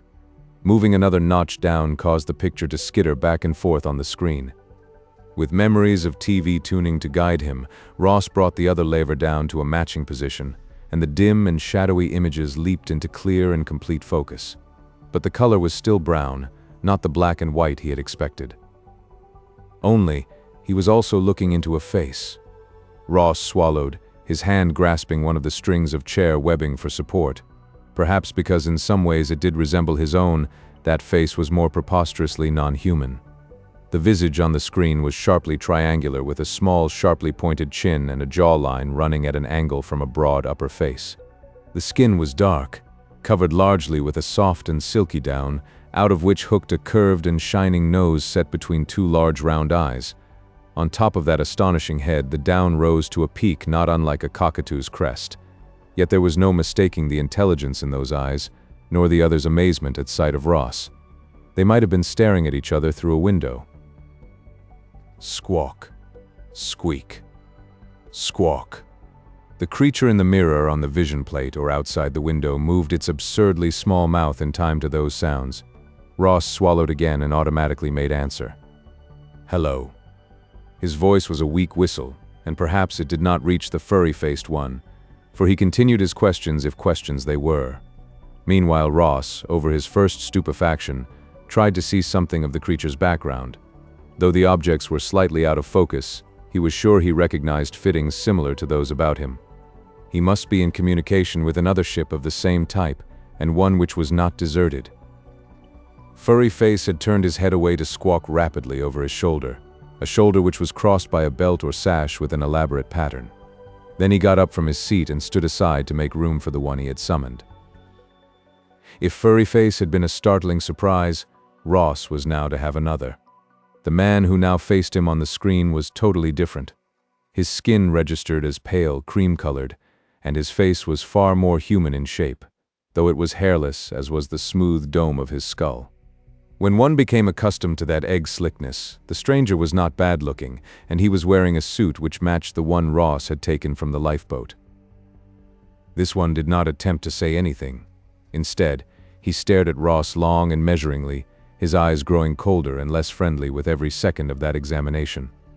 Ross had resented Calgary's back at the project, but the Major could not match Baldy for the sheer weight of unpleasant warning he could pack into a look.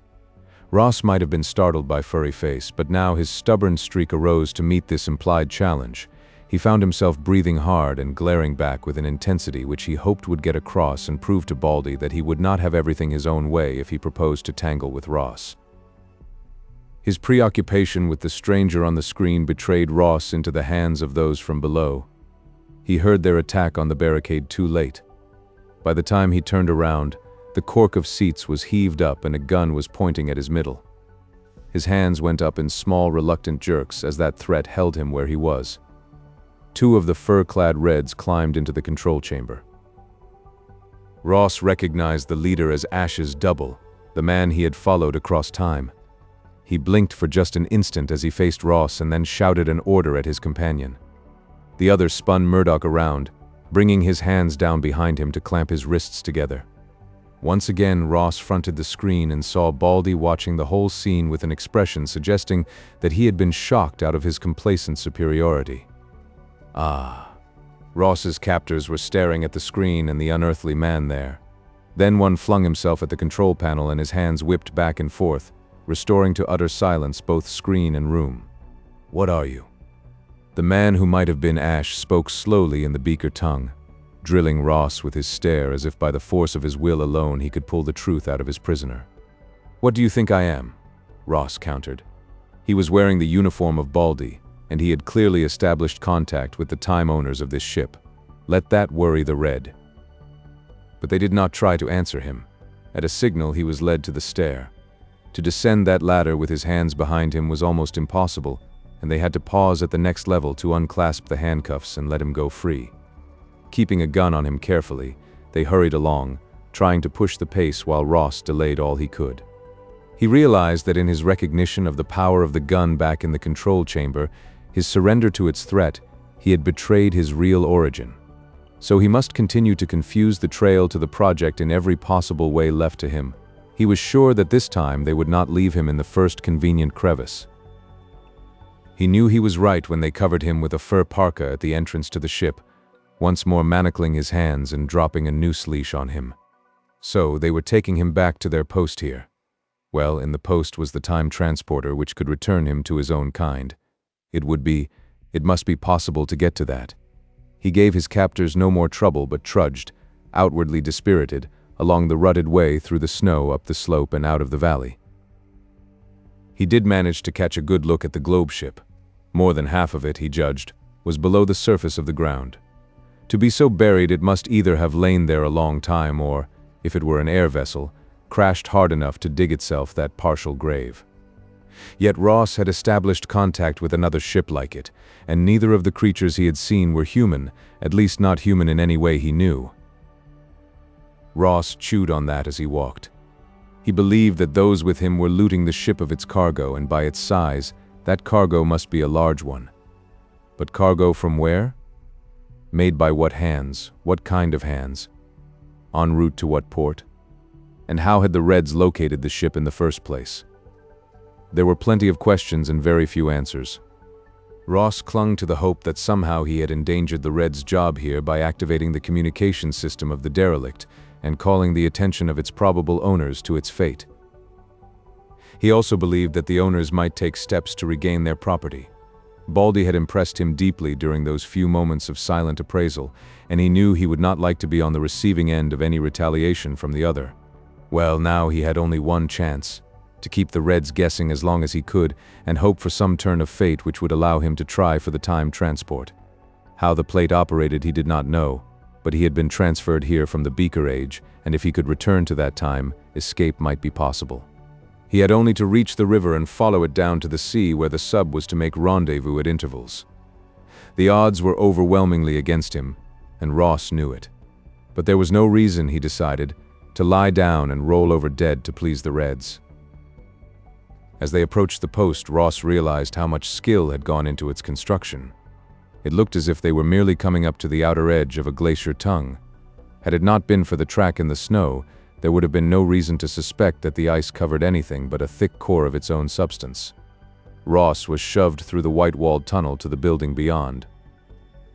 He was hurried through the chain of rooms to a door and thrust through, his hands still fastened.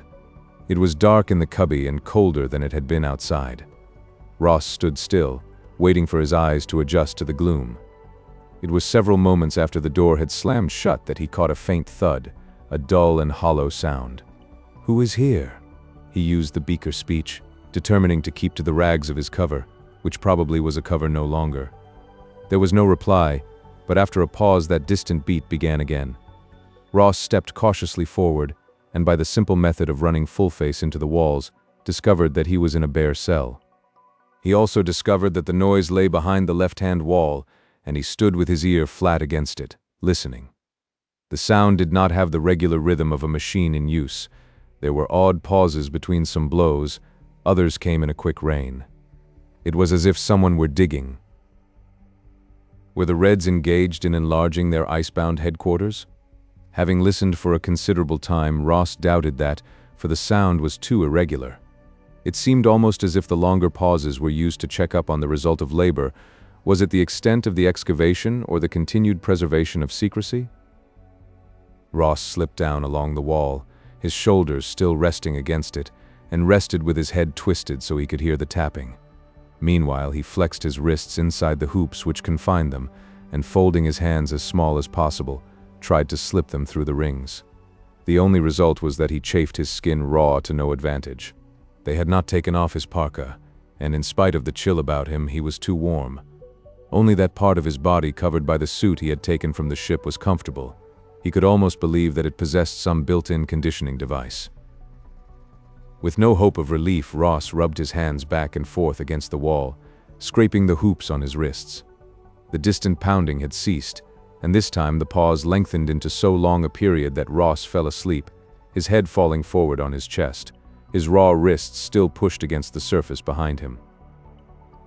He was hungry when he awoke, and with that hunger his rebellion sparked into flame. Awkwardly he got to his feet and lurched along to the door through which he had been thrown, where he proceeded to kick at the barrier. The cushiony stuff forming the soles of his tights muffled most of the force of those blows, but some noise was heard outside, for the door opened and Ross faced one of the guards. "Food. I want to eat." He put into the beaker language, all the resentment boiling in him. The fellow, ignoring him, reached in a long arm and, nearly tossing the prisoner off balance, dragged him out of the cell. Ross was marched into another room to face what appeared to be a tribunal. Two of the men there he knew, Ash's double and the quiet man who had questioned him back in the other time station. The third, clearly one of greater authority, regarded Ross bleakly. "Who are you?" the quiet man asked. "Rossa, son of Gerdi, and I would eat before I make talk with you. I have not done any wrong that you should treat me as a barbarian who has stolen salt from the trading post." "You are an agent," the leader corrected him dispassionately, "of whom you will tell us in due time. But first you shall speak of the ship, of what you found there, and why you meddled with the controls. Wait a moment before you refuse, my young friend." He raised his hand from his lap, and once again Ross faced an automatic. "Ah, I see that you know what I hold odd knowledge for an innocent Bronze Age trader, and please have no doubts about my hesitation to use this. I shall not kill you, naturally," the man continued, "but there are certain wounds which supply a maximum of pain and little serious damage. Remove his parka, Kirshov." Once more Ross was unmanacled, the fur stripped from him. His questioner carefully studied the suit he wore under it. "Now you will tell us exactly what we wish to hear." There was a confidence in that statement which chilled Ross. Major Kelgary's had displayed its like. Ash had it in another degree, and certainly it had been present in Baldy. There was no doubt that the speaker meant exactly what he said. He had at his command methods which would wring from his captive the full sum of what he wanted, and there would be no consideration for that captive during the process. His implied threat struck as cold as the glacial air, and Ross tried to meet it with an outward show of uncracked defenses. He decided to pick and choose from his information, feeding them scraps to stave off the inevitable. Hope dies very hard, and Ross, having been pushed into corners long before his work at the project, had had considerable training in verbal fencing with hostile authority. He would volunteer nothing. Let it be pulled from him reluctant word by word. He would spin it out as long as he could and hope that time might fight for him. "You are an agent." Ross accepted this statement as one he would neither affirm nor deny. "You came to spy under the cover of a barbarian trader." Smoothly, without pause, the man changed language in mid-sentence, slipping from the beaker speech into English. But long experience in meeting the dangerous with an expression of complete lack of comprehension was Ross's weapon now. He stared somewhat stupidly at his interrogator with that bewildered, boyish look he had so long cultivated to bemuse enemies in his past. Whether he could have held out long against the other's skill, for Ross possessed no illusions concerning the type of examiner he now faced, he was never to know. Perhaps the drastic interruption that occurred the next moment saved for Ross a measure of self-esteem. There was a distant boom, hollow and thunderous. Underneath and around them the floor, walls, and ceiling of the room moved as if they had been pried from their setting of ice and were being rolled about by the exploring thumb and forefinger of some impatient giant. Chapter 13. Ross swayed against a guard, was fended off, and bounced against the wall as the man shouted words Ross could not understand. A determined roar from the leader brought a semblance of order, but it was plain that they had not been expecting this. Ross was hustled out of the room back to his cell. His guards were opening the cell door when a second shock was felt, and he was thrust into safekeeping with no ceremony. He half-crouched against the questionable security of the wall, waiting through 2 more twisting earth waves, both of which were accompanied or preceded by dull sounds. Bombing. That last wrench was really bad. Ross found himself lying on the floor, feeling tremors rippling along the earth. His stomach knotted convulsively with a fear unlike any he had known before. It was as if the very security of the world had been jerked from under him. But that last explosion, if it was an explosion, appeared to be the end. Ross sat up gingerly after several long moments during which no more shocks moved the floor and walls. A line of light marked the door, showing cracks where none had previously existed. Ross, not yet ready to try standing erect, was heading toward it on his hands and knees when a sharp noise behind him brought him to a stop.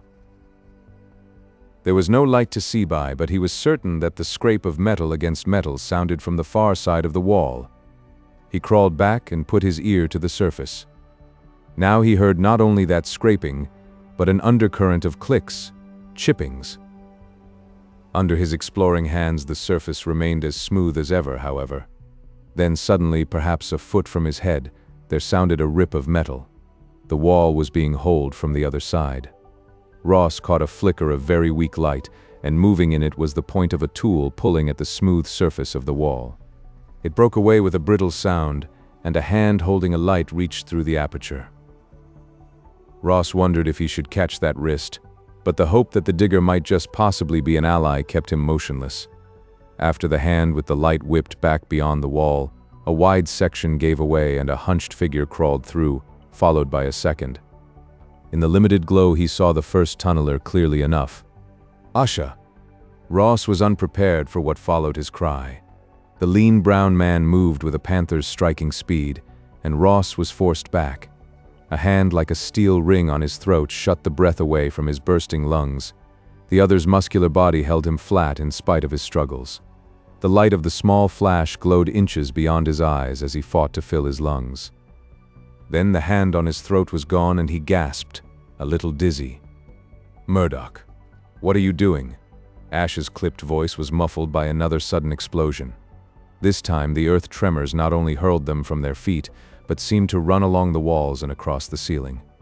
Ross, burying his face in the crook of his arm, could not rid himself of the fear that the building was being slowly twisted into scrap.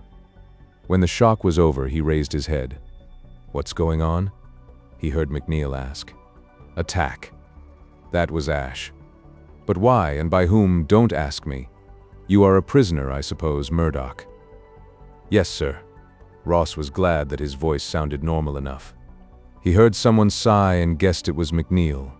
Another digging party. There was tired disgust in that. "I don't understand."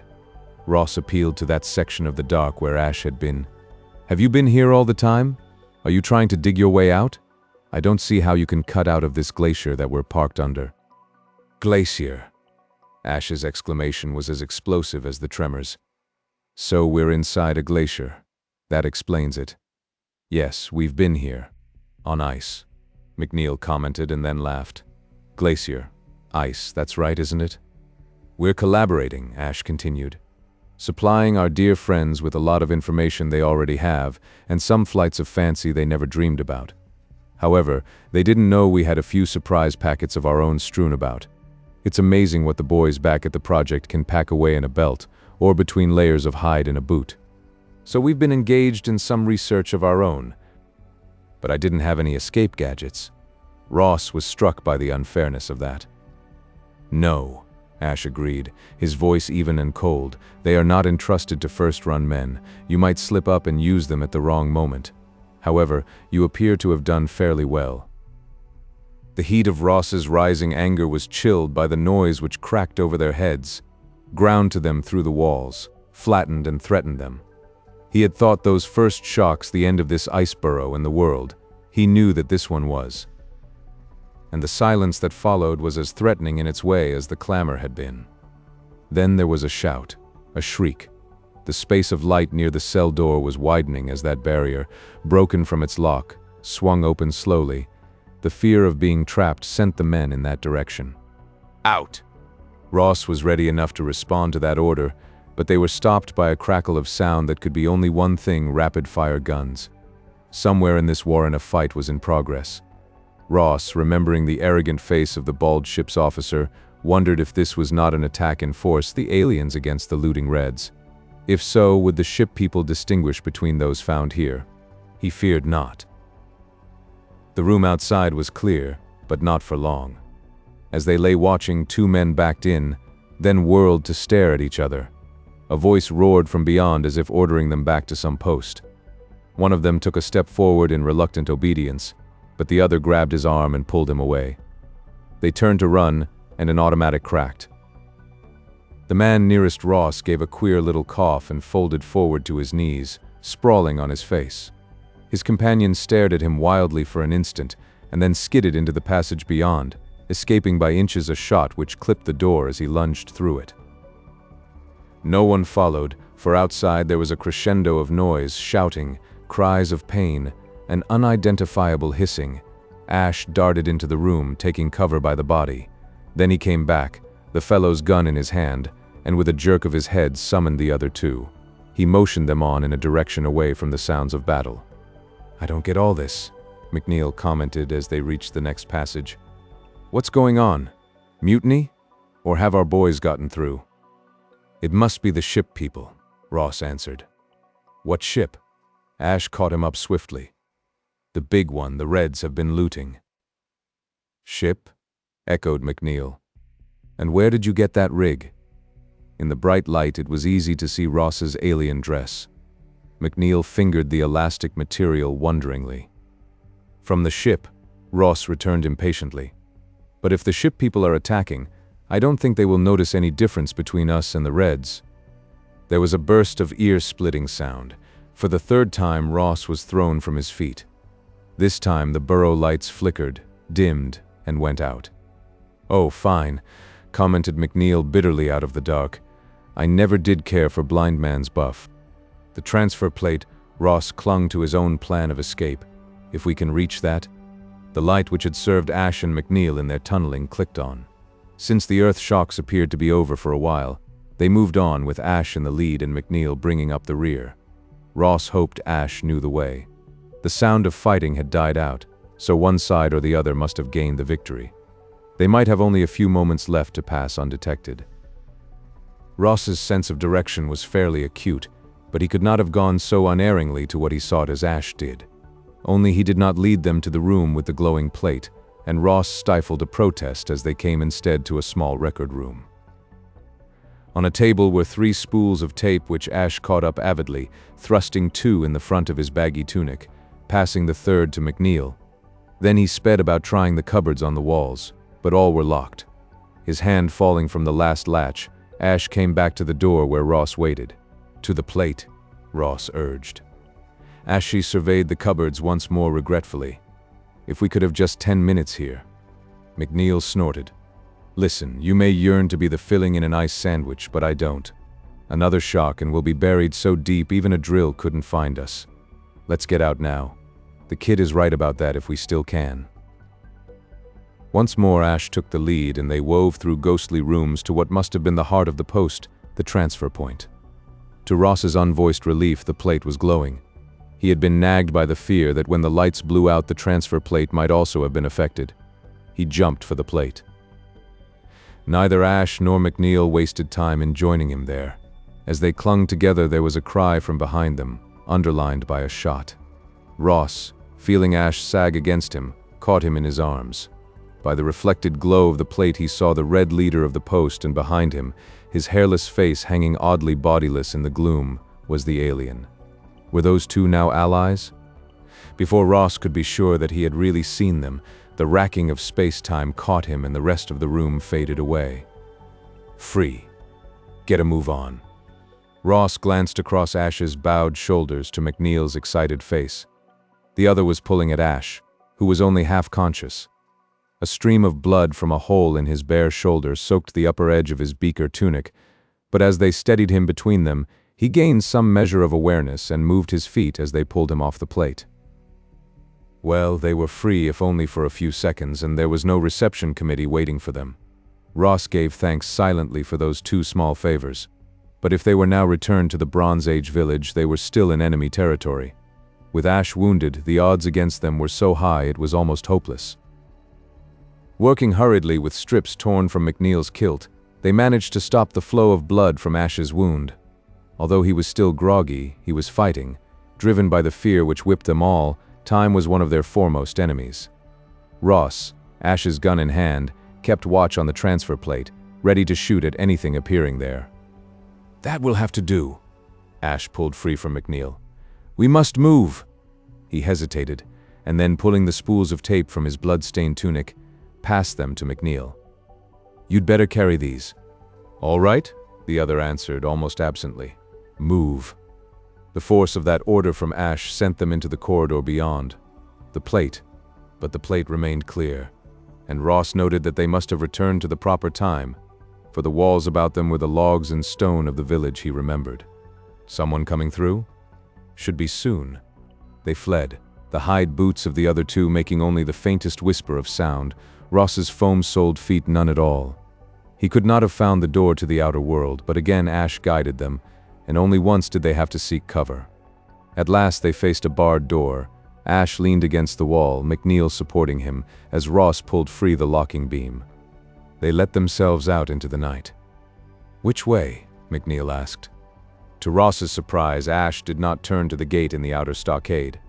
Instead, he gestured at the mountain wall in the opposite direction. "They'll expect us to try for the valley pass, so we had better go up the slope there." "That has the look of a tough climb," ventured McNeil. Ashy stirred.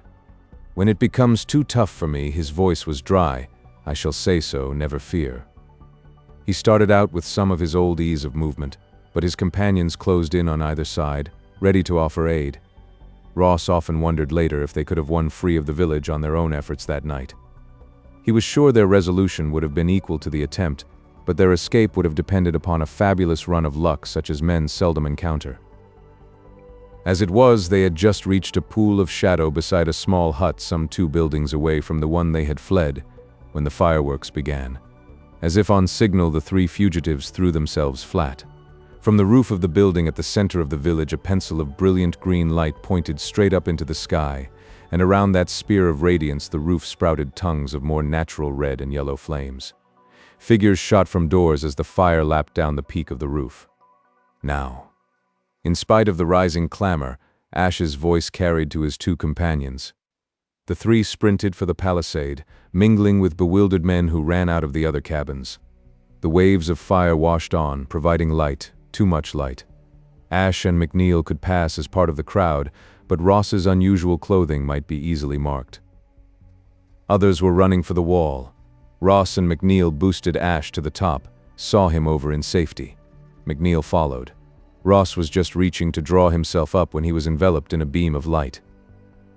A high, screeching call, unlike any shout he had heard, split the clamor. Frantically, Ross tried for a hold, knowing that he was presenting a perfect target for those behind. He gained the top of the stockade, looked down into a black block of shadow, not knowing whether Ash and McNeil were waiting for him or had gone ahead.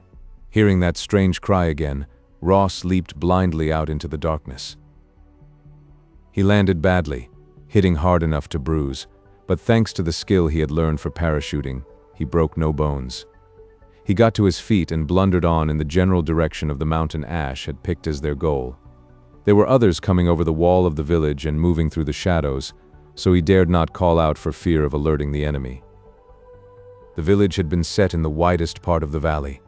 Behind its stockade, the open ground narrowed swiftly, like the point of a funnel, and all fugitives from the settlement had to pass through that channel to escape. Ross's worst fear was that he had lost contact with Ash and McNeil, and that he would never be able to pick up their trail in the wilderness ahead. Thankful for the dark suit he wore, which was protective covering in the night, he twice ducked into the brush to allow parties of refugees to pass him. Hearing them speak the guttural clicking speech he had learned from Ulfa's people, Ross deduced that they were innocent of the village's real purpose. These people were convinced they had been attacked by night demons. Perhaps there had only been a handful of Reds in that hidden retreat. Ross pulled himself up a hard climb and, pausing to catch his breath, looked back. He was not overly surprised to see figures moving leisurely about the village, examining the cabins, perhaps in search of the inhabitants. Each of those searchers was clad in a form-fitting suit that matched his own, and their bulbous, hairless heads gleamed white in the firelight. Ross was astonished to see that they passed straight through walls of flame, apparently unconcerned and unsinged by the heat.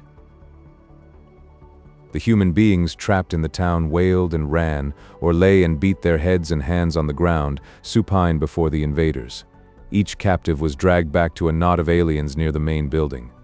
Some were hurled out again into the dark, unharmed. A few others were retained. A sorting of prisoners was plainly in progress. There was no question that the ship people had followed through into this time, and that they had their own arrangements for the Reds. Ross had no desire to learn the particulars. He started climbing again, finding the pass at last. Beyond, the ground fell away again, and Ross went forward into the full darkness of the night with a vast surge of thankfulness. Finally, he stopped simply because he was too weary, too hungry, to keep on his feet without stumbling, and a fall in the dark on these heights could be costly. Ross discovered a small hollow behind a stunted tree and crept into it as best he could, his heart laboring against his ribs, a hot stab of pain cutting into his side with every breath he drew. He awoke all at once with the snap of a fighting man who is alert to ever-present danger. A hand lay warm and hard over his mouth, and above it his eyes met McNeil's. When he saw that Ross was awake, McNeil withdrew his hand.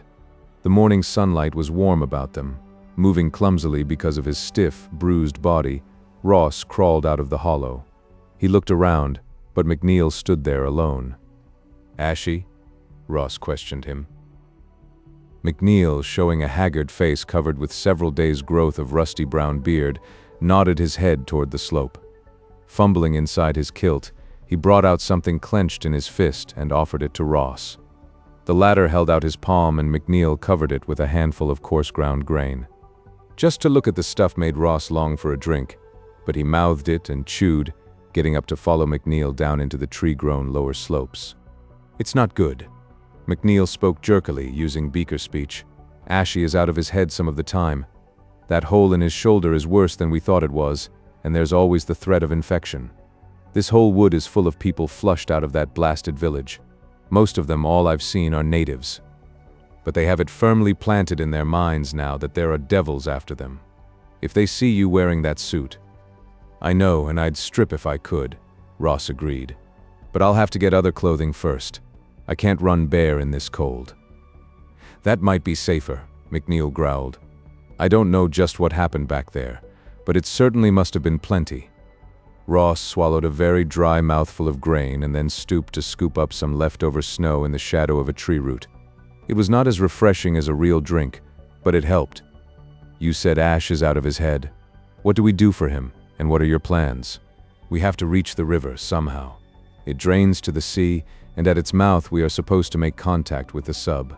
The proposal sounded impossible to Ross, but so many impossible things had happened lately he was willing to go along with the idea as long as he could. Gathering up more snow, he stuffed it into his mouth before he followed the already disappearing McNeil. Chapter 14. "That's my half of it. The rest of it you know." Ross held his hands close to the small fire sheltered in the pit he had helped dig and flexed his cold-numbed fingers in the warmth. From across the handful of flames, Ash's eyes, too bright in a fever-flushed face, watched him demandingly. The fugitives had taken cover in an angle where the massed remains of an old avalanche provided a cave pocket. McNeil was off scouting in the gray drizzle of the day, and their escape from the village was now some 48 hours behind them. So the crackpots were right, after all. They only had their times mixed. Ash shifted on the bed of brush and leaves they had raked together for his comfort. "I don't understand." "Flying saucers," Ash returned with an odd little laugh. "It was a wild possibility, but it was on the books from the start. This certainly will make Kelgary's turn red." "Flying saucers?" Ash must be out of his head from the fever, Ross supposed. He wondered what he should do if Ash tried to get up and walk away. He could not tackle a man with a bad hole in his shoulder, nor was he certain he could wrestle Ash down in a real fight. That globe ship was never built on this world. Use your head, Murdoch. Think about your furry-faced friend and the baldy with him. Did either look like normal Terrans to you? But a spaceship. It was something that had so long been laughed to scorn, when men had failed to break into space after the initial excitement of the satellite launchings. Space flight had become a matter for jeers. On the other hand, There was the evidence collected by his own eyes and ears, his own experience. The services of the lifeboat had been techniques outside of his experience. This was insinuated once. Ashley was lying flat now, gazing speculatively up at the projection of logs and earth which made them a partial roof, along with a lot of other bright ideas, by a gentleman named Charles Fort, who took a lot of pleasure in pricking what he considered to be vastly overinflated scientific pomposity. He gathered together 4 bookloads of reported incidents of unexplainable happenings which he dared the scientists of his day to explain, and one of his bright suggestions was that such phenomena as the vast artificial earthworks found in Ohio and Indiana were originally thrown up by space castaways to serve as SOS signals. An intriguing idea, and now perhaps we may prove it true. But if such spaceships were wrecked on this world, I still don't see why we didn't find traces of them in our own time. Because that wreck you explored was bedded in a glacial era. Do you have any idea how long ago that was, counting from our own time? There were at least 3 glacial periods, and we don't know in which one the Reds went visiting. That age began about 1 million years before we were born, and the last of the ice ebbed out of New York State some 38,000 years ago, boy. That was the early Stone Age, reckoning it by the scale of human development, with an extremely thin population of the first real types of man clinging to a few warmer fringes of wilderness. Climatic changes, geographical changes, all altered the face of our continents. There was a sea in Kansas. England was part of Europe. So, even though as many as 50 such ships were lost here, they could all have been ground to bits by the ice flow, buried miles deep in quakes, or rusted away generations before the first really intelligent man arrived to wonder at them. Certainly there couldn't be too many such wrecks to be found. What do you think this planet was? A flypaper to attract them. But if ships crashed here once, why didn't they later when men were better able to understand them? Ross countered. For several reasons, all of them possible and able to be fitted into the fabric of history as we know it on this world. Civilizations rise, exist, and fall, each taking with it into the limbo of forgotten things some of the discoveries which made it great. How did the Indian civilizations of the New World learn to harden gold into a usable point for a cutting weapon? What was the secret of building possessed by the ancient Egyptians? Today you will find plenty of men to argue these problems and half a hundred others. The Egyptians once had a well-traveled trade route to India. Bronze Age traders opened up roads down into Africa. The Romans knew China. Then came an end to each of these empires, and those trade routes were forgotten. To our European ancestors of the Middle Ages, China was almost a legend, and the fact that the Egyptians had successfully sailed around the Cape of Good Hope was unknown. Suppose our space voyagers represented some starborn confederacy or empire which lived, rose to its highest point, and fell again into planet-bound barbarism all before the first of our species painted pictures on a cave wall? Or take it that this world was an unlucky reef on which too many ships and cargoes were lost, so that our whole solar system was posted, and skippers of starships thereafter avoided it. Or they might even have had some rule that when a planet developed a primitive race of its own, it was to be left strictly alone until it discovered spaceflight for itself. Yes. Every one of Ash's suppositions made good sense, and Ross was able to believe them. It was easier to think that both Furryface and Baldy were inhabitants of another world than to think their kind existed on this planet before his own species was born. But how did the Reds locate that ship? Unless that information is on the tapes we were able to bring along, we shall probably never know, Ash said drowsily. I might make one guess. The Reds have been making an all-out effort for the past 100 years to open up Siberia. In some sections of that huge country there have been great climatic changes almost overnight in the far past. Mammoths have been discovered frozen in the ice with half-digested tropical plants in their stomach. It's as if the beasts were given some deep freeze treatment instantaneously. If in their excavations the Reds came across the remains of a spaceship, remains well enough preserved for them to realize what they had discovered, they might start questing back in time to find a better one intact at an earlier date. That theory fits everything we know now. But why would the aliens attack the Reds now? No ship's officers ever thought gently of pirates. Ash's eyes closed. There were questions, a flood of them, that Ross wanted to ask. He smoothed the fabric on his arm, that stuff which clung so tightly to his skin yet kept him warm without any need for more covering. If Ash were right, on what world, what kind of world, had that material been woven, and how far had it been brought that he could wear it now? Suddenly McNeil slid into their shelter and dropped 2 hairs at the edge of the fire. "How goes it?" he said as Ross began to clean them. "Reasonably well," Ash, his eyes still closed, replied to that before Ross could. "How far are we from the river? And do we have company?" "About 5 miles if we had wings," McNeil answered in a dry tone. "And we have company all right. Lots of it." That brought Ash up, leaning forward on his good elbow. "What kind?" "Not from the village." McNeil frowned at the fire which he fed with economic handfuls of sticks. "Something's happening on this side of the mountains. It looks as if there's a mass migration in progress. I counted 5 family clans on their way west, all in just this one morning. The village refugees' stories about devils might send them packing," Ash mused. "Maybe." But McNeil did not sound convinced. "The sooner we head downstream, the better. And I hope the boys will have that sub waiting where they promised. We do possess one thing in our favor. The spring floods are subsiding. And the high water should have plenty of raft material." Ash lay back again. "We'll make those 5 miles tomorrow."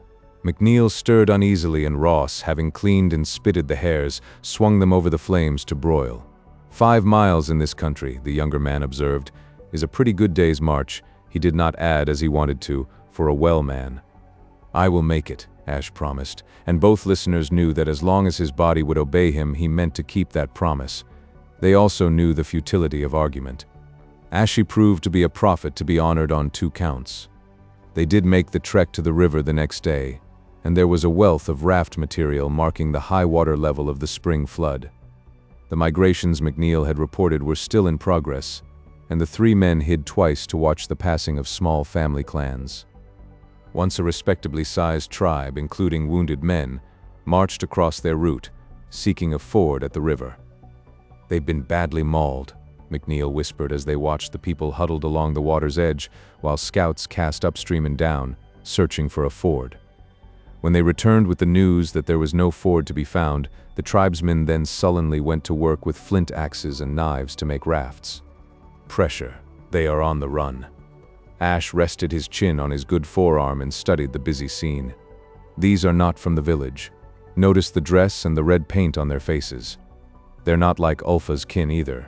I wouldn't say they were local at all. Reminds me of something I saw once: animals running before a forest fire. They can't all be looking for new hunting territory," McNeil returned. "Reds sweeping them out," Ross suggested. "Or could the ship people?" Ashy started to shake his head and then winced. "I wonder." The crease between his level brows deepened. "The axe people." His voice was still a whisper, but it carried a note of triumph, as if he had fitted some stubborn jigsaw piece into its proper place. "Axe people?" "Invasion of another people from the east. They turned up in prehistory about this period. Remember, Webb spoke of them. They used axes for weapons and tamed horses." "Tartars?" McNeil was puzzled. "This far west?" "Not Tartars, no. You needn't expect those to come boiling out of Middle Asia for some thousands of years yet. We don't know too much about the Axe people, save that they moved west from the interior plains. Eventually they crossed to Britain. Perhaps they were the ancestors of the Celts who loved horses too. But in their time, they were a tidal wave. The sooner we head downstream, the better." McNeil stirred restlessly, but they knew that they must keep to cover until the tribesmen below were gone. So they lay in hiding another night, witnessing on the next morning the arrival of a smaller party of the red-painted men, again with wounded among them. At the coming of this rear guard, the activity on the riverbank rose close to frenzy. The 3 men out of time were doubly uneasy. It was not for them to merely cross the river. They had to build a raft which would be water-worthy enough to take them downstream to the sea if they were lucky. And to build such a sturdy raft would take time they did not have now. In fact, McNeil waited only until the last tribal raft was out of bowshot before he plunged down to the shore, Ross at his heels. Since they lacked even the stone tools of the tribesmen, they were at a disadvantage, and Ross found he was hands and feet for Ash, working under the other's close direction. Before night closed in, they had a good beginning and 2 sets of blistered hands as well as aching backs. When it was too dark to work any longer, Ash pointed back over the track they had followed. Marking the mountain pass was a light. It looked like fire, and if it was, it must be a big one for them to be able to sight it across this distance. Camp? McNeil wondered. Must be, Ash agreed. Those who built that blaze are in such numbers that they don't have to take precautions. Will they be here by tomorrow? Their scouts might, but this is early spring, and forage can't have been too good on the march. If I were the chief of that tribe, I'd turn aside into the meadowland we skirted yesterday and let the herds graze for a day, maybe more.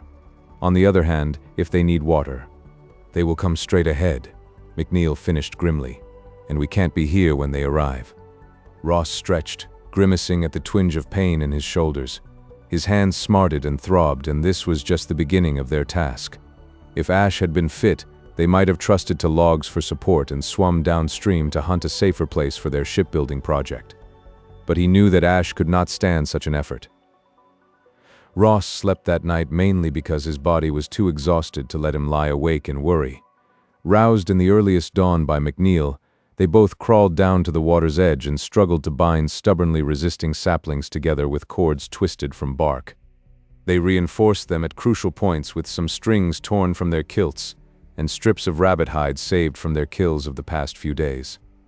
They worked with hunger gnawing at them, having no time now to hunt. When the sun was well westward, they had a clumsy craft which floated sluggishly.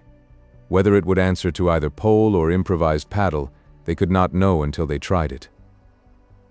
Ashy, his face flushed and his skin hot to the touch, crawled on board and lay in the middle, on the thin heap of bedding they had put there for him. He eagerly drank the water they carried to him in cupped hands and gave a little sigh of relief as Ross wiped his face with wet grass, muttering something about Kelgaries which neither of his companions understood. McNeil shoved off and the bobbing craft spun around dizzily as the current pulled it free from the shore. They made a brave start, but luck deserted them before they had gotten out of sight of the spot where they embarked. Striving to keep them in mid-current, McNeil poled furiously, but there were too many rocks and snagged trees projecting from the banks. Sharing that sweep of water with them, and coming up fast, was a full-sized tree.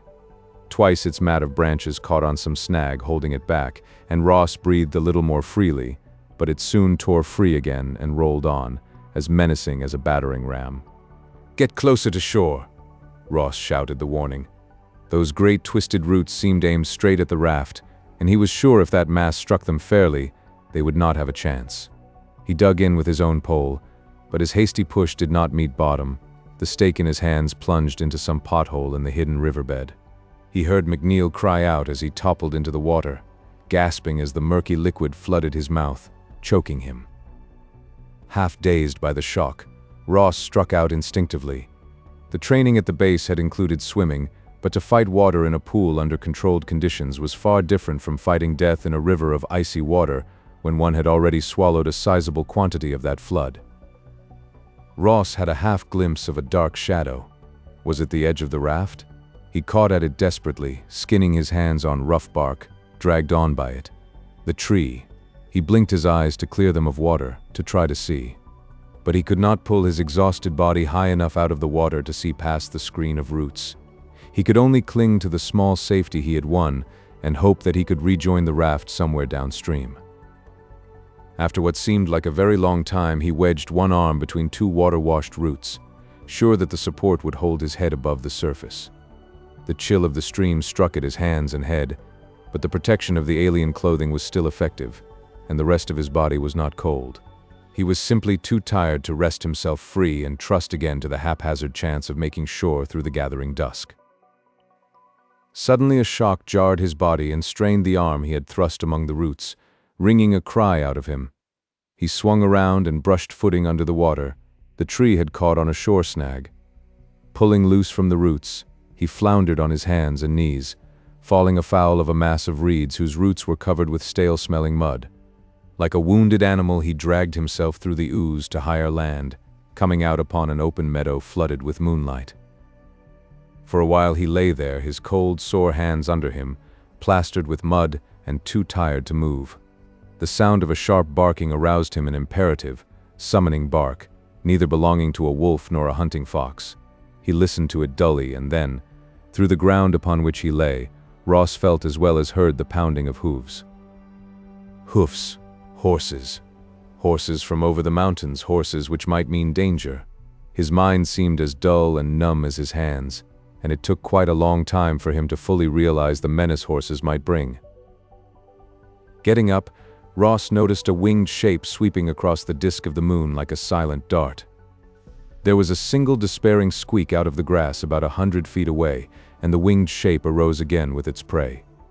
Then the barking sound once more, eager, excited barking. Ross crouched back on his heels and saw a smoky brand of light moving along the edge of the meadow where the band of trees began. Could it be a herd guard? Ross knew he had to head back toward the river, but he had to force himself on the path, for he did not know whether he dared enter the stream again. But what would happen if they hunted him with the dog? Confused memories of how water spoiled scent spurred him on. Having reached the rising bank he had climbed so laboriously before, Ross miscalculated and tumbled back, rolling down into the mud of the reed bed. Mechanically, he wiped the slime from his face. The tree was still anchored there. By some freak, the current had rammed its rooted end up on a sand spit. Above in the meadow, the barking sounded very close, and now it was answered by a second canine belling. Ross wormed his way back through the reeds to the patch of water between the tree and the bank. His few poor efforts at escape were almost half-consciously taken. He was too tired to really care now. Soon he saw a 4-footed shape running along the top of the bank, giving tongue. It was then joined by a larger and even more vocal companion. The dogs drew even with Ross, who wondered dully if the animals could sight him in the shadows below, or whether they only scented his presence. Had he been able, he would have climbed over the log and taken his chances in the open water, but now he could only lie where he was, the tangle of roots between him and the bank serving as a screen, which would be little enough protection when men came with torches. Ross was mistaken, however, for his worm's progress across the reed bed had liberally besmeared his dark clothing and masked the skin of his face and hands, giving him better cover than any he could have wittingly devised. Though he felt naked and defenseless, the men who trailed the hounds to the river bank, thrusting out the torch over the edge to light the sand spit, saw nothing but the trunk of the tree wedged against a mound of mud. Ross heard a confused murmur of voices broken by the clamor of the dogs. Then the torch was raised out of line of his dazzled eyes. He saw one of the indistinct figures above cuff away a dog and move off, calling the hounds after it. Reluctantly, still barking, the animals went. Ross, with a little sob, subsided limply in the uncomfortable net of roots, still undiscovered. Chapter 15. It was such a small thing, a tag of ragged stuff looped about a length of splintered sapling. Ross climbed stiffly over the welter of drift caught on the sand spit and pulled it loose, recognizing the string even before he touched it.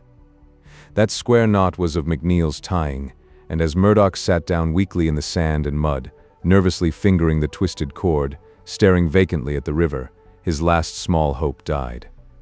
The raft must have broken up, and neither Ash nor McNeil could have survived the ultimate disaster. Ross Murdoch was alone, marooned in a time which was not his own, with little promise of escape. That one thought blanked out his mind with its own darkness. What was the use of getting up again, of trying to find food for his empty stomach, or warmth and shelter? He had always prided himself on being able to go it alone, had thought himself secure in that calculated loneliness. Now that belief had been washed away in the river along with most of the willpower which had kept him going these past days. Before, there had always been some goal, no matter how remote. Now, he had nothing. Even if he managed to reach the mouth of the river, he had no idea of where or how to summon the sub from the overseas post. All three of the time travelers might already have been written off the rolls, since they had not reported in. Ross pulled the rag free from the sapling and wreathed it in a tight bracelet about his grimed wrist for some unexplainable reason. Worn and tired, he tried to think ahead. There was no chance of again contacting Ulfa's tribe. Along with all the other woodland hunters, they must have fled before the advance of the horsemen. No, there was no reason to go back, and why make the effort to advance? The sun was hot. This was one of those spring days which foretell the ripeness of summer. Insects buzzed in the reed banks where a green sheen showed.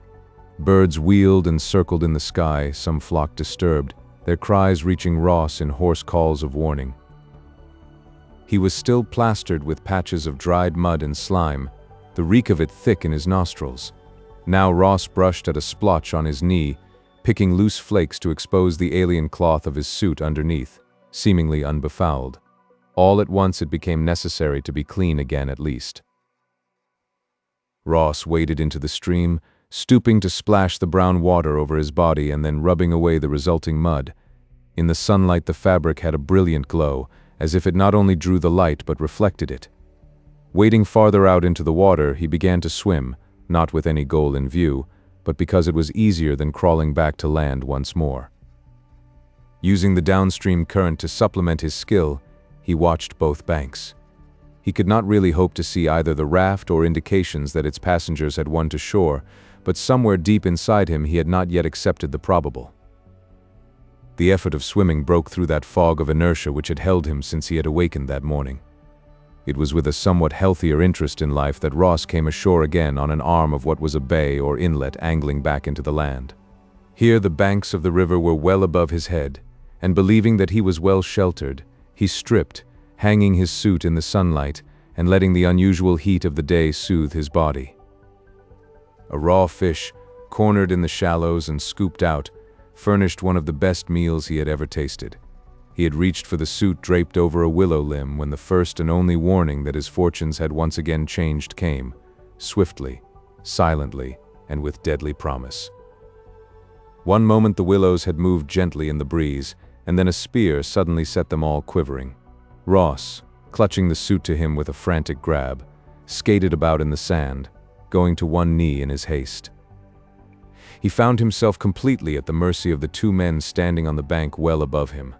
Unlike Ulfa's people or the Beaker traders, they were very tall, with heavy braids of light or sun-bleached hair swinging forward on their wide chests. Their leather tunics hung to mid-thigh above leggings which were bound to their limbs with painted straps. Cuff bracelets of copper ringed their forearms, and necklaces of animal teeth and beads displayed their personal wealth. Ross could not remember having seen their like on any of the briefing tapes at the base. One spear had been a warning, but a second was held ready, so Ross made the age-old signal of surrender, reluctantly dropping his suit and raising his hands palm out and shoulder high. "Friend?" Ross asked in the Beaker tongue. The traders ranged far, and perhaps there was a chance they had had contact with this tribe. The spear twirled, and the younger stranger effortlessly leaped down the bank, paddling over to Ross to pick up the suit he had dropped, holding it up while he made some comment to his companion. He seemed fascinated by the fabric, pulling and smoothing it between his hands, and Ross wondered if there was a chance of trading it for his own freedom. Both men were armed, not only with the long-bladed daggers favored by the Beaker folk, but also with axes.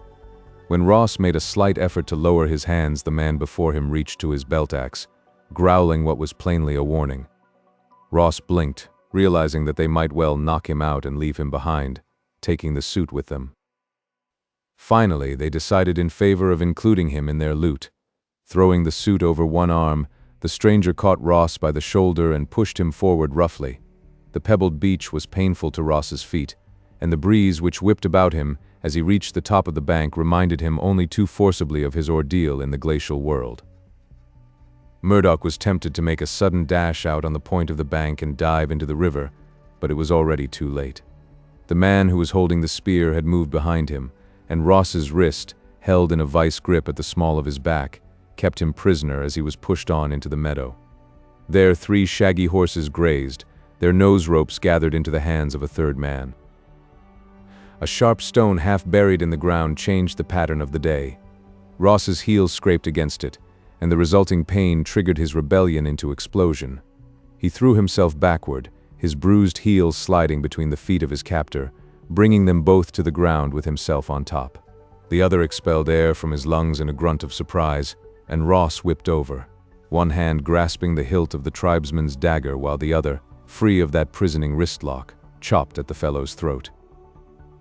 Dagger out and ready, Ross faced the men in a half-crouch as he had been drilled. They stared at him in open-mouthed amazement. Then too late the spears went up. Ross placed the point of his looted weapon at the throat of the now quiet man by whom he knelt, and he spoke the language he had learned from Ulfa's people. "You strike, this one dies." They must have read the determined purpose in his eyes, for slowly, reluctantly, the spears went down. Having gained so much of a victory, Ross dared more. "Take," he motioned to the waiting horses. "Take and go." For a moment he thought that this time they would meet his challenge, but he continued to hold the dagger above the brown throat of the man who was now moaning faintly. His threat continued to register, for the other man shrugged the suit from his arm, left it lying on the ground, and retreated. Holding the nose rope of his horse, he mounted, waved the herder up also, and both of them rode slowly away. The prisoner was slowly coming around, so Ross only had time to pull on the suit. He had not even fastened the breast studs before those blue eyes opened. A sunburned hand flashed to a belt, but the dagger and axe which had once hung there were now in Ross's possession. He watched the tribesman carefully as he finished dressing. "What you do?" The words were in the speech of the forest people, distorted by a new accent. "You go?" Ross pointed to the third horse the others had left behind. "I go." He indicated the river. "I take these." He patted the dagger and the axe. The other scowled. "Not good." Ross laughed, a little hysterically. "Not good you," he agreed. "Good me." To his surprise, the tribesman's stiff face relaxed, and the fellow gave a bark of laughter. He sat up, rubbing at his throat, a big grin pulling at the corners of his mouth. "You, hunter?" The man pointed northeast to the woodlands fringing the mountains. Ross shook his head. "Trader, me." "Trader," the other repeated. Then he tapped one of the wide metal cuffs at his wrist. "Trade. This? That. More things." "Where?" Ross pointed downstream. "By bitter water trade there." The man appeared puzzled. "Why you here?" "Ride river water like you ride," he said, pointing to the horse. "Ride on trees, many trees tied together. Trees break apart, I come here." The conception of a raft voyage apparently got across, for the tribesman was nodding. Getting to his feet, he walked across to take up the nose rope of the waiting horse. "You come camp Fosker chief. He like you show trick how you take Tolka, make him sleep, hold his axe, knife." Ross hesitated. This Tolka seemed friendly now, but would that friendliness last?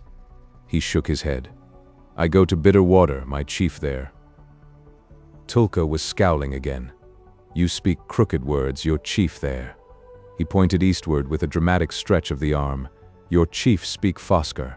Say he give much these," he touched his copper cuffs, "good knives, axes, get you back."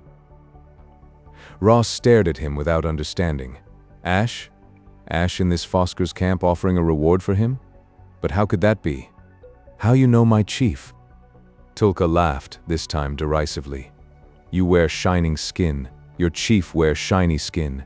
He say find other shiny skin, give many good things to man who bring you back." Shiny skin. The suit from the alien ship. Was it the ship people? Ross remembered the light on him as he climbed out of the Red Village. He must have been sighted by one of the spacemen. But why were they searching for him, alerting the natives in an effort to scoop him up? What made Ross Murdoch so important that they must have him? He only knew that he was not going to be taken if he could help it, that he had no desire to meet this chief who had offered treasure for his capture. "You will come." Tulka went into action, his mount flashing forward almost in a running leap at Ross, who stumbled back when horse and rider loomed over him. He swung up the axe, but it was a weapon with which he had had no training, too heavy for him. As his blow met only thin air, the shoulder of the mount hit him, and Ross went down, avoiding by less than a finger's breadth the thud of an unshod hoof against his skull.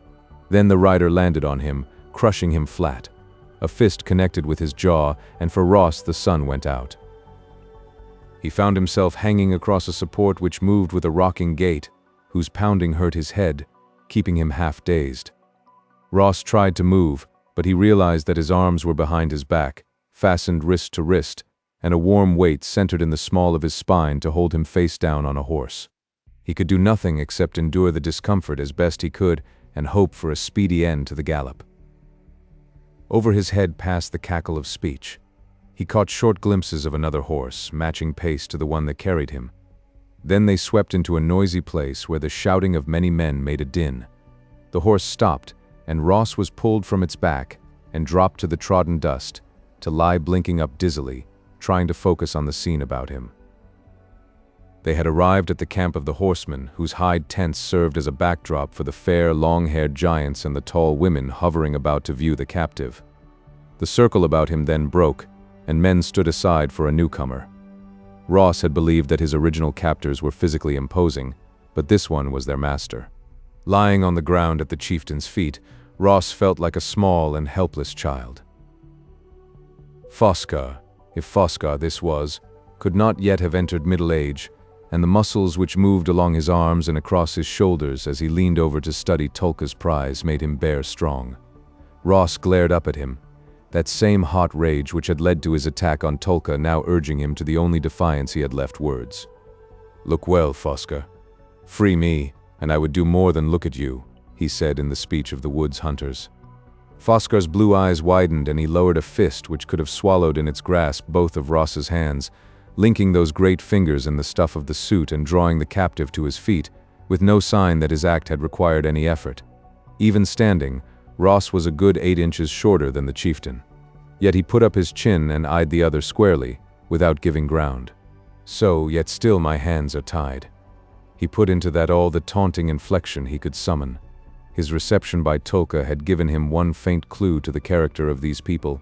They might be brought to acknowledge the worth of one who stood up to them. Child. The fist shifted from its grip on the fabric covering Ross's chest to his shoulder, and now under its compulsion Ross swayed back and forth. Child? From somewhere Ross raised that short laugh. "Ask Tolka. I be no child, Foscar. Tolka's axe, Tolka's knife, they were in my hand. A horse Tolka had to use to bring me down." Foscar regarded him intently and then grinned. "Sharp tongue," he commented. "Tolka lost knife axe? So. Enner," he called over his shoulder, and one of the men stepped out a pace beyond his fellows. He was shorter and much younger than his chief, with a boy's rangy slimness and an open, good-looking face, his eyes bright on Foscar with a kind of eager excitement. Like the other tribesmen, he was armed with belt dagger and axe, and since he wore 2 necklaces and both cuff bracelets and upper armlets, as did Foscar, Ross thought he must be a relative of the older man. "Child." Foscar clapped his hand on Ross's shoulder and then withdrew the hold. "Child," he indicated Ennar, who reddened. "You take from Ennar axe knife," Foscar ordered, "as you took from Tolka." He made a sign, and someone cut the thongs about Ross's wrists. Ross rubbed one numbed hand against the other, setting his jaw. Foscar had stung his young follower with that contemptuous child, so the boy would be eager to match all his skill against the prisoner. This would not be as easy as his taking Tolka by surprise, but if he refused, Foscar might well order him killed out of hand. He had chosen to be defiant. He would have to do his best. "Take axe, knife." Foscar stepped back, waving at his men to open out a ring encircling the 2 young men. Ross felt a little sick as he watched Ennar's hand go to the haft of the axe. Nothing had been said about Ennar's not using his weapons in defense, but Ross discovered that there was some sense of sportsmanship in the tribesmen, after all. It was Tolka who pushed to the chief's side and said something which made Foscar roar bull-voiced at his youthful champion. Ennar's hand came away from the axe hilt as if that polished wood were white-hot, and he transferred his discomfiture to Ross as the other understood. Ennar had to win now for his own pride's sake, and Ross felt he had to win for his life. They circled warily, Ross watching his opponent's eyes rather than those half-closed hands held at waist level. Back at the base he had been matched with Ash, and before Ash with the tough-bodied, skilled, and merciless trainers in unarmed combat.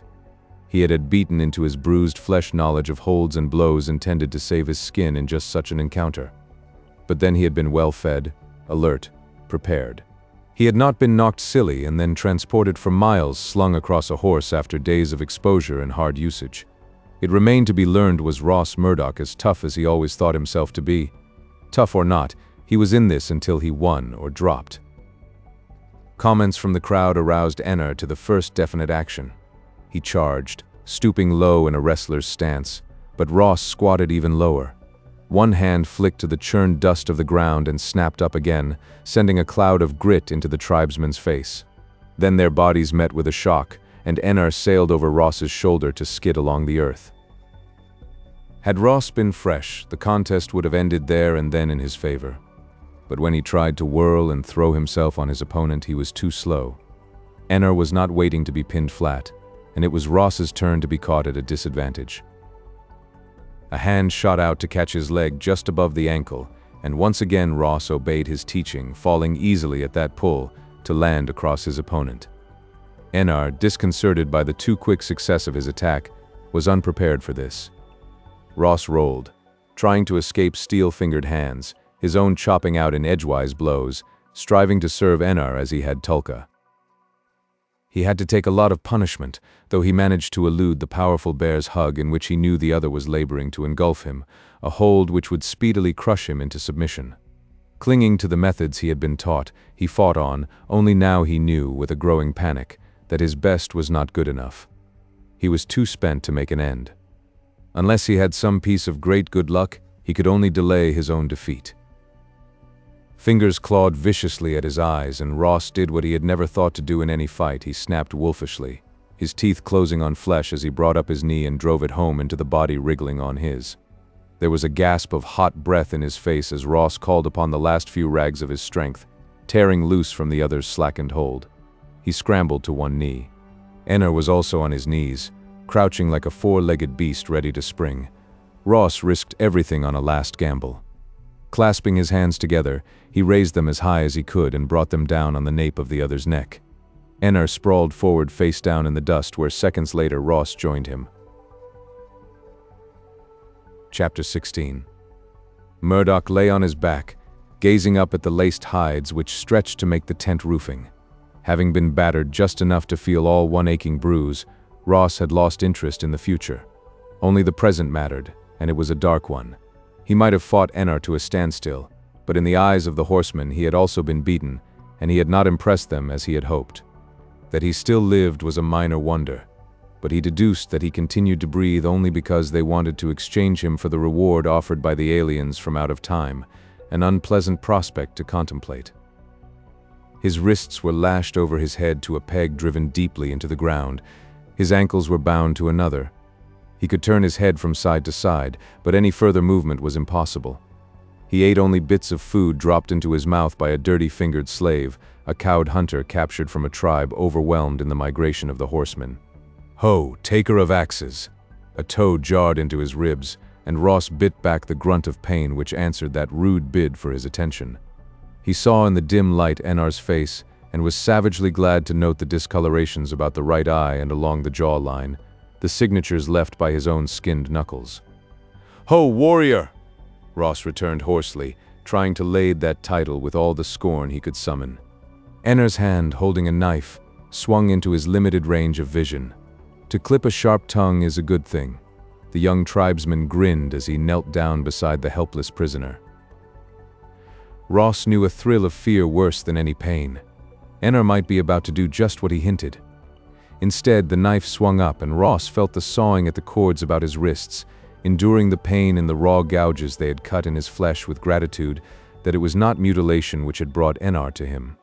He knew that his arms were free, but to draw them down from over his head was almost more than he could do, and he lay quiet as Enar loosed his feet. Up. Without Enar's hands pulling at him, Ross could not have reached his feet. Nor did he stay erect once he had been raised, crashing forward on his face as the other let him go, hot anger eating at him because of his own helplessness. In the end, Enar summoned 2 slaves who dragged Ross into the open where a council assembled about a fire. A debate was in progress, sometimes so heated that the speakers fingered their knife or axe hilts when they shouted their arguments. Ross could not understand their language, but he was certain that he was the subject under discussion and that Fosker had the deciding vote and had not yet given the nod to either side. Ross sat where the slaves had dumped him, rubbing his smarting wrists, so deathly weary in mind and beaten in body that he was not really interested in the fate they were planning for him. He was content merely to be free of his bonds, a small favor, but one he savored dully. He did not know how long the debate lasted. but at length Enar came to stand over him with a message. "Your chief, he give many good things for you. Fosker take you to him." "My chief is not here," Ross repeated wearily, making a protest he knew they would not heed. "My chief sits by the bitter water and waits. He will be angry if I do not come. Let Fosker fear his anger." Enar laughed. "You run from your chief. He will be happy with Fosker when you lie again under his hand. You will not like that, I think it's so." "I think so too," Ross agreed silently. He spent the rest of that night lying between the watchful Enar and another guard, though they had the humanity not to bind him again. In the morning he was allowed to feed himself, and he fished chunks of venison out of a stew with his unwashed fingers. But in spite of the messiness, it was the best food he had eaten in days. The trip, however, was not to be a comfortable one. He was mounted on one of the shaggy horses, a rope run under the animal's belly to loop one foot to the other. Fortunately, his hands were bound, so he was able to grasp the coarse, wiry mane and keep his seat after a fashion. The nose rope of his mount was passed to Tolka, and Enar rode beside him with only half an eye for the path of his own horse and the balance of his attention for the prisoner. They headed northeast, with the mountains as a sharp green and white goal against the morning sky. Though Ross's sense of direction was not too acute, he was certain that they were making for the general vicinity of the hidden village, which he believed the ship people had destroyed. He tried to discover something of the nature of the contact which had been made between the aliens and the horsemen. "How find other chief?" he asked Enar. The young man tossed one of his braids back across his shoulder and turned his head to face Ross squarely. "Your chief come our camp. Talk with Fosker 4 sleeps ago." "How talk with Fosker? With Hunter talk?" For the first time Enar did not appear altogether certain. He scowled and then snapped. "He talk Fosker us. We hear right words, not woods creeper talk. He speak to us good." Ross was puzzled. How could the alien out of time speak the proper language of a primitive tribe some thousands of years removed from his own era? Were the ship people also familiar with time travel? Did they have their own stations of transfer? Yet their fury with the Reds had been hot. This was a complete mystery. "This chief, he look like me?" Again Enar appeared at a loss. "He wear covering like you." "But was he like me?" persisted Ross. He didn't know what he was trying to learn, only that it seemed important at that moment to press home to at least one of the tribesmen that he was different from the man who had put a price on his head and to whom he was to be sold. "Not like," Tulka spoke over his shoulder. "You look like hunter people. Hair, eyes, strange chief no hair on head, eyes not like." "You saw him too?" Ross demanded eagerly. "I saw. I ride to camp they come so. Stand on rock, call to Fosker. Make magic with fire it jump up." He pointed his arm stiffly at a bush before them on the trail. "They point little spear. Fire come out of the ground and burn. They say burn our camp if we do not give them man. We say not have man. Then they say many good things for us if we find and bring man. But they are not my people," Ross cut in. "You see, I have hair, I am not like them. They are bad. You may be taken in war by them, chief slave." Enar had a reply to that which was logical according to the customs of his own tribe. "They want slave back. It is so. My people strong too, much magic," Ross pushed. "Take me to bitter water and they pay much, more than stranger chief." Both tribesmen were amused. "Where bitter water?" asked Tolka. Ross jerked his head to the west. "Some sleeps away." "Some sleeps," repeated Enar jeeringly. "We ride some sleeps, maybe many sleeps where we know not the trails, maybe no people there, maybe no bitter water, all things you say with split tongue so that we not give you back to master. We go this way, not even one sleep, find chief, get good things. Why we do hard thing when we can do easy?" What argument could Ross offer in rebuttal to the simple logic of his captors? For a moment he raged inwardly at his own helplessness. But long ago he had learned that giving away to hot fury was no good unless one did it deliberately to impress, and then only when one had the upper hand. Now Ross had no hand at all. For the most part they kept to the open, whereas Ross and the other two agents had skulked in wooded areas on their flight through this same territory. So they approached the mountains from a different angle, and though he tried, Ross could pick out no familiar landmarks. If by some miracle he was able to free himself from his captors, he could only head due west and hope to strike the river. At midday, their party made camp in a grove of trees by a spring. The weather was as unseasonably warm as it had been the day before, and flies, brought out of cold weather hiding, attacked the stamping horses and crawled over Ross. He tried to keep them off with swings of his bound hands, for their bites drew blood. Having been tumbled from his mount, he remained fastened to a tree with a noose about his neck, while the horsemen built a fire and broiled strips of deer meat. It would seem that Fosker was in no hurry to get on, since after they had eaten, the men continued to lounge at ease, some even dropping off to sleep. When Ross counted faces, he learned that Tulka and another had both disappeared, possibly to contact and warn the aliens they were coming. It was mid-afternoon before the scouts reappeared, as unobtrusively as they had gone. They went before Fosker with a report which brought the chief over to Ross. "We go. Your chief waits." Ross raised his swollen, bitten face and made his usual protest. "Not my chief." Fosker shrugged. "He say so. He give good things to get you back under his hand. So he your chief." Once again, Ross was boosted on his mount and bound. But this time the party split into two groups as they rode off. He was with Enner again, just behind Fosker, with two other guards bringing up the rear. The rest of the men, leading their mounts, melted into the trees. Ross watched that quiet withdrawal speculatively. It argued that Fosker did not trust those he was about to do business with, that he was taking certain precautions of his own. Only Ross could not see how that distrust, which might be only ordinary prudence on Fosker's part, could in any way be an advantage for him. They rode at a pace hardly above a walk into a small open meadow narrowing at the east. Then, for the first time, Ross was able to place himself. They were at the entrance to the valley of the village, about a mile away from the narrow throat above which Ross had lain to spy and had been captured, for he had come from the north over the spurs of rising ridges. Ross's horse was pulled up as Fosker drove his heel into the ribs of his own mount, sending it at a brisker pace toward the neck of the valley. There was a blot of blue there, more than one of the aliens were waiting. Ross caught his lip between his teeth and bit down on it hard. He had stood up to the Reds, to Fosker's tribesmen, but he shrank from meeting those strangers with an odd fear that the worst the men of his own species could do would be but a pale shadow to the treatment he might meet at their hands. Fosker was now a toy man astride a toy horse. He halted his galloping mount to sit facing the handful of strangers. Ross counted 4 of them. They seemed to be talking, though there was still a good distance separating the mounted man and the blue suits. Minutes passed before Fosker's arm raised in a wave to summon the party guarding Ross. Enner kicked his horse to a trot, towing Ross's mount behind, the other 2 men thudding along more discreetly. Ross noted that they were both armed with spears which they carried to the fore as they rode.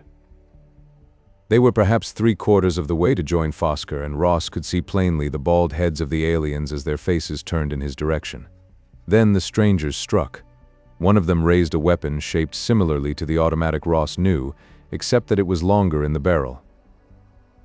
Ross did not know why he cried out, except that Fosker had only an axe and dagger which were both still sheathed at his belt. The chief sat very still, and then his horse gave a swift sidewise swerve as if in fright. Fosker collapsed, limp, bonelessly, to the trodden turf, to lie unmoving face down. Enner whooped, a cry combining defiance and despair in one. He reined up with violence enough to set his horse rearing. Then, dropping his hold on the leading rope of Ross's mount, he whirled and set off in a wild dash for the trees to the left. A spear lanced across Ross's shoulder, ripping at the blue fabric, but his horse whirled to follow the other, taking him out of danger of a second thrust. Having lost his opportunity, the man who had wielded the spear dashed by at Enner's back. Ross clung to the mane with both hands. His greatest fear was that he might slip from the saddle pad and, since he was tied by his feet, lie unprotected and helpless under those dashing hooves. Somehow he managed to cling to the horse's neck, his face lashed by the rough mane while the animal pounded on. Had Ross been able to grasp the dangling nose rope, He might have had a faint chance of controlling that run, but as it was, he could only hold fast and hope. He had only broken glimpses of what lay ahead.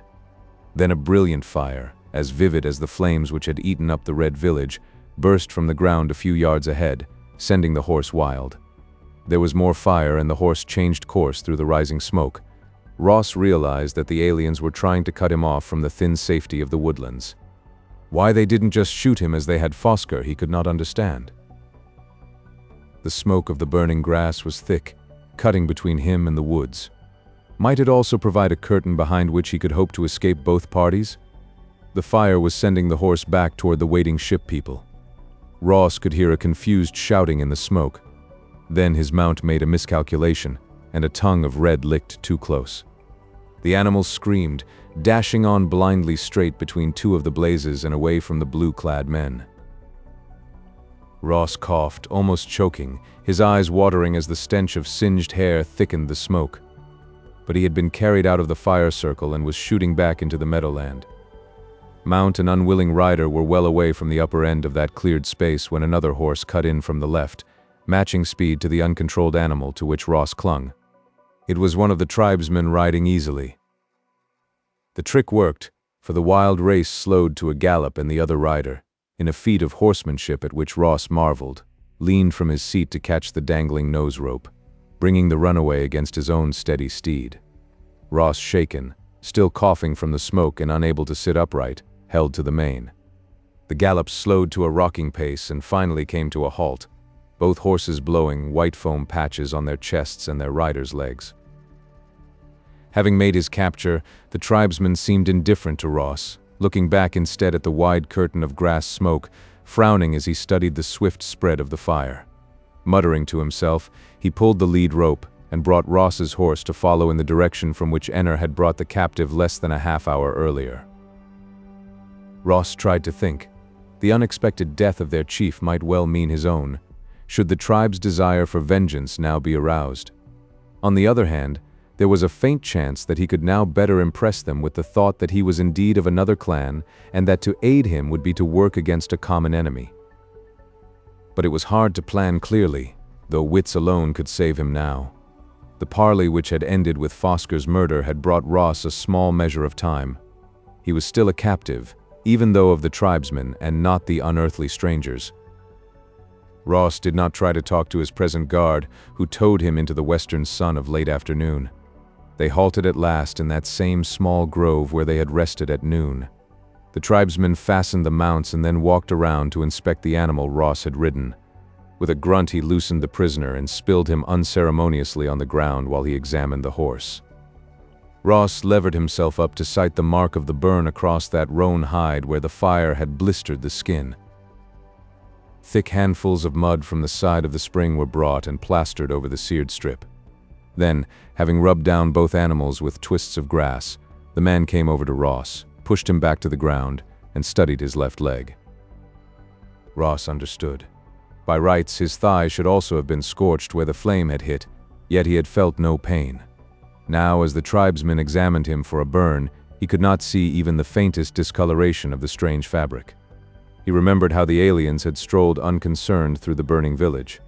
As the suit had insulated him against the cold of the ice, so it would seem that it had also protected him against the fire, for which he was duly thankful. His escape from injury was a puzzle to the tribesmen, who, failing to find any trace of burn on him, left Ross alone and went to sit well away from his prisoner, as if he feared him. They did not have long to wait. One by one, those who had ridden in Fosker's company gathered at the grove. The very last to come were Enner and Tulka, carrying the body of their chief. The faces of both men were smeared with dust, and when the others sighted the body they, too, rubbed dust into their cheeks, reciting a string of words and going one by one to touch the dead chieftain's right hand. Enner, resigning his burden to the others, slid from his tired horse and stood for a long moment, his head bowed. Then he gazed straight at Ross and came across the tiny clearing to stand over the man of a later time. The boyishness which had been a part of him when he had fought at Fosker's command was gone. His eyes were merciless as he leaned down to speak, shaping each word with slow care so that Ross could understand the promise, that frightful promise. Wood's rat, Fosker goes to his burial fire, and he shall take a slave with him to serve him beyond the sky, a slave to run at his voice, to shake when he thunders. Slave dog, you shall run for Fosker beyond the sky, and he shall have you forever to walk upon as a man walks upon the earth. I, Enar, swear that Fosker shall be sent to the chiefs in the sky in all honor, and that you, dog one, shall lie at his feet in that going. He did not touch Ross, but there was no doubt in Ross's mind that he meant every word he spoke. Chapter 17. The preparations for Fosker's funeral went on through the night. A wooden structure, made up of tied faggots dragged in from the woodland, grew taller beyond the big tribal camp. The constant crooning wail of the women in the tents produced a minor murmur of sound, enough to drive a man to the edge of madness. Ross had been left under guard where he could watch it all, a refinement of torture which he would earlier have believed too subtle for Enar.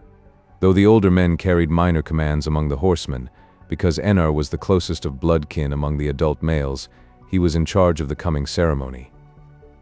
The pick of the horse herd, a roan stallion, was brought in to be picketed near Ross as sacrifice number 2, and 2 of the hounds were in turn leashed close by. Fosker, his best weapons to hand and a red cloak lapped about him, lay waiting on a bier.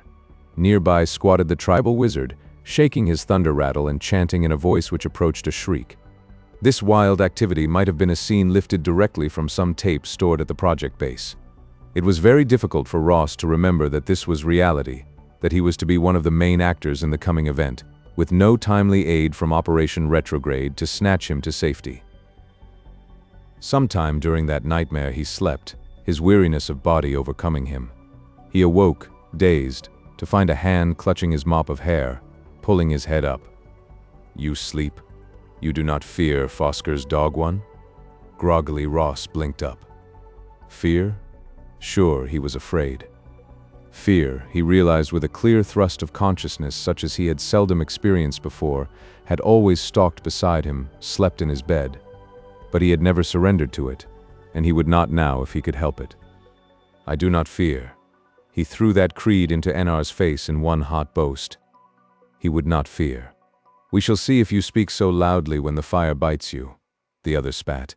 Yet in that oath there was a reluctant recognition of Ross's courage. When the fire bites. That sang in Ross's head.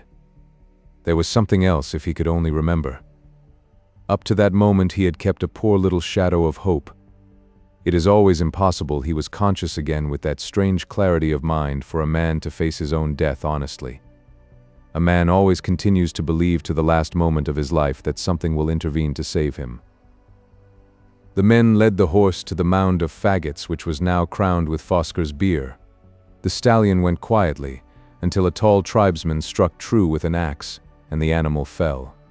The hounds were also killed and laid at their dead master's feet. But Ross was not to fare so easily. The wizard danced about him, a hideous figure in a beast mask, a curled fringe of dried snakeskins swaying from his belt. Shaking his rattle, he squawked like an angry cat as they pulled Ross to the stacked wood. Fire. There was something about fire if he could only remember. Ross stumbled and nearly fell across one leg of the dead horse they were propping into place. Then he remembered that tongue of flame in the meadow grass which had burned the horse but not the rider. His hands and his head would have no protection, but the rest of his body was covered with the flame-resistant fabric of the alien suit. Could he do it? There was such a slight chance, and they were already pushing him onto that mound, his hands tied. Enar stooped and bound his ankles, securing him to the brush. So fastened, they left him. The tribe ringed around the pyre at a safe distance, Enar and 5 other men approaching from different directions, torches aflame. Ross watched those blazing knots thrust into the brush and heard the crackle of the fire. His eyes, hard and measuring, studied the flash of flame from dried brush to seasoned wood. A tongue of yellow-red flame licked up at him. Ross hardly dared to breathe as it wreathed about his foot, his hide fetters smoldering.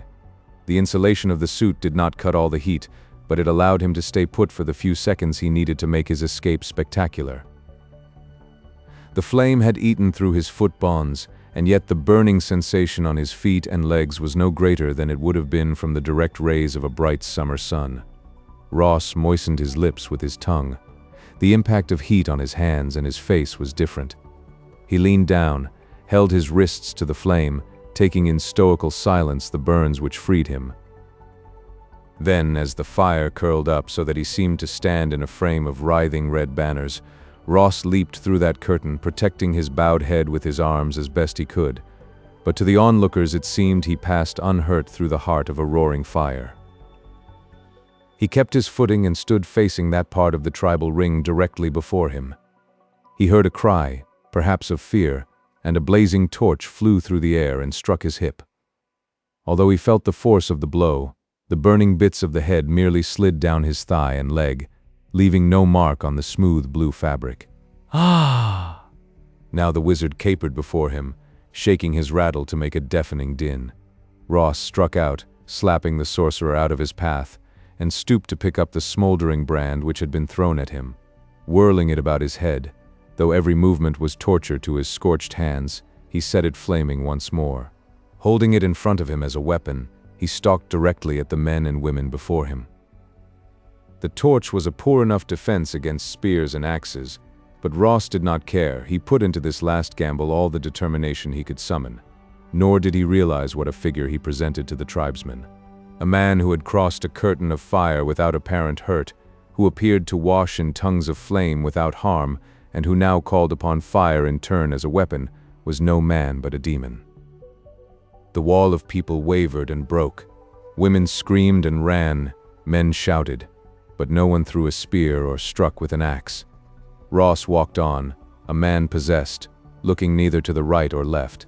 He was in the camp now, stalking toward the fire burning before Fosker's tent. He did not turn aside for that either, but holding the torch high, strode through the heart of the flames, risking further burns for the sake of ensuring his ultimate safety. The tribesmen melted away as he approached the last line of tents, with the open land beyond. The horses of the herd, which had been driven to this side to avoid the funeral pyre, were shifting nervously, the scent of burning making them uneasy. Once more Ross whirled the dying torch about his head. Recalling how the aliens had sent his horse mad, he tossed it behind him into the grass between the tents and the herd. The tinder-dry stuff caught immediately.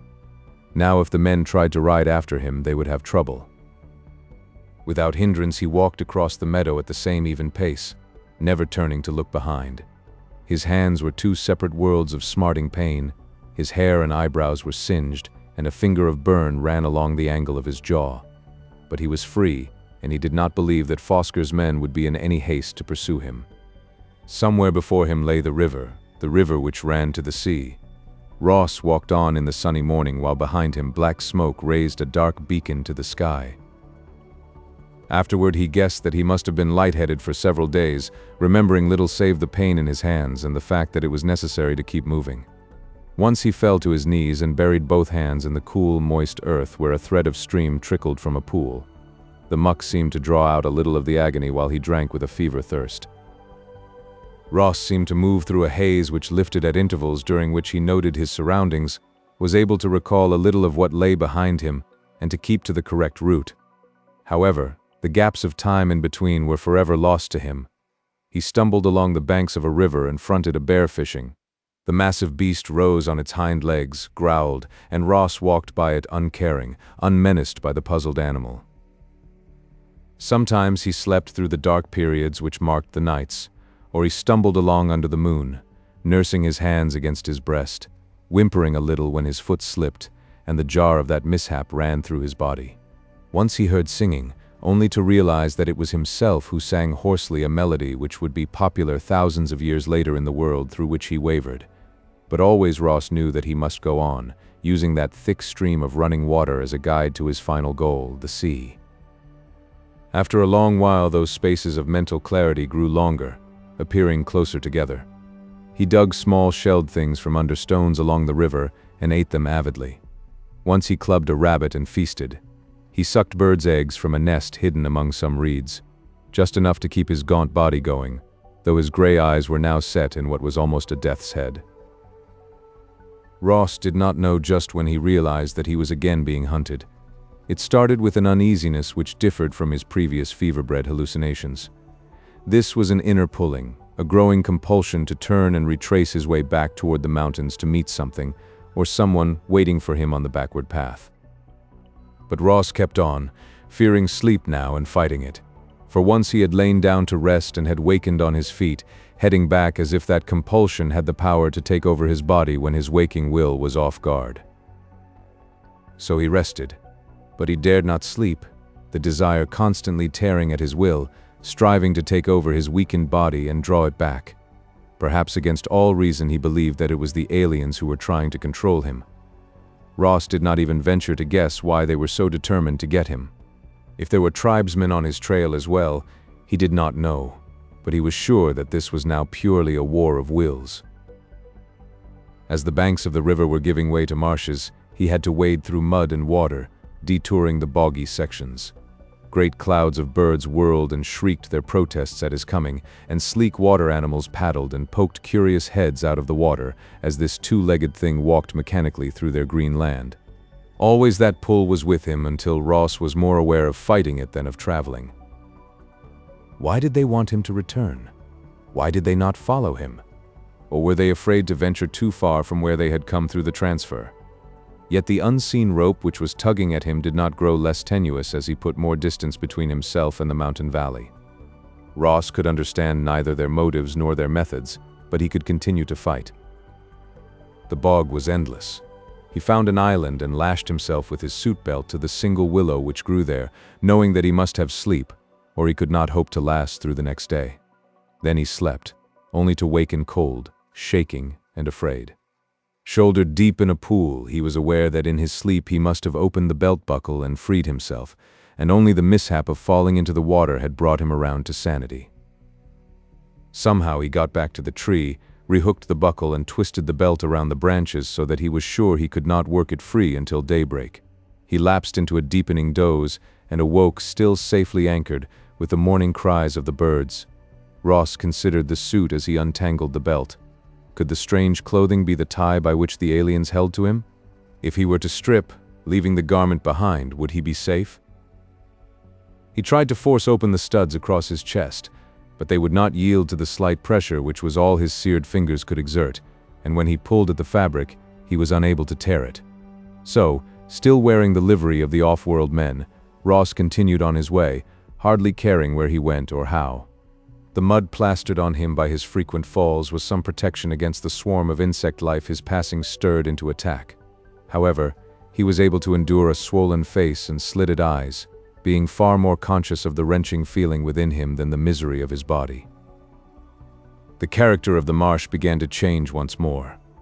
The river was splitting into a dozen smaller streams, shaping out fan-like. Looking down at this from one of the marsh hillocks, Ross knew a faint surge of relief. Such a place had been on the map Ash had made them memorize. He was close to the sea at last, and for the moment that was enough. A salt-sharpened wind cut at him with the force of a fist in the face. In the absence of sunlight, the leaden clouds overhead set a winter-like gloom across the countryside. To the constant sound of bird calls, Ross tramped heavily through small pools, beating a path through tangles of marsh grass. He stole eggs from nests, sucking his nourishment eagerly with no dislike for the fishy flavor, and drinking from stagnant, brackish ponds. Suddenly Ross halted, at first thinking that the continuous roll of sound he heard was thunder, yet the clouds overhead were massed no more than before and there was no sign of lightning. Continuing on, he realized that the mysterious sound was the pounding of surf. He was near the sea. Willing his body to run, he weaved forward at a reeling trot, pitting all his energy against the incessant pull from behind. His feet skidded out of marsh mud into sand. Ahead of him were dark rocks surrounded by the white lace of spray. Ross headed straight toward that spray until he stood knee-deep in the curling, foam-edged water and felt its tug on his body almost as strong as that other tug upon his mind. He knelt, letting the salt water sting to life every cut, every burn, sputtering as it filled his mouth and nostrils, washing from him the slime of the bog lands. It was cold and bitter, but it was the sea. He had made it. Ross Murdoch staggered back and sat down suddenly in the sand. Glancing about, he saw that his refuge was a rough triangle between two of the small river arms, littered with the debris of the spring floods which had grounded here after rejection by the sea. Although there was plenty of material for a fire, He had no means of kindling a flame, having lost the flint all beaker traders carried for such a purpose. This was the sea, and against all odds he had reached it. He lay back, his self-confidence restored to the point where he dared once more to consider the future. He watched the swooping flight of gulls drawing patterns onto the clouds above. For the moment he wanted nothing more than to lie here and rest. But he did not surrender to this first demand of his overdriven body for long. Hungry and cold, sure that a storm was coming, he knew he had to build a fire. A fire on shore could provide him with the means of signaling the sub. Hardly knowing why, because one part of the coastline was as good as another, Ross began to walk again, threading a path in and out among the rocky outcrops. So he found it, a hollow between two such windbreaks within which was a blackened circle of small stones holding charred wood, with some empty shells piled nearby. Here was unmistakable evidence of a camp. Ross plunged forward, thrusting a hand impetuously into the black mass of the dead fire. To his astonishment, he touched warmth. Hardly daring to disturb those precious bits of charcoal, he dug around them, then carefully blew into what appeared to be dead ashes. There was an answering glow. He could not have just imagined it.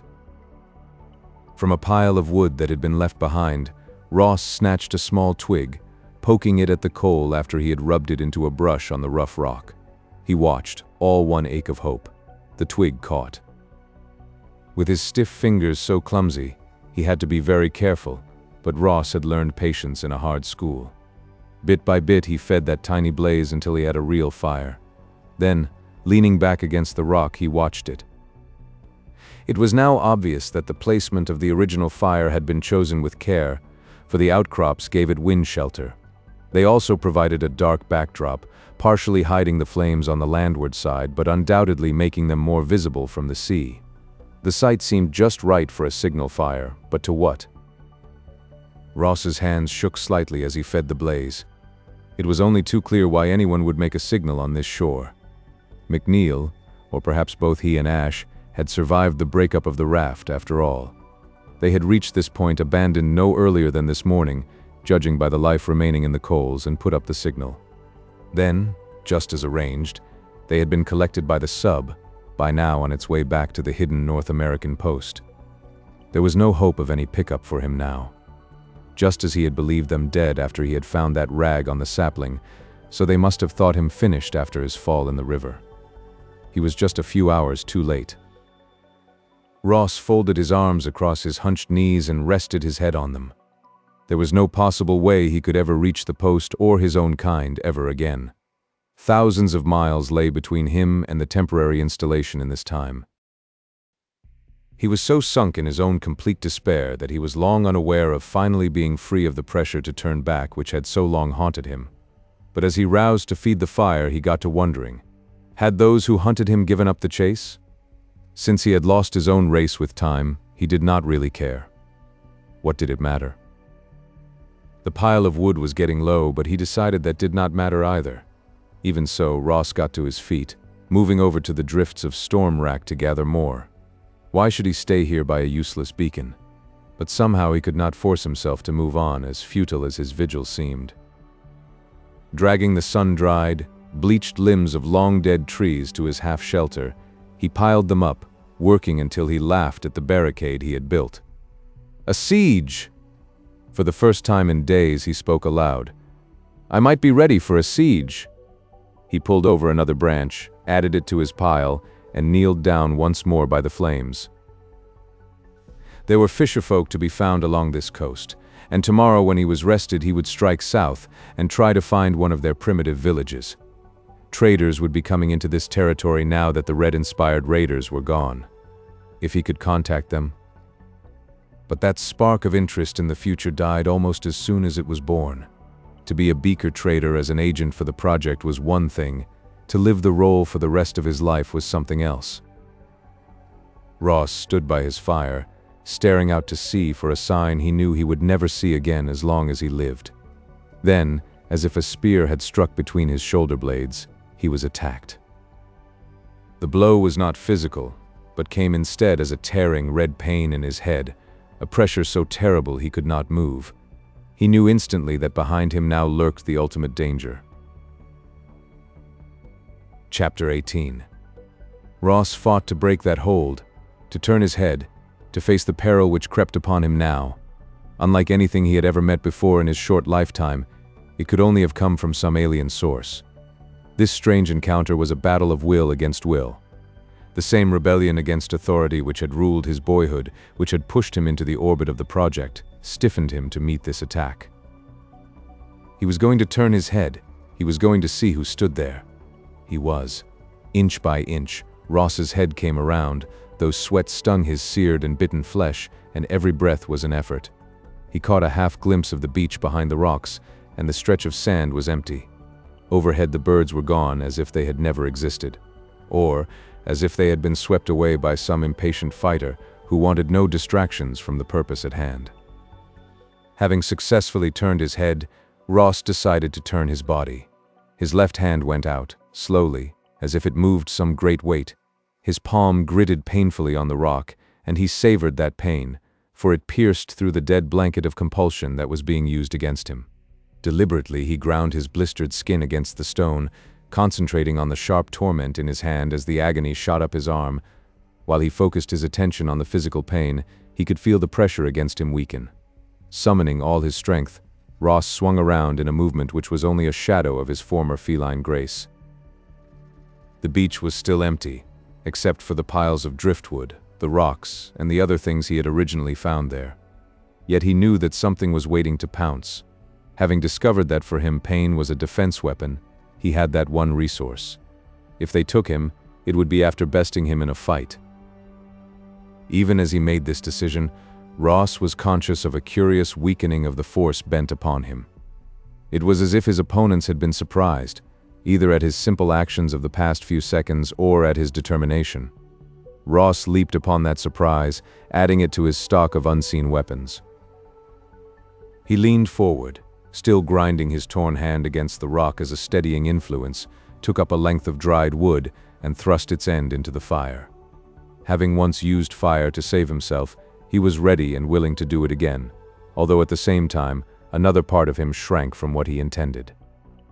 Holding his improvised torch breast high, Ross stared across it, searching the land for the faintest sign of his enemies.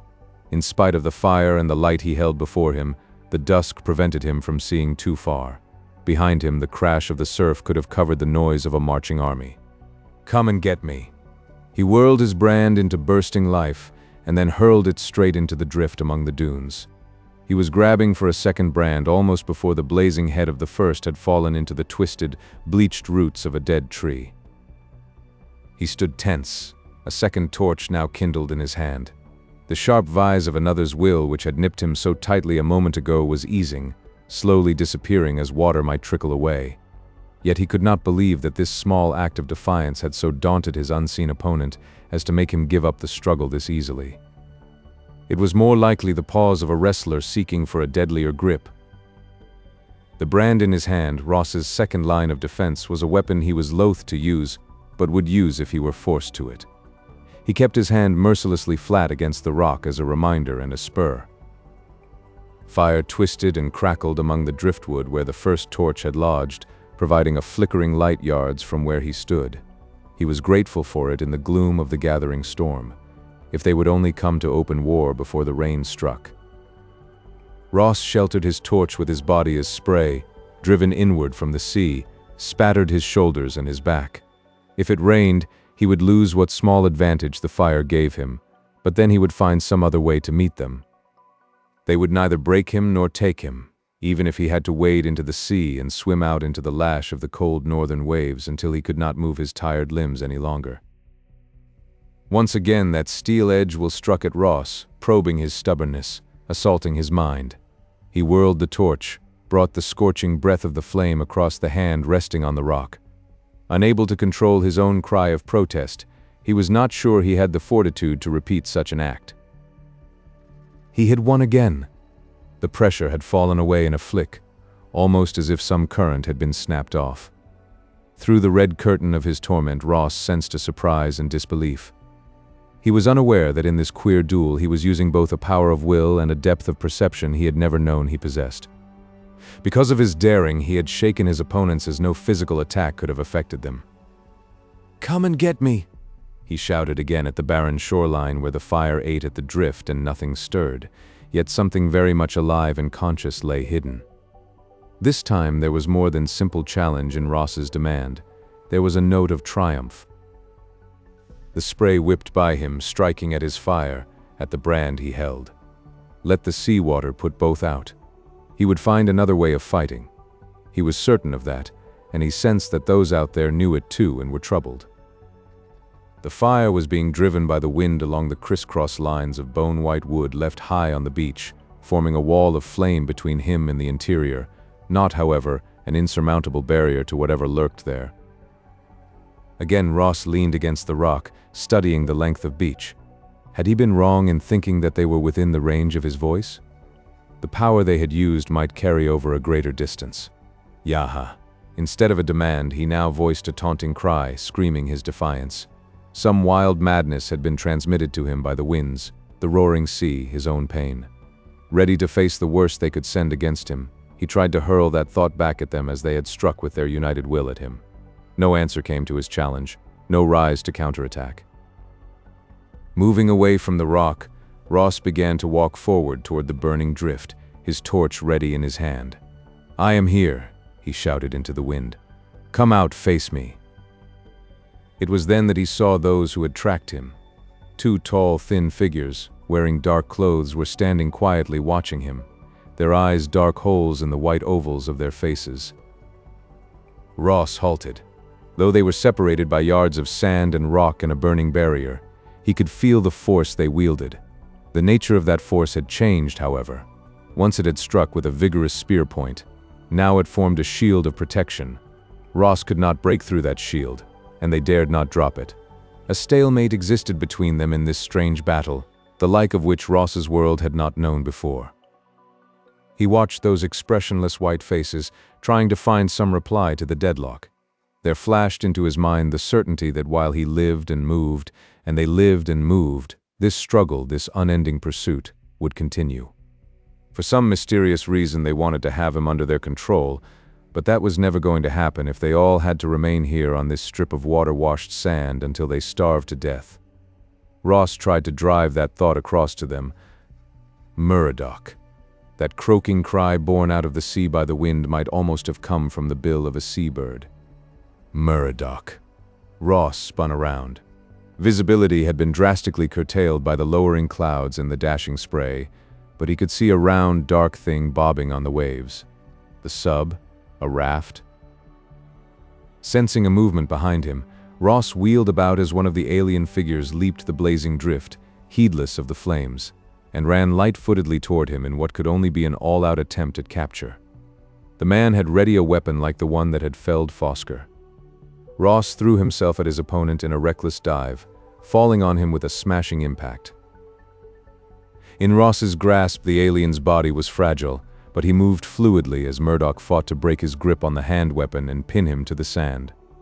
Ross was too intent upon his own part of the struggle to heed the sounds of a shot over his head and a thin, wailing cry. He slammed his opponent's hand against a stone, and the white face, inches away from his own, twisted silently with pain. Fumbling for a better hold, Ross was sent rolling. He came down on his left hand with a force which brought tears to his eyes and stopped him just long enough for the other to regain his feet. The blue-suited man sprinted back to the body of his fellow where it lay by the drift. He slung his unconscious comrade over the barrier with more ease than Ross would have believed possible and vaulted the barrier after him. Ross, half crouched on the sand, felt unusually light and empty.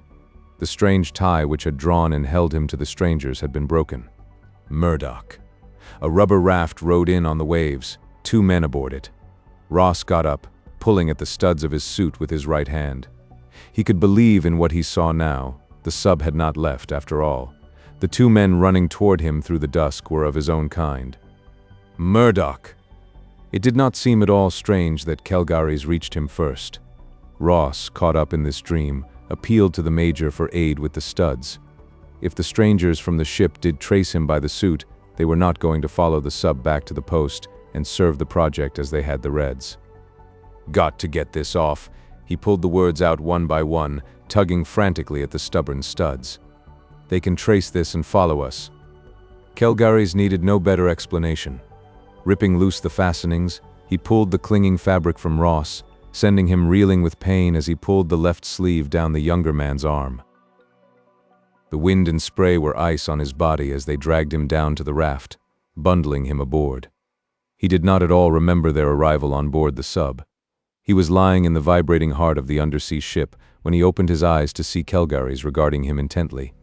Ash, a coat of bandage about his shoulder and chest, lay on a neighboring bunk. McNeil stood watching a medical corpsman lay out supplies.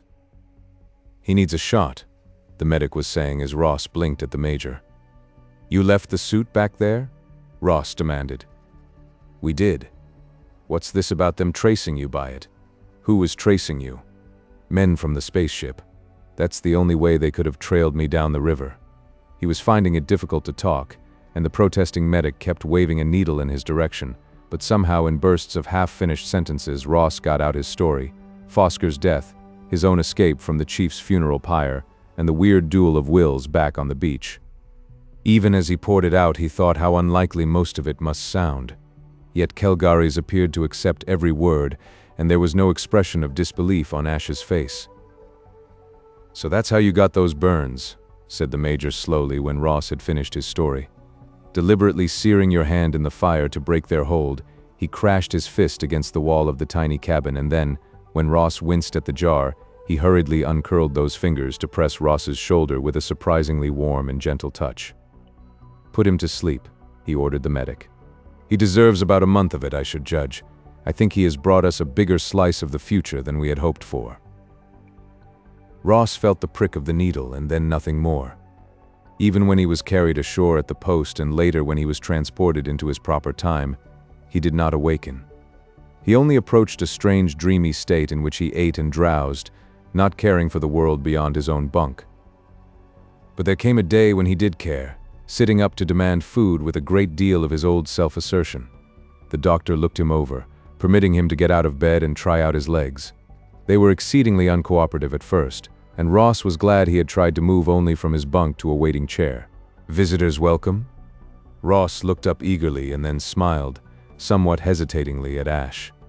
The older man wore his arm in a sling, but otherwise seemed his usual imperturbable self. "Ashy, tell me what happened. Are we back at the main base? What about the Reds? We weren't traced by the ship people, were we?" Ash laughed. "Did Doc just wind you up to let you spin, Ross?" "Yes. This is home, sweet home. As for the rest, well, it is a long story, and we are still picking up pieces of it here and there." Ross pointed to the bunk in invitation. "Can you tell me what is known?" He was still somewhat at a loss, his old secret awe of Ash tempering his outward show of eagerness. Ross still feared one of those snubs the other so well knew how to deliver to the bumptious. But Ash did come in and sit down, none of his old formality now in evidence. "You have been a surprise package, Murdoch." His observation had some of the ring of the old Ash, but there was no withdrawal behind the words. "Rather a busy lad, weren't you, after you were bumped off into that river?" Ross's reply was a grimace. "You heard all about that?" He had no time for his own adventures, already receding into a past which made them both dim and unimportant. "What happened to you, and to the project, and—" "One thing at a time, and don't rush your fences." Ash was surveying him with an odd intentness which Ross could not understand. He continued to explain in his instructor voice. "We made it down the river, how? Don't ask me. That was something of a project in itself," he laughed. "The raft came apart piece by piece and we waded most of the last couple of miles, I think. I'm none too clear on the details. You'll have to get those out of McNeil, who was still among those present then. Other than that, we cannot compete with your adventures. We built a signal fire and sat by it toasting our shins for a few days, until the sub came to collect us, and took you off." Ross experienced a fleeting return of that hollow feeling he had known on the shore when the still warm coals of the signal fire had told him the story of his too late arrival. "And took us off. But Kelgaris agreed to spin out our waiting period for another 24 hours, in case you did manage to survive that toss you took into the river. Then we sighted your spectacular display of fireworks on the beach, and the rest was easy. The ship people didn't trace us back to post? Not that we know of. Anyway, We've closed down the post on that time level. You might be interested in a very peculiar tale our modern agents have picked up, floating over and under the Iron Curtain. A blast went off in the Baltic region of this time, wiping some installation clean off the map. The Reds have kept quiet as to the nature of the explosion and the exact place where it occurred. The aliens followed them all the way up to this time. Ross half rose from the chair. But why? And why did they trail me? That we can only guess. But I don't believe that they were moved by any private vengeance for the looting of their derelict. There is some more imperative reason why they don't want us to find or use anything from one of their cargoes. But they were in power thousands of years ago. Maybe they and their worlds are gone now. Why should things we do today matter to them? Well, it does matter, and in some very important way, and we have to learn that reason. How? Ross looked down at his left hand, encased in a mitten of bandage under which he very gingerly tried to stretch a finger. Maybe he should have been eager to welcome another meeting with the ship people, but if he were truly honest, he had to admit that he did not. He glanced up, sure that Ash had read all that hesitation and scorned him for it. But there was no sign that his discomfiture had been noticed. By doing some looting of our own, Ash answered. Those tapes we brought back are going to be a big help. More than one derelict was located. We were right in our surmise that the Reds first discovered the remains of one in Siberia, but it was in no condition to be explored. They already had the basic idea of the time traveler, so they applied it to the hunting down of other ships, with several way stops to throw people like us off the scent. So they found an intact ship, and also several others. At least 3 are on this side of the Atlantic where they couldn't get at them very well. Those we can deal with now. Won't the aliens be waiting for us to try that? As far as we can discover, they don't know where any of these ships crashed. Either there were no survivors or passengers and crew took off in lifeboats while they were still in space. They might never have known of the Reds' activities if you hadn't triggered that communicator on the derelict. Ross was reduced to a small boy who badly needed an alibi for some piece of juvenile mischief. I didn't mean to. That excuse sounded so feeble that he was surprised into a laugh, only to see Ash grinning back at him. Seeing as how your action also put a very effective spike in the opposition's wheel, you are freely forgiven. Anyway, you have also provided us with a pretty good idea of what we may be up against with the aliens, and we'll be prepared for that next time. Then there will be a next time? We are calling in all-time agents, concentrating our forces in the right period. Yes, there will be a next time. We have to learn just what they are trying so hard to protect. What do you think it is? Space. Ash spoke the word softly as if he relished the promise it held. Space? That ship you explored was a derelict from a galactic fleet, but it was a ship and it used the principle of space flight. Do you understand now? In these lost ships lies the secret which will make us free of all the stars. We must claim it. Can we? Can we? Ash was laughing at Ross again with his eyes, though his face remained sober. Then you still want to be counted in on this game? Ross looked down again at his bandaged hand and remembered swiftly so many things: the coast of Britain on a misty morning, the excitement of prowling the alien ship, the fight with Enar, even the long nightmare of his flight down the river, and lastly, the exultation he had tasted when he had faced the alien and had locked wills to hold steady. He knew that he could not, would not, give up what he had found here in the service of the project as long as it was in his power to cling to it. Yes. It was a very simple answer, but when his eyes met Ash's, Ross knew that it would serve better than any solemn oath. The end.